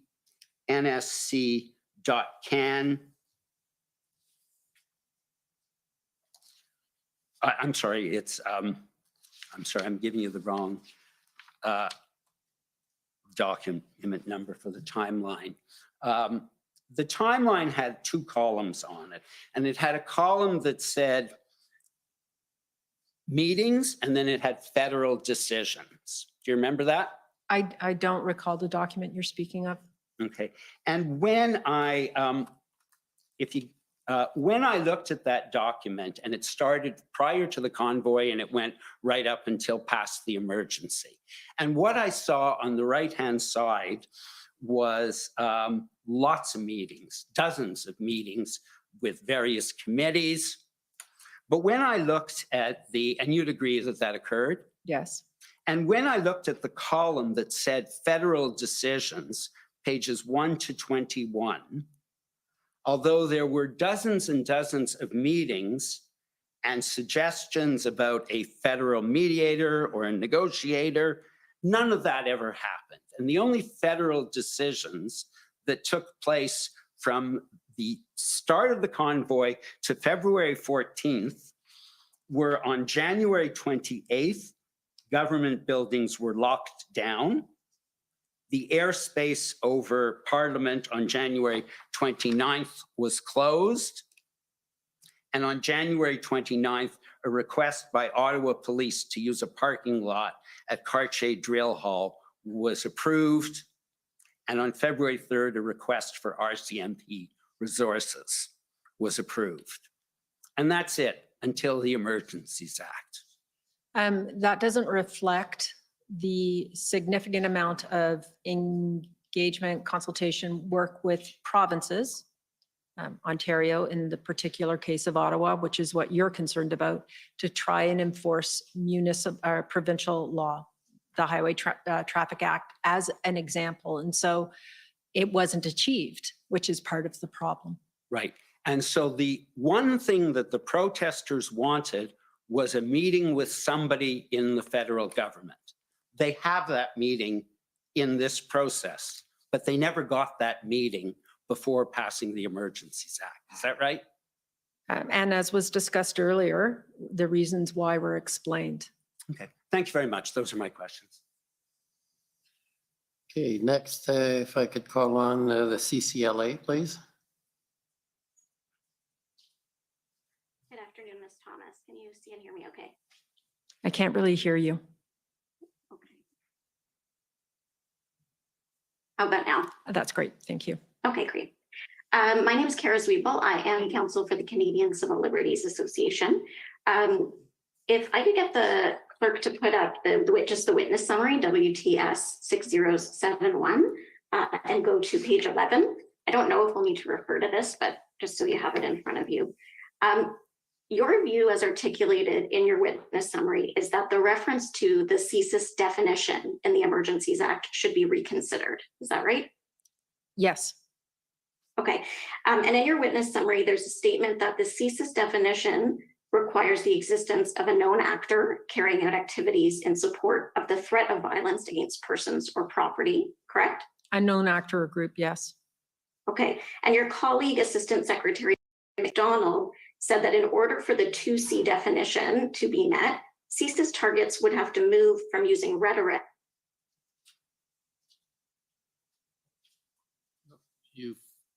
You've cut out, you're freezing.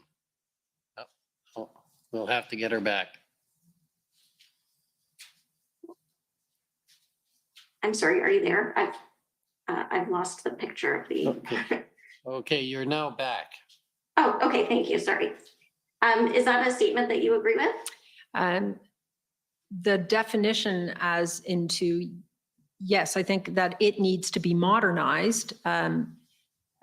Just as the director of CSIS has indicated that the CSIS Act needs to be modernized, that element does as well.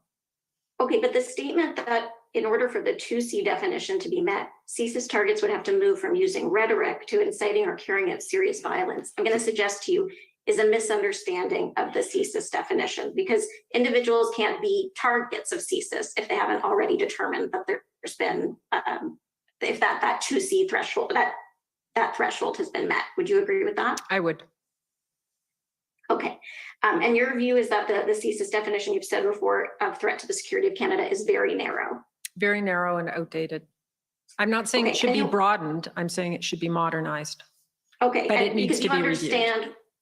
Sorry, not trying to interrupt you, because you understand why there should be a high threshold before the state can start engaging in surveillance of its citizens. I don't disagree with that at all. I didn't say it should be broadened. I said it should be modernized. Right, because expressing unpopular political views shouldn't be enough to engage the surveillance apparatus of the state. And that's not what I've said. Okay, and disagreement with the government should not be enough? I agree. But your view is that the Emergencies Act should have a broader definition of what constitutes a threat to the security of Canada. Is that right? I think that both acts were written in the 1980s and they both need to be modernized to reflect the reality of the nature of threats that are occurring in 2022. Okay, but again, you understand that in the case of the Emergencies Act, there are reasons why we would want a high threshold. I'm not disagreeing with the threshold. I'm speaking about an act that was written 30 years ago that needs to be modernized to reflect the reality of the kinds of threats that exist in the world today. Okay, and we'd want a high threshold because the Emergencies Act allows the government to bypass the parliamentary process and rule by executive order, at least for a brief period of time. Right, but does allow for all the transparency of going through the parliamentary process and for processes like this one. So Right. I am not saying that the government should have more expansive power or a lower threshold. I'm saying that the act should not sit 30 years untouched. Okay, there's no disagreement there. I mean, I think we probably have different characterizations of what's a high threshold. You also understand, and maybe I'm not sure if this is the case. I was trying to follow your answers to my friend, Mr. Miller. But although you believe that the definition should be reconsidered in the Emergencies Act, you understand that currently the definition of a public order emergency in the Emergencies Act is tied exclusively and exhaustively to the definition in the CSIS Act. The federal government legal opinion is different and there will be legal arguments to that. And I'm not the person to make that argument. Okay, one other area I'd like to cover. Your office, you mentioned, is a consumer of intelligence, and you receive intelligence from CSIS, CSEC, ITAC, Global Affairs, Foreign Intelligence Partners, all of those. Correct. And in this case, I think there was also mention in the witness summary of receiving information from the CBSA, from Immigration and Refugee Citizenship Canada, from the Parliamentary Protective Services, and from the Department of National Defense.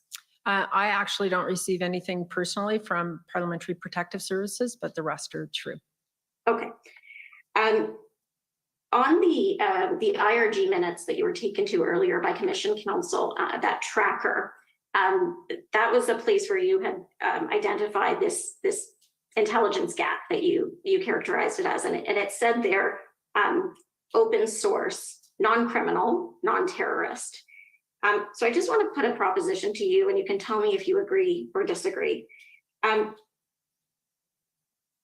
that proposition is this, that the difference between a society where individuals are monitored by the state, where there are no grounds to believe that they are going to engage in criminal or terrorist activity, and one where they are not, is the difference between a surveillance state and a free society. Is that a proposition that you would agree with? Well, that's exactly what I've said, that we need to understand trends, but we don't need to understand, we need to anonymize that information so that we're not tracking individuals. So I agree with you. I just think that we have to have an understanding of growing threats that are not yet at a threshold or potential that they're under a CSIS investigation or a criminal investigation, that when there is something like a convoy, as we saw here in Ottawa, and there is open source information that we're going to target a school and we're going to do a slow roll around the school, and that information maybe is being monitored by the police so they can do something. I don't actually know, but there needs to be an understanding that the individual said that isn't under a criminal investigation. We're not even sure that the behavior is criminal, but it says something about what is happening in the middle of a crisis or an incident. I don't want to know who said it. And I need a legal framework to do this. So it's not monitoring, it's not individuals, it's understanding trends, just as we do with foreign intelligence. And so I would like to agree with what you're saying, but I don't actually agree with your framing of it. Okay. In terms of what I am proposing is required. Okay. Okay, That's fair you're enough. well Okay. out of time, so you're Thank gonna you, have to thank you, wrap up. Commissioner. Okay, no, that's fine. I'm done. Thank you. Thank you. Next, call on the counsel for former Chief Slowly.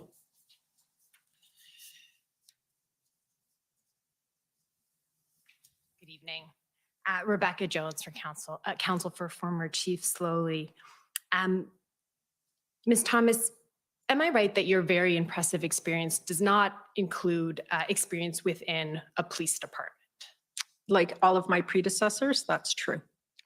And so that means that you don't have specific experience figuring out resource requests for public order operations, for example? No, I would rely on experts for that information if I required it, and I'm not sure I would. Right, okay. And that's exactly what I was going to say, is that you would rely on experts such as the RCMP or your colleagues in public safety, emergency preparedness, that sort of thing for that information. Correct. And you've testified about the incredibly complex situation occurring in Ottawa, which you saw as a national security threat, right? Yes. And we've now heard a whole parade of witnesses who, while disagreeing on a lot, have all agreed on a couple things. First, that the protest was unlike anything they had ever seen, right? Correct. And second, that the OPS did not have the resources they required to end this occupation until around February 17th. Correct. Okay. And the commissioner of the OPP testified that ultimately over 2,000 officers were required to end the occupation, right? Yes. Okay. Now, what I want to do with my time with you is to explore resource requests and specifically what the federal government through you understood about the resources that were being provided to the RCMP, by the RCMP to the OPS and Chief Slowly. So if we can pull up, please, OPS 6093.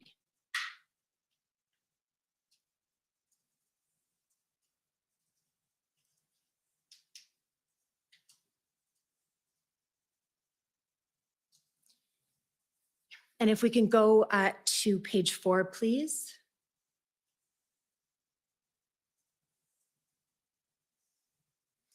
So this is an email from Chief Slowly to the commissioner of the RCMP. And if we scroll down on February 2nd, I should have said, and then if we scroll down, we see a request to the RCMP for 50 uniformed members, a level of leadership to provide support for teams, and 3 public order units, right? Yes.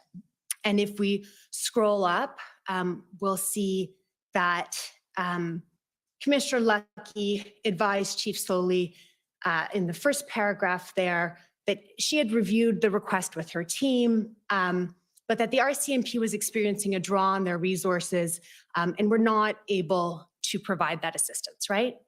That's what the letter says, yes. Okay. And if we scroll up, we'll see that by the 3rd, it was still the case. If you go all the way up, well, in any event, it says that by the 3rd, those resources still hadn't been provided and there had been no promise to provide them. That's what the email says. Okay. And were you following this? Not in this level of detail at all, nor have I ever seen this. So Okay. yes, I'm reading what's said and agreeing with you. Perfect. And so that's what I want to know. You would have been relying on the RCMP to be dealing with these resource requests and then briefing you. Yes. Okay. And the Deputy Minister of Public Safety and the Minister of Public Safety, in fact, more than me. Right. Everyone would be relying on the RCMP with respect to these resource requests. Yes. Okay. I'm not going to pull it up in the interest of time, but on February 3rd in the evening, Minister Mendicino tweets that the RCMP has approved all additional officers requested. And we heard evidence. Have you watched the evidence of the RCMP yesterday? As much as I could. Okay. And we heard from Deputy Commissioner Duhaime of the RCMP that there was a mix-up, that those officers that were requested, there was a statement made that 250 officers had been provided by the RCMP, but that was a mix-up. Did you hear that evidence? I did not hear that evidence. Okay. And we also heard evidence from Commissioner Lucky that until after February 2nd, the number of RCMP members deployed to Ottawa did not go above 50 or 60 officers. I did not hear her say that. Okay. At the time that, leading up to, let's say, the period of the mayor's letter requesting the 1,800 resources on February 7th. Leading up to that time, is it fair to say that you were under the impression from your colleagues at the RCMP that all of the resource requests being made by the OPS were being fulfilled? I can't say that unequivocally. We knew that the RCMP was stretched. They had resources that they had to redeploy from across the country to Ottawa, and they also had responsibility for their protective units. So I would need the numbers in front of me exactly and to recreate data to be able to answer that unequivocally. I'm willing to say that there was confusion about the number of RCMP provided. Right. And I'm not asking you to actually comment on the deployment levels, but rather the understanding of the government, as we saw in Minister Mendicino's tweet, that everything that OPS was asking for from the RCMP had been fulfilled. In that I don't know the conversation between Commissioner Lucky and Minister Mendicino, I prefer not to comment. Okay. Okay. So why don't we move forward then to the mayor's letter? We don't need to pull it up. You're familiar with the letter requesting the 1,800 officers, right? Right. And the following day you briefed cabinet, and if we can pull up SSM NSC CAN 246, please.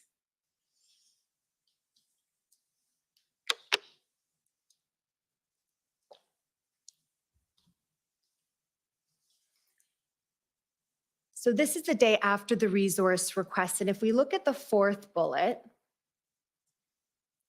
this is your briefing. You say the chief continues to communicate publicly his view that OPS lacks resources to effectively manage the situation.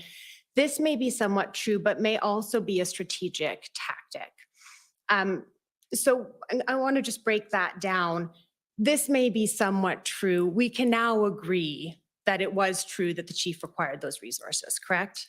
Correct. At the time this was written, I would not necessarily have seen that letter because it didn't come to me. The letter From- about the resources right, that were from being the mayor. requested. Okay, so when you're commenting on the OPS lacking resources and you're saying it may be somewhat true, what I'm asking you now is you'll acknowledge now that you know it was entirely true that the OPS lacked those resources. I know in retrospect for the size the convoy grew to and the way it became entrenched into the city, Chief Slowly did not have the resources to manage it. Perfect. And then you say it may also be a strategic tactic. And I take it that that wasn't something you arrived at yourself. It was something that you were being briefed on? Yes, that's correct. And who briefed you on that? The commissioner of the RCMP. Okay.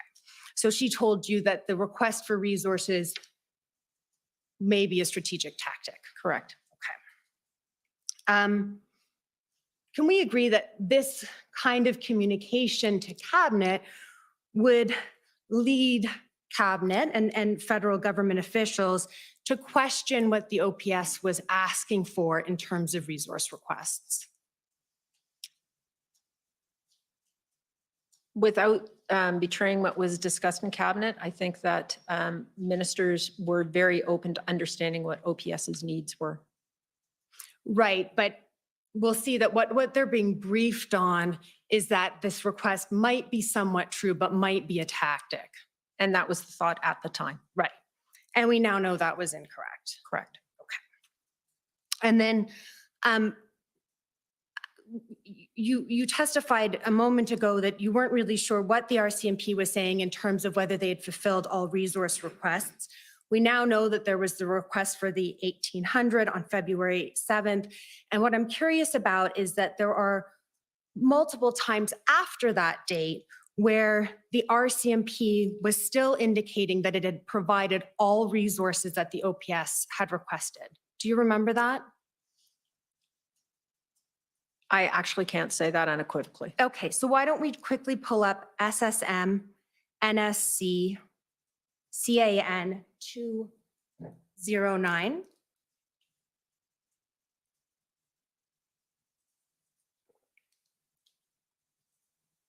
So we've looked at this a couple of times today. This is the February 10th incident response group meeting. Mhm. And if we go to page 5,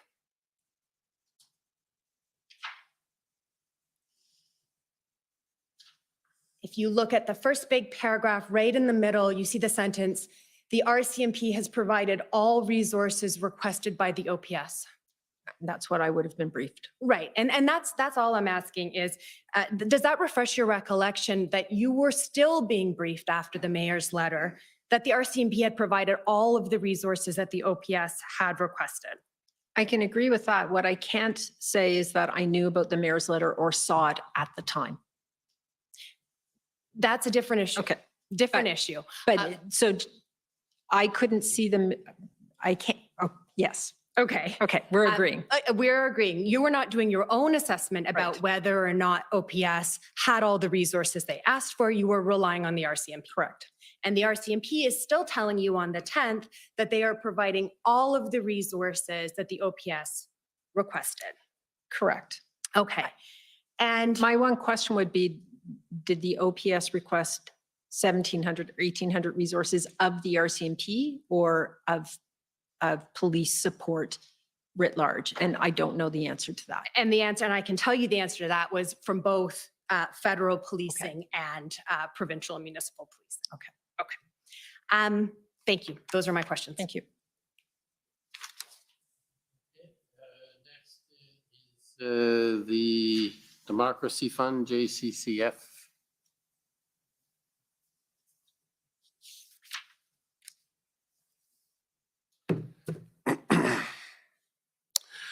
Hi, Ms. Thomas. I'm Rob Kittredge, counsel for the Justice Center for Constitutional Freedoms. I only have 10 minutes with you today, and I'm going to try and cover a fair amount of territory. So to the extent possible, if you can give me yes or no questions or yes or no answers, that would be very helpful. Obviously, answer where you have to, but if we can plow through this, that would be great. I imagine your job comes with a pretty high level security clearance. Would it be fair to say that there's no intelligence information that cabinet or the PM is cleared to see that you can't see? That's true. You attended the incident response group meetings where the invocation of the Emergencies Act was considered and regularly briefed the PM on national security issues during the period leading up to the invocation of the act, right? Yes. You would know about any protest-associated acts or threats of serious violence that Cabinet, the IRG, and the Prime Minister knew about when they were considering whether to invoke the Emergencies Act, right? As I've said earlier, not necessarily. Not necessarily. Right. All So I'm cleared to see everything. That's different than seeing everything. Okay.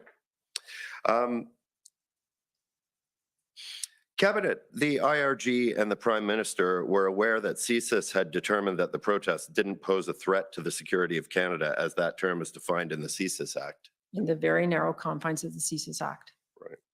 Cabinet, the IRG, and the Prime Minister were aware that CSIS was concerned that invoking the Emergencies Act risked further inflaming IMVE rhetoric and could give rise to a risk of serious rhetoric. Isn't that true? Yeah, that was a responsible act to do that analysis by CSIS. You're not aware of any acts of serious violence associated with the protests in Ottawa or at border crossings, are you? It depends on the definition of serious violence. There was continual violence in the streets of Ottawa, but there wasn't anything that you could point to like January 6th. And I mean, when you say continual violence, what kind of level of violence are you talking about? As has been reported by the OPS and by the city and by the residents who have testified, harassment, people being followed, people being intimidated, the noise, the pollution, the mess. Right, but not serious violence. There were some incidents that were early reported, but I don't know if they, the outcome of them was directly related to the convoy participants or just the general atmosphere in downtown at that point in time. Okay, but you can't point me to an example of an incident of serious violence. Not serious violence. All right. There wasn't any espionage associated with the protests or blockades, was there? That's already been established, no. Right. And there wasn't any sabotage? Not as it's defined in the CSIS Act. Right. And CSIS found no indication of foreign state interference at the protests. And you don't have any reason to disagree with their assessment, do you? No. Okay. Your interview summary says the National Security and Intelligence Advisor assesses intelligence and advises the Prime Minister on national and international threats to the security of Canada. When you use the term threats to the security of Canada there, that's used in a general sense and not in the restrictive sense set out in Section 2 of the CSIS Act, right? It's in a broad sense. Right. In other words, in your role as National Security and Intelligence Advisor, you're not governed by the CSIS Act. The information I receive from CSIS is, Sure, but your assessment of what a threat to the security of Canada isn't governed by the CSIS Act. You advise the Prime Minister on anything you consider to be a threat to the security of Canada, whether those threats meet the definition set out in Section 2 of the CSIS Act or not, right?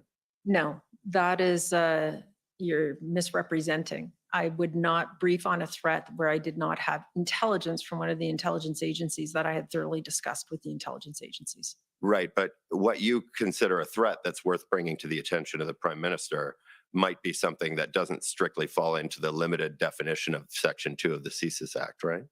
Yes, but it would be very much consulted with the heads of those agencies. Sure, but you're not as restricted in scope I am as not. CSIS is. Okay. In the time leading up to the invocation of the Emergencies Act, you felt that the protests in Ottawa and at border crossings constituted a threat to the security of Canada, right? I did, But not in the sense contemplated in Section 2 of the CSIS Act. correct. All right. In your interview summary, you say that CSIS's legal mandate obliges it to assess threats to national security through a very narrow lens. Do you remember saying that? I do. And that narrow lens basically boils down to the definition of threat to the security of Canada as set out in Section 2, right? No, CSIS is restricted in terms of the threshold they have to meet in order to open an investigation, to get a warrant and pursue collecting intelligence. There are threats to Canada that are broader than that. Foreign interference is a threat to Canada, as an example. That doesn't fall under that definition of the CSIS Act. Okay. If I'm understanding your testimony earlier, it's your opinion that the Emergencies Act it doesn't require a Section 2 threat to the national security of Canada. That's not what I said. I said that the public order emergency is assigned meaning by the CSIS Act, but is not restricted by the CSIS Act. Right. And so a public order emergency is broader than as defined by the CSIS Act. So does a Section 2 CSIS Act threat to the security of Canada have to exist in order for a public order emergency to exist under the Emergencies Act? Well, as we've seen, the answer to that, in my opinion, is no. Okay. Well, I guess I'd like to walk you through the Emergencies Act and maybe see if I can persuade you that the answer is not no.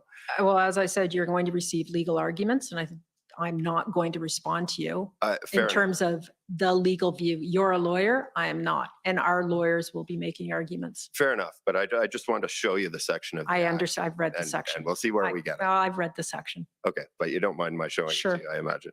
All right, Mr. Clerk, can we pull up the Emergencies Act? It's CCF 047. When did you first read the Emergencies Act? The Emergencies Act, when I arrived in PCO Which would be when? in January. Okay. And when did you first read the CSIS Act? I haven't, 5-10 years ago. Yeah. Okay. Can you take us to the section of the Emergencies Act that defines a public order emergency?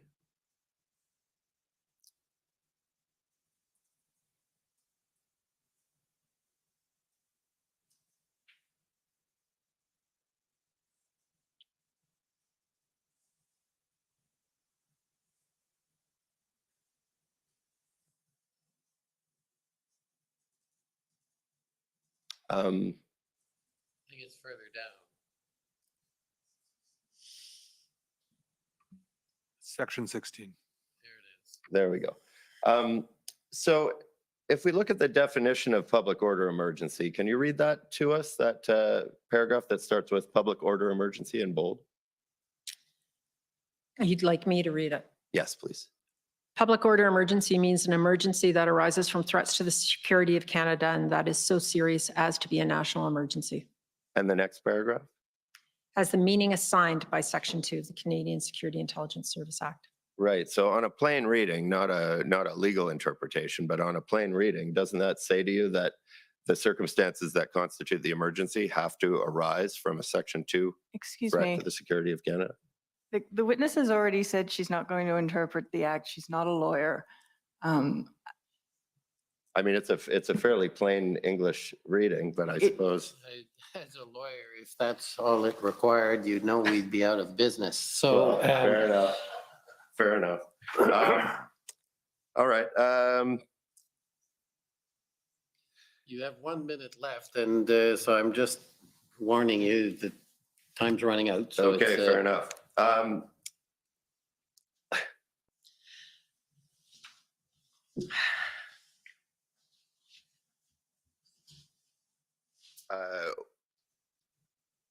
I guess what beyond that definition would you say is a threat to the security of Canada? There's a range of threats that need to be considered when you're talking about this country. Economic security, the threat of IMVE, the rhetoric of threats against public figures, the inability to conduct a livelihood in the city of Ottawa, as an example, at the Coutts border blockade, if we're going to speak about this specific example. The threat to public institutions and the undermining of the confidence in public institutions. Those things all constitute a threat.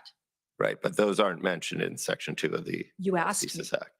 You asked me what did, and I answered your question. Right, And the and- lawyers will talk about the Okay, CSIS but Act. those aren't mentioned in Section 2 of the CSIS Act.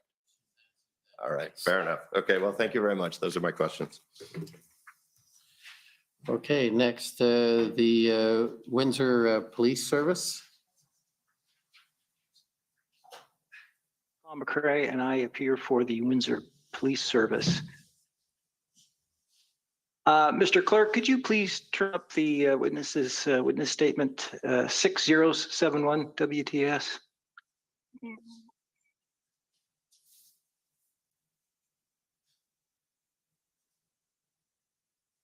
Sorry, if you could go down to the top of page 8, please. Now, Ms. Thomas, is it correct, and I'm just, while the clerk does that, that you have been in the federal public service for the last 20 years at least? At least. Okay, thank you. At the top of this paragraph, it says NSIA Thomas reflected, and then it goes on, it could have been better. The sharing of information, for instance, then ASC McDonald added that the implicated law enforcement agencies, OPS, SQ, OPP, WPS, and RCMP maintain distinct intelligence silos. Is that a view that you hold, Ms. Thomas? It is. It's improved since this convoy, but at the time, yes. Your earlier evidence today, as I noted it, was that you were aware of Operation Hendon. Isn't that correct? I was made aware of Operation Hendon after the convoy. I found out that we were, that ITAC and other elements of the federal national security community did see some of their reports, but I didn't, not directly. Are you aware that, in fact, the Hendon reports to Project Hendon was a sharing of information, at least amongst OPS, WPS, and the OPP? I am now, yes. Okay. So they're not truly distinct intelligence silos, isn't that correct? It depends on where they're shared and how they're used. Okay, thank you, Mr. Commissioner. That's all of my questions. I would like to throw the balance of my time, if possible, to the City of Windsor, please. That's a new arrangement. So I'll take it under advisement. City of Windsor. Hopefully, we can have those extra 2 or 3 minutes. Good evening. My name is Jennifer King. I'm legal counsel to the City of Windsor. I would like to start with the issue of the line between a lawful and unlawful protest. If Mr. Clerk could please bring up WIN 50511. This is the February 11th injunction order granted in Windsor. You were aware of this order at the time? I was. Okay, if you could please scroll to the bottom of page 2, paragraph 4. And here, the court ordered that the defendants and any persons having notice of this order are hereby restrained and enjoined from impeding or blocking access to the Ambassador Bridge and indirect or direct approaching roadways and access points for 10 days from the date of this order. So you'll agree with me that this order was made effective February 11th at 7 p.m., Ms. Thomas. So when the order became effective, any person having notice of this order who continued to impede or block access to the bridge would contravene the order, right? Yes. And disobeying a court order, you're aware that that is contrary to the Criminal Code, Section 127? I wasn't aware of the section, but yes. Okay. And you're aware that protesters continued to impede and block access to the bridge after 7 p.m. on February 11th? Yes. Does this inform your assessment of whether the Ambassador Bridge blockade was a lawful protest, at least after this order became effective? Well, it would have been an unlawful protest. Okay. Mr. Clerk, could you please bring up PB CAN 401661? I understand from your witness summary that you spoke with the U.S. Homeland Security Advisor on February 9th and 10th. I did. Is that right? Okay. Yes. So this is an email from Martin Loken. Who's Martin Loken? Martin Loken at that time was a deputy to the ambassador in Washington, to our So it appears- ambassador. Thank you. So it appears that Mr. Loken sent this email to you before one of these calls with the U.S. Homeland Security Advisor. Do you recall this email? I do now. I don't recall it from the time. I've seen it. And you'll see partway through the page, there's he suggests some additional messaging, and I'll just take you to the third bullet. And he says, critical that CBSA and CBP work together with relevant police of jurisdiction to ensure traffic keeps moving. Do you agree with that message and convey that message to the U.S. Homeland Security Advisor at the time? Yes. Okay, and then continuing on that bullet, recognize that international crossings are national security issue. Do you understand what Mr. Loken meant here? Yes, I do. That the economic viability of the country is a national security issue, and it's considered that on both sides of the border. And you agree with that assessment? I do. Is that something you conveyed to the U.S. Homeland Security Advisor at the time? It wasn't, I did not need to convey it. She raised it. Okay. And you both agreed that it was We a did. national security issue? Yes. Thank you. I'm showing you a lot of documents and hopefully I'll get through it quickly. So if you could please pull up SSM CAN. I'm not sure if I've got this right. It's 402694, Mr. Clerk. What I want to show you is that the next day on February 11th, you participated in an opposition leaders briefing. Do you recall that? I do. Okay. So that's not it. Oh, no, there it is. Yes, it is. Thank you, Mr. Clerk. So if you could just go to page 2 in the middle of the page, you gave an update on the Ambassador Bridge blockade. You recall that? A little Yes. bit farther down, Mr. Clerk. You'll see it says ON there. Okay. So you state there, all 3 levels working together on this. Are you referring to 3 levels of government there? Yes. This is somebody's notes of what I said, rather than verbatim transcript, but yes. But that's what you said, that all 3 levels of government were working together on that the issue of the Ambassador Bridge? Yes. Okay, and if you continue on in that paragraph, working with US federal, state, municipal communication is good. So it's your understanding that the federal government was getting the information that it required from Windsor? We were getting some information from Windsor. We were getting some information from the United States. And then the policing information you would have to speak to Commissioner Lucky about.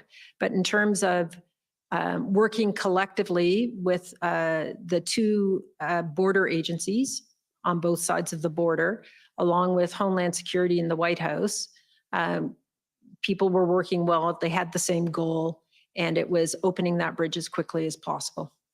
Okay, and Mr. Clerk, if you could scroll down to just under the redactions on that page. So at the bottom of the page.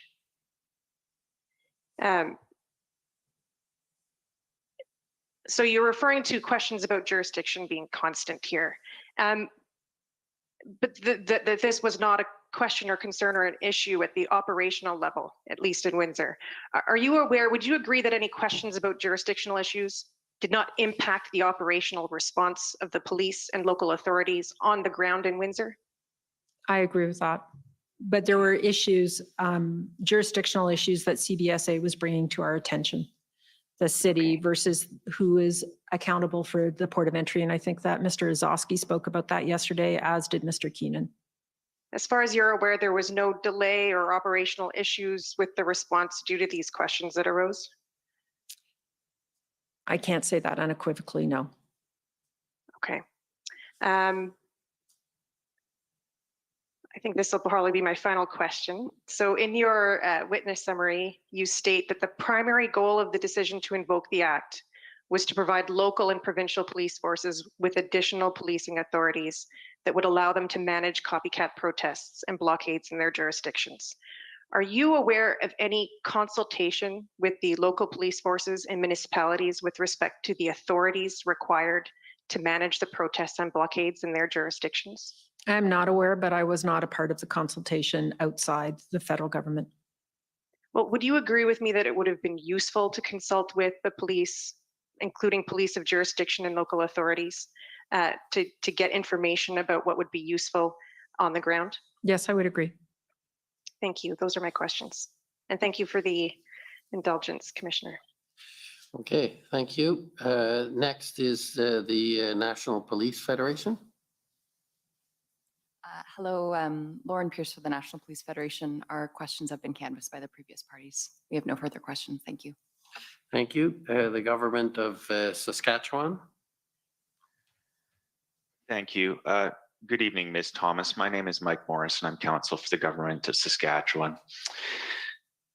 Ms. Thomas, I understand that you were only about 2 weeks into your role as NSIA when the Freedom Convoy rolled into Ottawa. Is that correct? That is correct. That meant you were effectively having to learn your role while in the thick of it. Is that fair? That's fair. And I think you've stated that as NSIA, you are essentially a consumer of intelligence provided to you by other agencies such as the RCMP and CSIS, correct? Amongst others, yes. Right. What I want to touch upon is your request for a threat assessment from the RCMP on February 14th.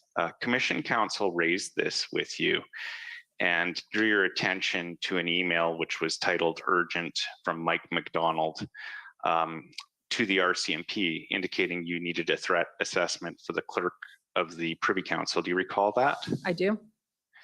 So I'm just going to ask the registrar to pull up PB NSC CAN 403462.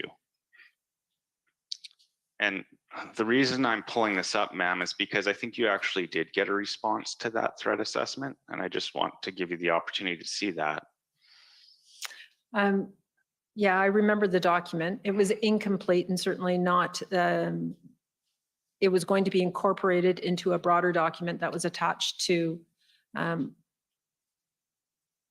the invocation material. And so this is a part of a response.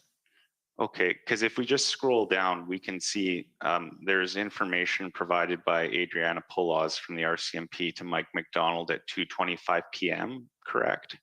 Yes. And she says, Mike has requested, please let me know if this suits your requirements. And below that, of course, is obviously what is the RCMP assessment on the convoy. I'd just like us to scroll up then again back to the top, because it appears that you had some questions about this material, this assessment, and you had asked Mr. McDonald to convey them to the RCMP. Particularly, it looks like he's quoted from something you typed, which begins, I guess my question is, how do we know, in particular, how do we know that the majority are peaceful? And of course, there's some other stuff typed after that as well, correct? Correct. Okay, so that was a question that you wanted answered, and Mr. McDonald seems to be indicating that NSIA would like the question answered within the next 20 minutes.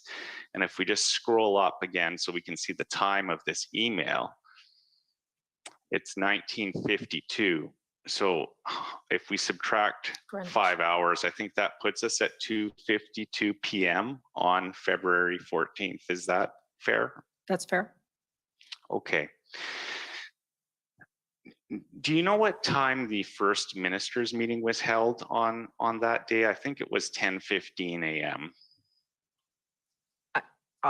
I'll agree with you on that. I don't know offhand. And did it go for around an hour or a little over an hour? Do you know? I don't recall. Okay.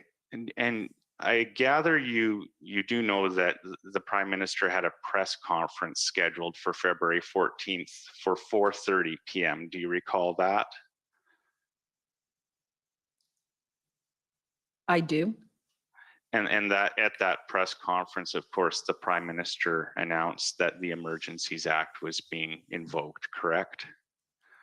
Correct. Okay. I'm just trying to get a timeline. So Right. basically you were looking for some more information at approximately 2:52 p.m. You wanted it within the next 20 minutes, and there was a press conference scheduled that day for 4:30 p.m., correct? Correct. I was asking Okay. questions to be more expansive, to ensure that we answered a broad range of questions. And this was required for the clerk of the Privy Council, correct? Correct. Okay.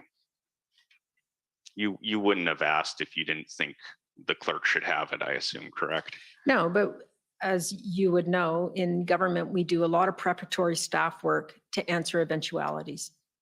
So I did not know at this point what the outcome was going to be of the Prime Minister's decisions. We were preparing for every eventuality. Okay. You hadn't spoken with the Prime Minister between the first Ministers meeting and the announcement then at 4:30 p.m. Or sorry, no, I shouldn't go to the announcement. I should go to the time this email was sent. I had not. There were other parts of PCO who were more engaged at that point because there was a different work that needed to be done. The Intergovernmental Affairs Group, as an example, rather than me. I'm not the Okay. Prime Minister's sole advisor. I understand that. I just have one last question. There was reference to an email drafted by a person named Philippe Lafortune in the Privy Council office. Do you recall that? I do. Is that person a lawyer? Do you know? He is not. Not that I'm Okay. aware of. Okay. He was just essentially doing some legal research type work then. Is that fair? Yeah, he was doing research. I wouldn't call it legal. Okay. Thank you, ma'am. Those are my questions for you. Have a good evening. Thank you. Okay, thank you. Next is the Ontario Provincial Police.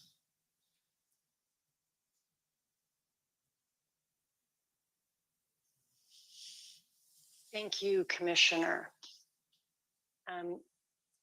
Hello, Ms. Thomas. My name is Janine Cabersi, and I'm one of the lawyers representing the Ontario Provincial Police in this hearing.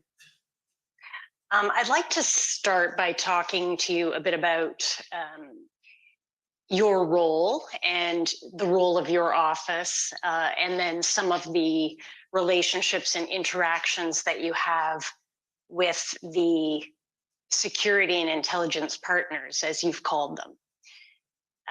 So as stated, I believe in your witness summary, and it's also in the institutional report for the Privy Council office, you'd agree that you work closely with your security and intelligence partners, and that includes CSIS, the RCMP, the PPS, as well as CBSA and Transport Canada.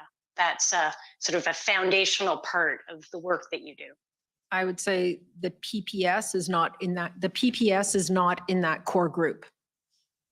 Okay, fair enough. It's listed in the report, but Mike McDonald deals with them more than I do.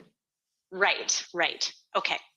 And you also, in your exchange with counsel for the CCF, I believe, you talked about always consulting with the lead intelligence agencies that you work with whenever you're in the process of advising the Prime Minister about a threat.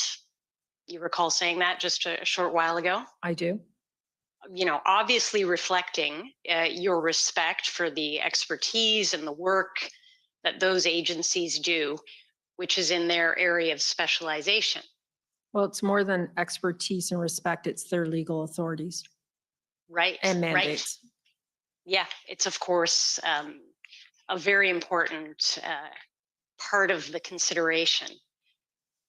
And so I expect that in your role as a consumer of intelligence, but not a producer of intelligence or investigations, as we've heard earlier today, that there's a regular communication that you're doing with these entities and agencies that have to provide the information that then becomes part of that information flow through your office, through to the cabinet and the Prime Minister, and perhaps others as well.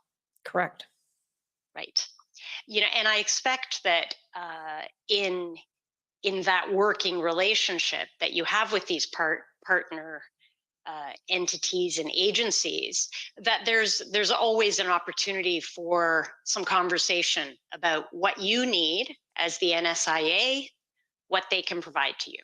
Is that That's fair. a fair expectation? Yeah. Yes.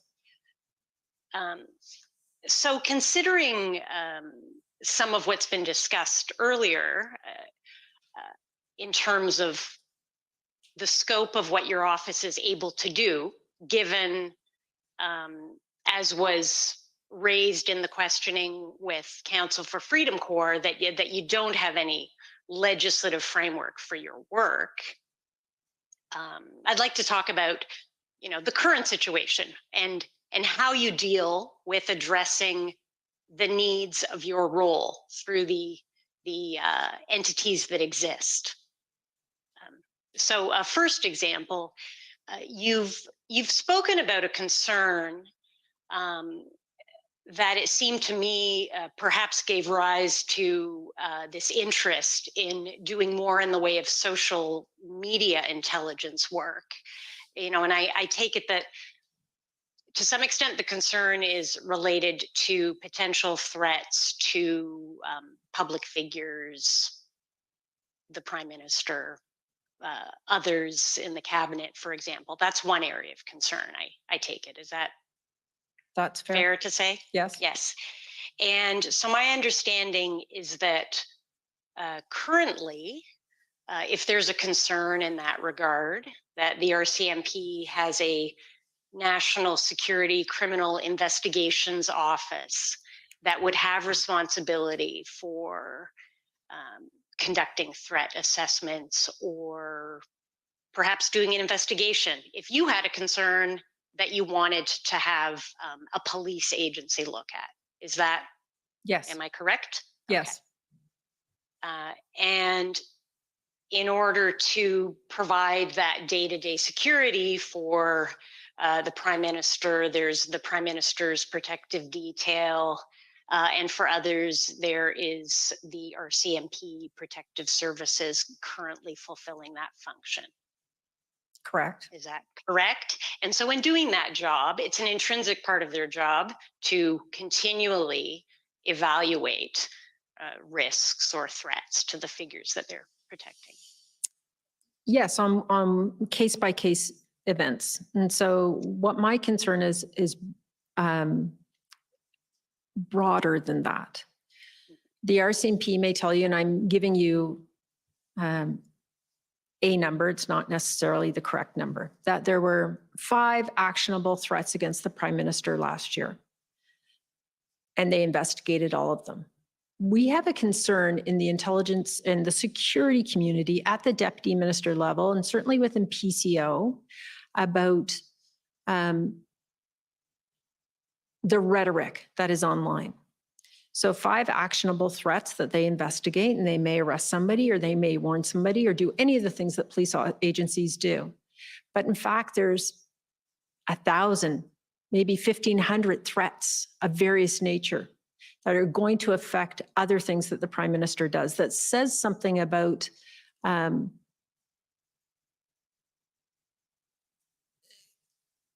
the discourse and the concern out there. And so it is a nuanced thing to try to explain, but we have a responsibility to understand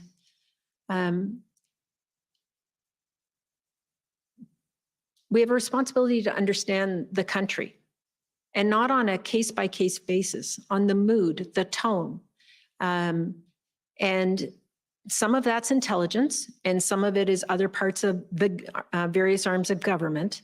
But I think that we are a little blind on what is going on in society.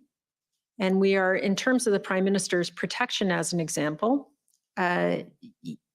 we are seeing a change in the environment that he is in. We're seeing an increased level of anger. And it's more than just him, it's other public officials as well. And we have a responsibility to understand that. Right. I appreciate that. And one option that is available now at this point to investigate that concern, to take whatever steps might be necessary to address that concern, would be to refer that to the RCMP. Is that? The RCMP will look at actionable intelligence. This is a different notion. It's a different need. And the RCMP, we can't send everything to the RCMP. They have their core functions to execute.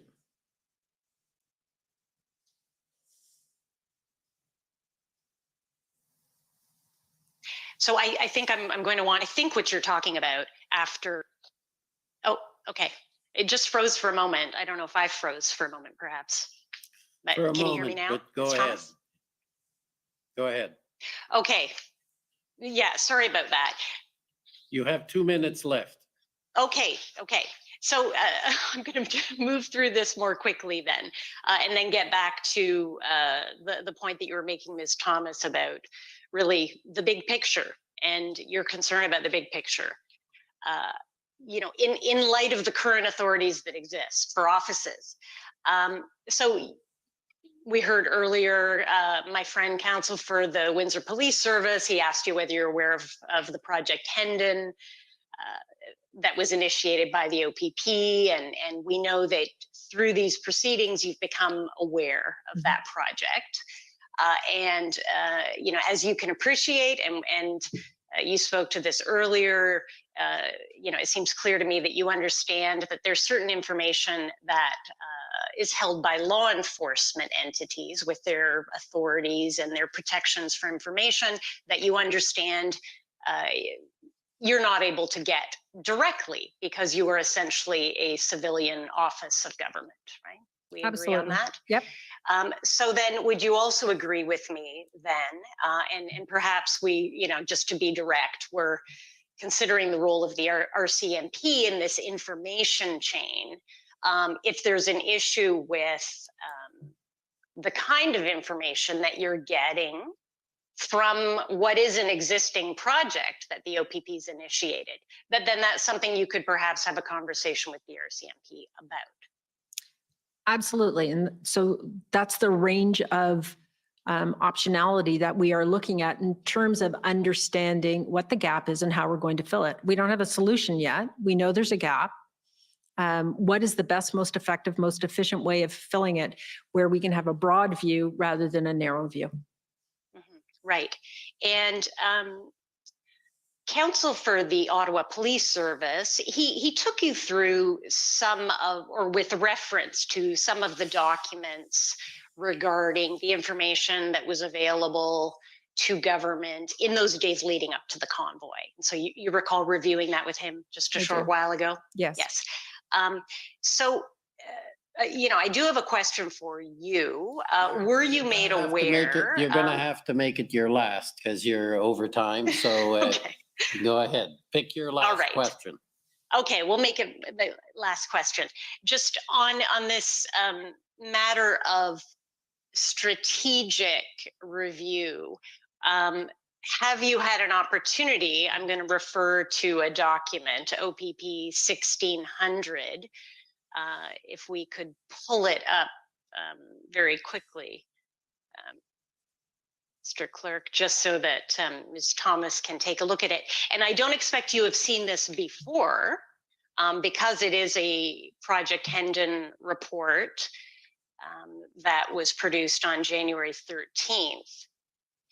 You can see it's entitled Strategic Intelligence Overview. So, I'll put it to you, Ms. Thomas, that this overview is an example of the kind of big picture strategic review of intelligence without reference to individuals, talking about societal movements and how they manifest themselves. So would you agree with seeing this on its face? You can perhaps take a look at it on another occasion, but this is the kind of work that you're looking for to, assist you in what you're hoping to do in your office. This would be the kind of information we would receive along with other information and do a broad assessment of. Okay, given that I'm out of time, we'll have to end our exchange here. Thank you very much for your time and have a good evening. And thank you, Commissioner, Okay. for allowing me a few extra moments. Okay, thank you. Next is the Government of Canada, please.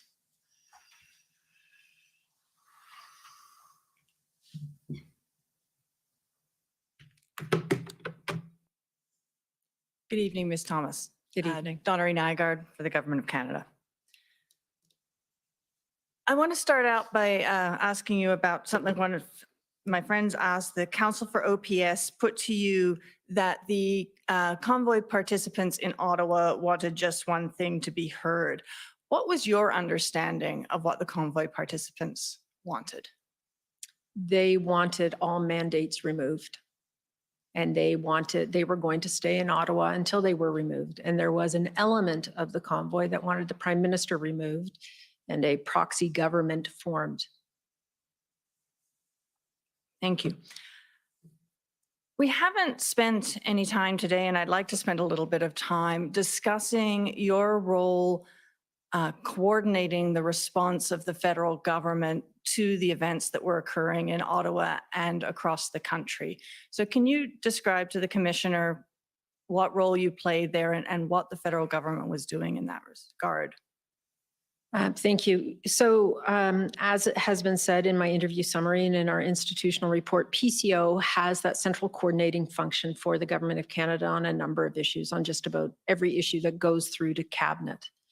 We play a coordination function, we have a challenge function, and when there is a crisis, and this has been for as long as the position has existed, the NSIA on this kind of a crisis plays a lead role. Much of the organization of meetings and documentation and briefing to ministers was organized by Jackie Bogdan, who's the new Deputy Secretary for Emergency Management at PCO. But what we did was bring colleagues together with their experts to discuss and try to understand how the federal government could assist in the resolution of not only the blockade here in Ottawa, but the various convoys that were occurring across the country. Because we've talked a lot about Ottawa today, but we haven't talked as much about the Ambassador Bridge. We certainly haven't talked about Coutts, and then the continual pop-up convoys that were happening over this period in time.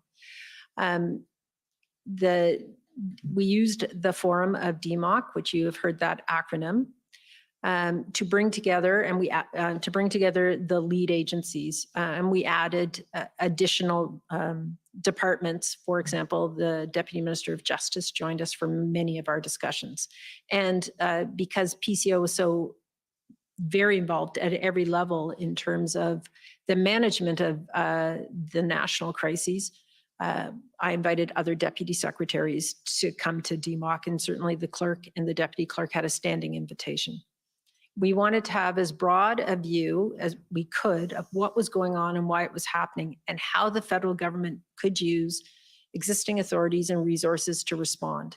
You've heard the discussion of the tow truck strategy. Well, that came out of discussions at DMOC. The work that Deputy Minister Stewart was leading on engagement, that came to DMOC for original discussion before it went to cabinet.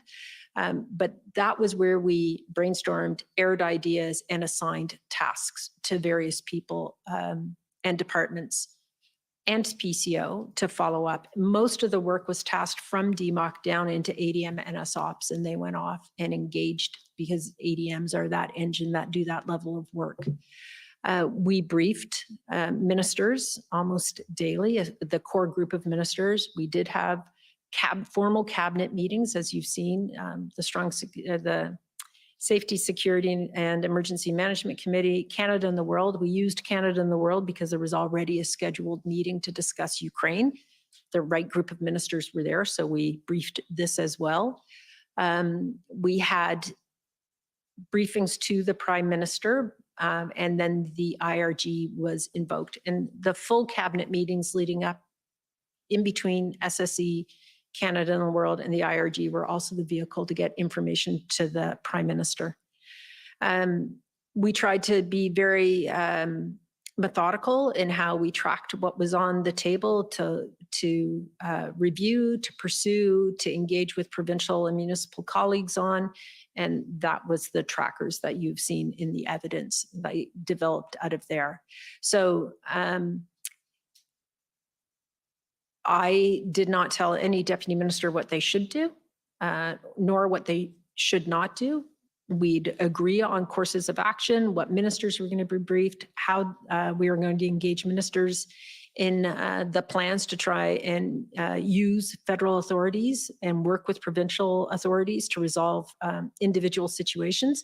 But it is a coordination group where we talk, we discuss operational issues, and each department goes back and does their own thing and reports back in. And it's a relatively effective use of time and energy. And it became every day going through department by department. Yesterday you said this, what's changed? What are you doing tomorrow? Where are we?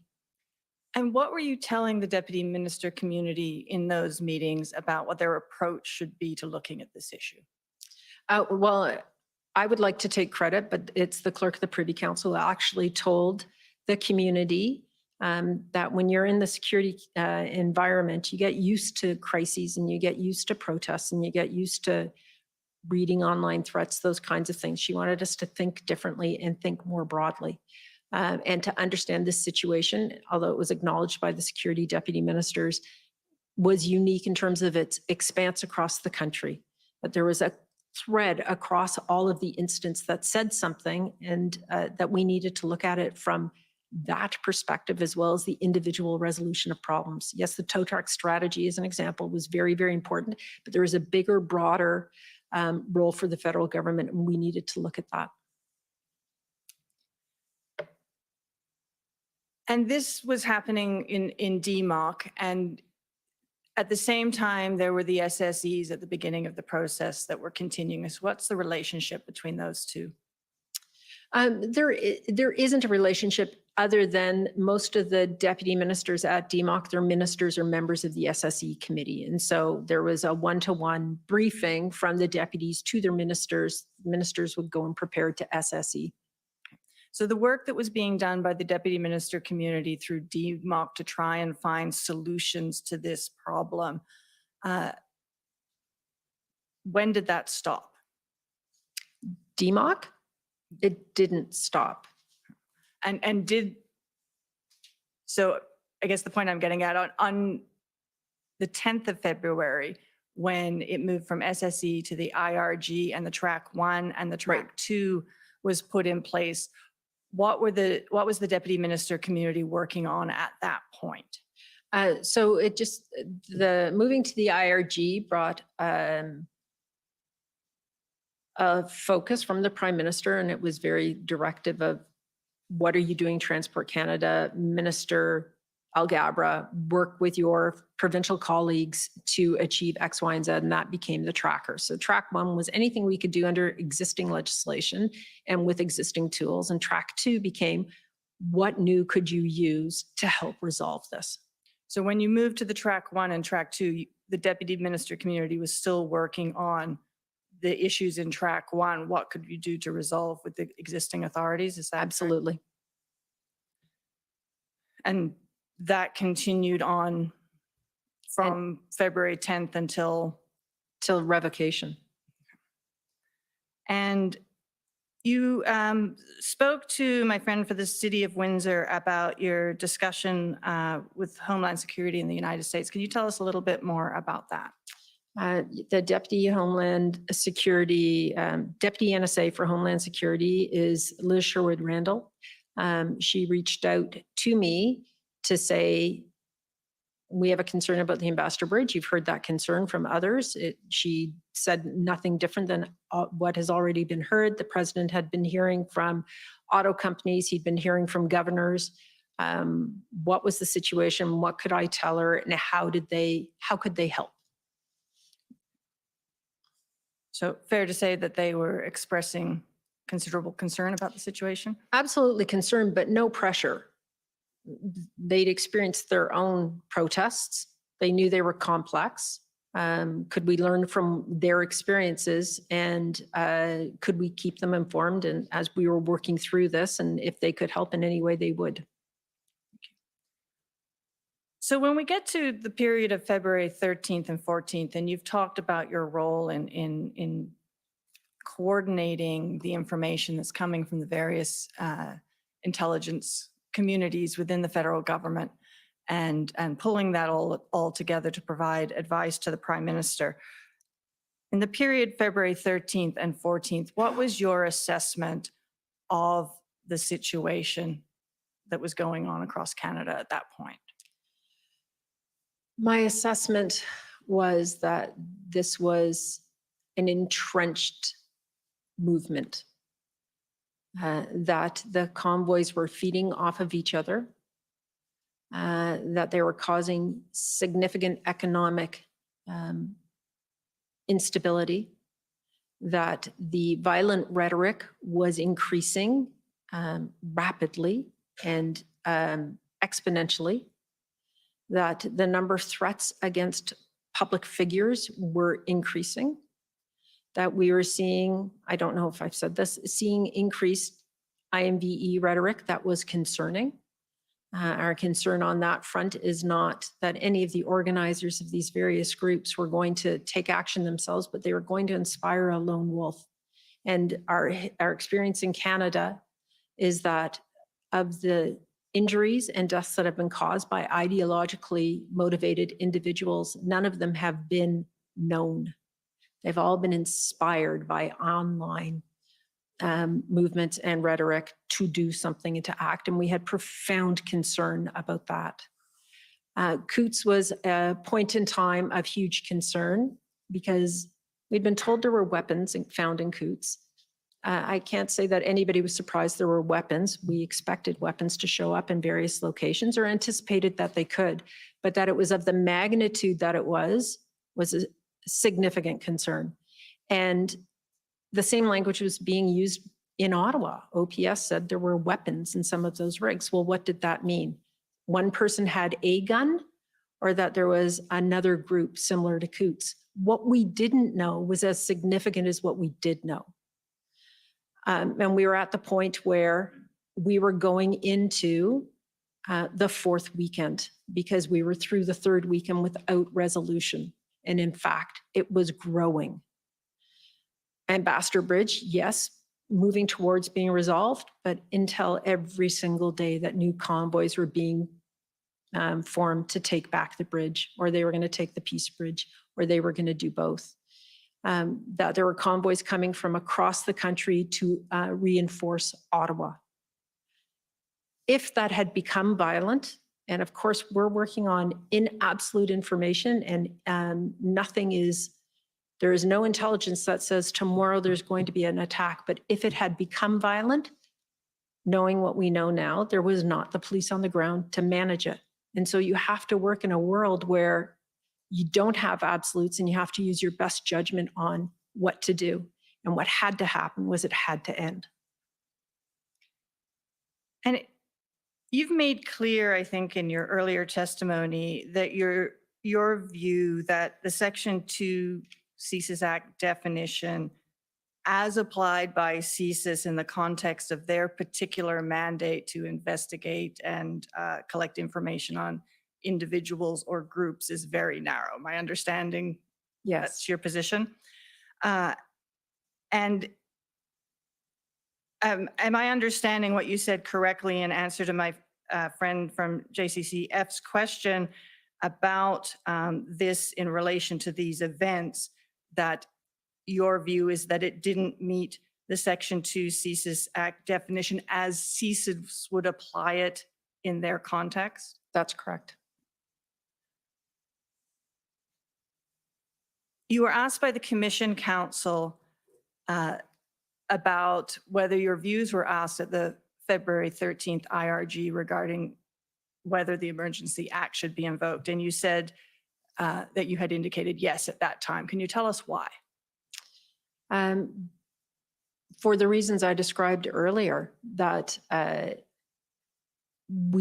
if the powers existed in legislation, they were not being used or couldn't be used, and that we needed to take swift and decisive action to bring this national crisis to an end. We needed to compel tow trucks. We needed to have an exclusion zone so that people could no longer join the convoy.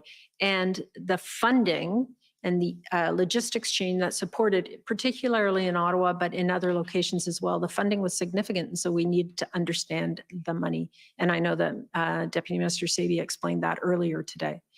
The combination of the tools that were put into the Emergency Act, time limited, as restrictive as possible, and as transparent as possible, was determined to be by the Governor and Council the most appropriate action to take at that moment in time to end what was going on across the country. And finally, can you tell us a little bit about how mis and disinformation in the context of the convoy impacted on your decision-making and your advice and your assessments? So mis and disinformation is a very hot topic. And everybody presumes that the mis and disinformation has to come from foreign sources and be foreign interference. And so there was a question that was discussed at one point about whether, Russia was fomenting the disinformation. The mis and disinformation, it could be said, is at the root of some of this problem of the convoy and the anger about vaccines and mandates and masks. The problem with it is that it occurs in the social media space, and threads pick up on each other and they generate more. And so if you believe misinformation, that's all you're going to see because you search for it and the algorithms feed it to you. We're actually working with social media companies to understand how the algorithms feed mis and disinformation and more significant terrorist information. That's come out of what happened in Christchurch, and it's quite well known, the Christchurch call. Misinformation means that people, and disinformation, have one source of information and it continuously feeds upon each other. We heard misinformation during this hearing when somebody mentioned that they were not going to put DNA altering medication in them. There is no DNA altering medication, but it's believed. And so it made it very difficult to try and build a fact base for health officials, for police officials. There was misinformation during the convoy, for example, that the Prime Minister had signed a letter. He had not, but it circulated through the convoy here in Ottawa like wildfire. Absolutely incorrect, but it became fact for people, and it becomes fact very easily. And that sows some of the seeds of discontent that we have seen. Thank you. Those are all of my questions. Thank you. Any reply? No? Okay. For the record, there is none. And okay, well, that's we want to thank you for coming and giving your evidence. You're free to go and enjoy what's left of the evening. Thank you, sir. And thank you for your evidence. So we're going to adjourn until tomorrow morning at 9:30. I expect it will be another long day. but it's Friday, so we can look forward to a weekend, some of us. The commission is adjourned. La commission est adjournée.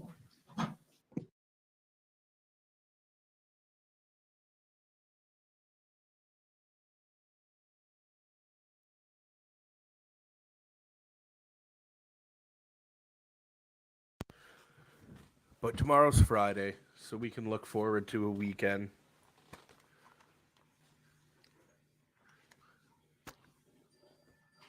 That's funny.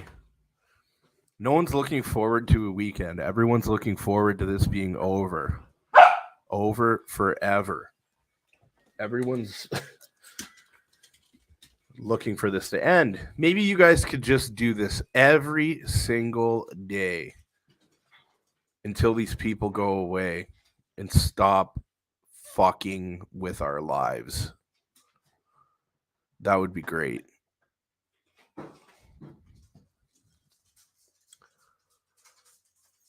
That was pretty insane, Paula. Paula says, wow, that was insane.